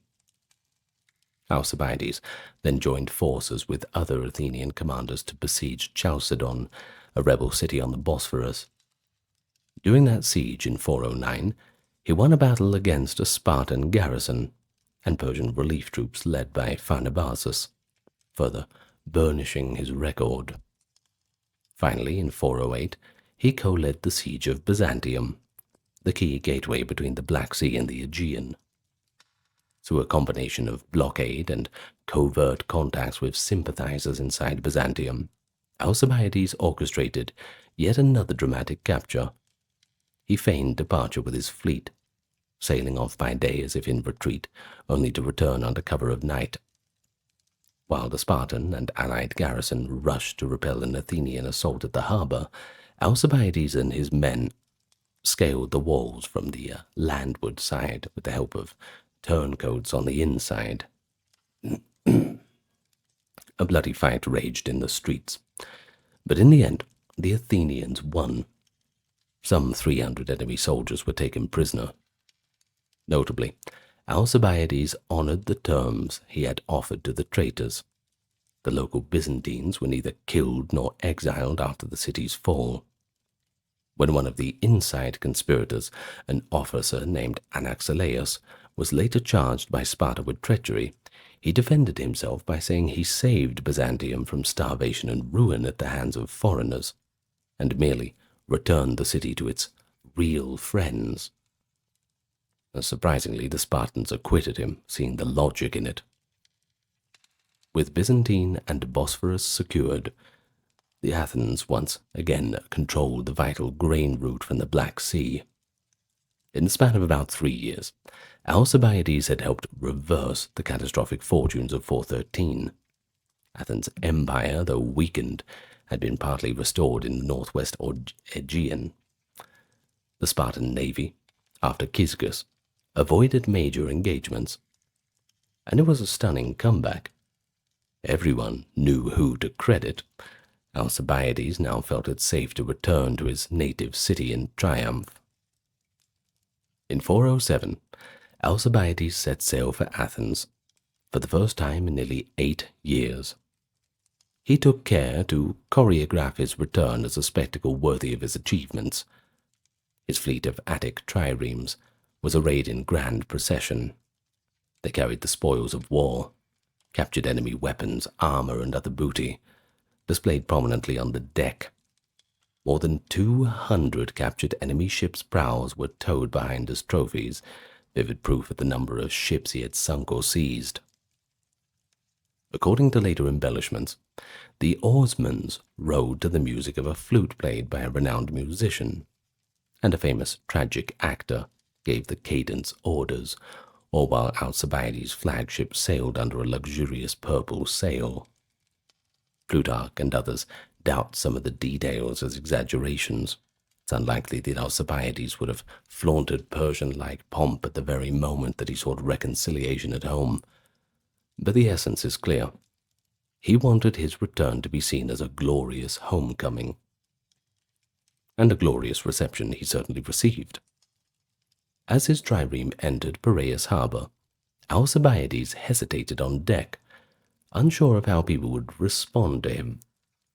He saw his cousin and other friends on the shore, joyfully waving. And then the dam broke. A tremendous cheer went up. Throngs of Athenians poured out, not to jeer or attack him, but to welcome home the prodigal son. When Alcibiades stepped onto Attic soil, the crowd pressed around, placing wreaths on his head, shouting his name, practically lifting him in celebration. They completely ignored the other generals who accompanied him. All attention was on Alcibiades alone. Elderly men pointed him out to the young.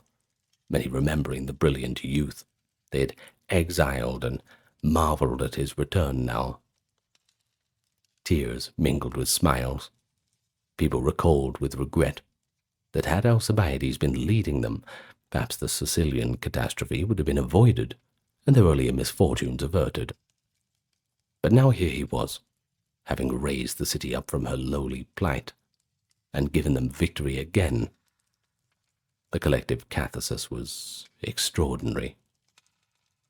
Formal measures soon confirmed the restoration. The assembly convened, and Alcibiades addressed the people. Showing political tact, he did not cast blame on the people for his exile, but rather lamented his own hard lot, and put the past down to malice of his enemies and ill fortune. His speech stirred both sympathy and renewed confidence. The Athenians voted to rescind all sentences against him, to restore his confiscated properties, and to crown him with gold in honor of his service. The priests were directed to lift the curses previously laid on him. Most did so without objection, and one high priest cleverly declared he had only cursed Alcibiades if he had done wrong to the city, implying that no retraction was needed now Alcibiades was deemed its savior. Finally, in a striking gesture, the Athenians elected him general autocrat, giving him essentially plenary command and authority on land and sea. An extraordinary grant, reflecting an almost desperate faith in his leadership. In effect, Athens had handed over Alcibiades the trust of its fate. One of his first acts back on the home front was richly symbolic. The annual Eleusinian Mysteries were approaching. For years, ever since the Spartans fortified Decelea, the Mysteries procession from Athens to Eleusis, a distance of about 14 miles, had been suspended. The initiates had been forced to travel to Eleusis by sea because the route on land was too dangerous with Spartans about. Now Alcibiades proposed to restore the ancient tradition. In the autumn of 407, he marshaled an escort of Athenian hoplites and cavalry to accompany the celebrants on the sacred road. Taking every precaution, he posted scouts on the heights and set out at dawn, guarding the priests and initiates in a hollow square of soldiers. King Agus and his Spartans at Decelea dared not attack this sanctified procession, with Alcibiades at the head. Thus, for the first time in years, the city's most cherished religious festival was carried out in full ceremonial splendor on land, in the sight of all the city under the protection of Athenian arms. To many Athenians, this was a deeply emotional moment. It seemed that Alcibiades was not only a good general, but almost like a high priest and protector of the gods' rights. Well, in any case, the people exulted, and Alcibiades' troops, fresh off meaningful service, felt nearly invincible. Some of the crowd even openly suggested that Alcibiades be granted a tyranny, not in a pejorative sense, of course, but in the old sense of a sole ruler to guide Athens decisively. Well, Alcibiades himself likely understood that he couldn't rest on his laurels.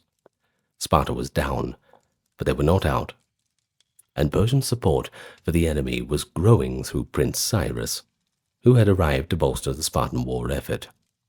So in the winter of 407, Alcibiades set sail once more from Athens, at the head of a fleet of 100 ships to continue the war. Athens' renewed confidence was such that they allowed him to choose his own subordinate generals. He sailed to the Aegean theatre, and soon targeted the islands of Andros, which had revolted. There he won a victory over the Andrian forces, and a Spartan garrison in battle, but he did not capture the city of Andros itself. This was a relatively minor setback, though. Andros remained under siege, but it was the first time since his return that Alcibiades had fallen short of complete success. Back in Athens, an ever high-strung in their expectations populace, murmurs of disappointment began. Alcibiades' long string of victories made the Athenians believe he could achieve anything. Almost instantly, the veritable golden boy. Well, if something wasn't done, they suspected he was simply not applying himself. As Plutarch astutely notes, Alcibiades became a victim of his own legend. People thought nothing could escape him if he wanted to take it, so any failure was attributed to lack of will, not difficulty. They expected him not only to retake Andros, but to swiftly recover the large and wealthy island of Chios and all of Ionia. Well, they gave little thought to the enormous challenge that he faced, dwindling Athenian finances and the entry of Persian funds directly fueling the Spartans. Indeed, in 407 to 406, the balance began to tilt again. Sparta sent out a new admiral, the shrewd and ruthless Lysander, who forged a close alliance with Prince Cyrus, the Persian satrap's son. With Persian gold, Lysander could now pay his rowers a higher wage than the Athenians had paid hers. Well, this attracted the best sailors to the Spartan side. Meanwhile, Alcibiades found himself forced to leave the fleet periodically to raise money for payroll by collecting tribute or plundering enemy territory. On one such fundraising foray, Alcibiades stationed the bulk of the Athenian fleet at Notium near Ephesus, under the command of his trusted helmsman Antiochus. He then ordered Antiochus strictly not to engage Lysander's navy in his absence. But guess what? Antiochus was, he was a feckless sort. He was a little bit too brave, but also kind of foolish. Low-born, as Plutarch says. Or perhaps he was seeking glory. He disobeyed. He took a couple of triremes and sailed provocatively close to the Spartan fleet at Ephesus, taunting them with insults and rude gestures, apparently. Lysander, a patient fox, saw his chance. He sent a few ships out in pursuit, drawing more Athenian ships out piecemeal to support Antiochus. Then Lysander launched his full force. The result was a rout. In the Battle of Notium of 406, Lysander destroyed or captured 15 Athenian ships, and Antiochus himself was killed. Not too much glory in that. When Alcibiades hurried back to regroup the fleet and challenged Lysander to a rematch, Lysander prudently avoided battle. But the political damage was done. Alcibiades' enemies at home had their opening. Chief among them was Thrasybulus, ironically not the Thrasybulus who had helped restore him, but another aristocrat, this one the son of Thraso, who had always resented Alcibiades' preeminence. Thrasybulus sailed to Athens and laid blame for Notium right on Alcibiades' shoulders. In the assembly, he accused Alcibiades of neglecting his duty, saying he left manners to unqualified subordinates while he caroused with Ionian courtesans and roamed the seas in search of money. Exaggerated stories circled that Alcibiades had built for himself a private fortress in Thrace as a bolt hole should he need to flee Athens again. This was referring to a castle that he had actually constructed in the Chersonese, that is the Gallipoli region, likely intended as a strategic stronghold against Thracian rebels. But his detractors painted that as evidence of treasonous intent. With fear and anger stoked, the Athenians reacted swiftly. They relieved Alcibiades of his command. The very people who had only recently begged for his return now turned their backs on him. They elected new generals to replace him. Well, without so much as a summons or hearing, he was effectively cast out again. So, with the news finally reaching Alcibiades, he must have felt a bit of déjà vu. Sensing that he was unsafe and unwelcome, he withdrew from the Athenian camp altogether. He still had some personal followers and mercenaries, and with these he sailed north. For the next several months, Alcibiades operated as an independent warlord on the fringes of Thrace. He attacked some of the unruly local Thracian tribes, plundering their territory. This actually provided measures of security to the neighboring Greek colonies, even as it enriched Alcibiades' coffers. One imagines Alcibiades brooding in his Thracian stronghold, contemplating yet another reversal of fortune. He had survived such falls before. But with Athens now in dire straits, where exactly could he turn next? In the autumn of 405, there was a final cruel twist. The Athenian navy, now commanded by other generals, had positioned itself at the Hellespont again, near a place called Agaspotami, the Goat Rivers. Lysander, reinstated as Spartan admiral, anchored his fleet just across the Strait of Lampsacus. For 5 days the Athenians rowed out each morning to challenge Lysander to battle. Each day the Spartans refused to emerge, so the Athenians would row back to their breach, growing lax and bored. From his base nearby in Thrace, Alcibiades observed with mounting alarm. He rode to the Athenian camp and urgently pointed out the dangers. Agaspotami's shore had no harbor and offered no shelter. The troops had to scatter miles away to Sestos for food. The Spartan fleet was well drilled, ready to strike at an opportune moment. He begged the generals to move to a safer anchorage and maintain tighter discipline, but these commanders, Tydeus, Menander, and Adeimantus, were either too prideful or foolish to heed advice from the deposed Alcibiades. One of them rudely told him to leave, saying that we're in charge now, not you. Dismissed and insulted, Alcibiades did just that, supposedly warning his friends that such incompetence could only be explained by treachery or hopeless idiocy, and predicting that if he had been allowed, he could have forced Lysander to fight or flee within days. Well, whether that was realistic is debatable, but Alcibiades had certainly identified the peril, that's for sure. Sure enough, on the very next day, Lysander sprang his trap. Watching the Athenians' routine, Lysander waited until the Athenian crews had gone ashore for lunch and rest. And then he struck, catching almost the entire Athenian fleet unmanned and helpless. It was a total victory for Sparta. Only a handful of Athenian ships managed to escape. Roughly 170 ships were captured on the beach without a fight. Lysander rounded up some 3,000 Athenian sailors and marines and executed them all in cold blood. The Spartan navy then sailed to Athens' harbors, blockading the city.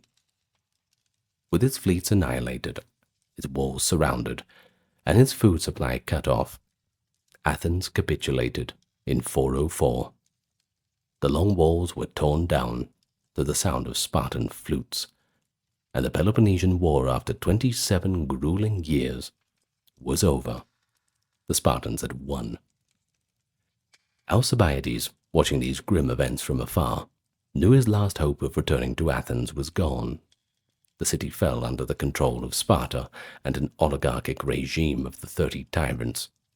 But worse yet for him, Sparta was now supreme in Greece, and the Spartan leaders had long memories and many reasons to hate Alcibiades. King Agis and Lysander, in particular, would not rest easy as long as their wily adversary lived. Alcibiades quickly decided to leave this Thracian refuge. He gathered whatever treasure he had accumulated and headed northeast, aiming for the one great power that might stand against Sparta, Persia. His plan, it seems, was to present himself to the new Persian king, Artaxerxes II, who had just succeeded Darius, and offer his advice and services against the Spartans, much as Themistocles had done decades earlier when fleeing Athens. Perhaps Alcibiades imagined persuading Artaxerxes to intervene in Greece and restore Athenian independence, with himself as a mediator. It was a long shot, but one consistent with Alcibiades' grandiose confidence. But he never got the chance. Alcibiades travelled into Phrygia in Asia Minor to seek an audience with the regional satrap Pharnabazus as a stepping stone to the royal court. Pharnabazus did receive him kindly. After all, Alcibiades had never directly crossed Pharnabazus, and had even spared his life at Cyzicus. Alcibiades lay low for a while, residing in a village in Phrygia with his last companion, a devoted courtesan named Timandra. But the long arm of Sparta was reaching out. In Athens, the new oligarchs, including Critias, feared Alcibiades as a potential rallying figure for exiles. In Sparta, King Agis and Lysander wanted him eliminated once and for all. They pressured Pharnabazus to assassinate the Athenian refugee. At first, Pharnabazus hesitated, but eventually a directive came from the Persian court itself, possibly at Spartan urging, giving sanction to remove Alcibiades as a dangerous agent. Pharnabazus reluctantly agreed, and sent his brother and uncle with a band of armed men to do the deed. One night in 404, Alcibiades dreamed a pretentious dream. He imagined that Timandra was dressing him in her own clothes and painting his face like a woman, or alternatively in another account that assassins were cutting off his head and burning his body. In either case, a vision of emasculation and death. He awoke with a start. Outside, the assassins had quickly surrounded his house and set it on fire, hoping to burn him alive. But he wasn't going to go that easy. He grabbed his sword and cloak. Using his cloak as a shield against the flames, he burst through the door, a tall figure silhouetted by fire. The assassin, seeing him emerge, initially fell back in fear. No one dared close this formidable warrior. Alcibiades charged directly at them. The Spartans' barbarian accomplices, perhaps locals hired for the tasks, kept their distance, pelting him with javelins and arrows. Alone, he couldn't dodge them all. He fell to the missiles, pierced and bleeding out on the ground outside the burning house. Thus, Alcibiades, the former golden boy of Athens, died at about 46 years of age. When the killers cautiously approached and confirmed he was dead, they left the scene. It was Timandra, the same woman of ill repute who stayed by his side, who cradled his lifeless body. In the grey morning, Timandra wrapped Alcibiades in her own fine garments, and performed what funeral rites she could. Far from his native Athens, without state or family to mourn him, Alcibiades was laid to rest. Timandra, it is noted, was said to be the mother of the famous Corinthian courtesan Laius, an ironic footnote that the man that once consorted with queens and pretends ended up tied to the line of a harlot. Some later accounts tried to romanticize his death differently. One story claimed he was killed not by Spartan agents, but by the brothers of a Phrygian noblewoman who he had seduced, suggesting it was personal vengeance for his wanton insolence that did him in. But this version is generally discredited. It smacks of moralizing, as if to say his libido finally destroyed him. The more likely truth is that Sparta could not rest easy until Alcibiades, the perpetual traitor and schemer, was eliminated. Of course, Persia was willing to oblige. And thus ends the life of Alcibiades. Thank you so much for listening. I've appreciated you listening all the way to the end. If you did listen all the way to the end, you may as well leave a comment and let me know. Join the club of those who did not fall asleep. I know some of you fall asleep while listening to this. Anyway, thank you very much to the Patreon and YouTube members, which I will run a list of in a moment. And like, comment, and subscribe, and come back when you feel like it. You know I'm always here. Good night, and farewell for now.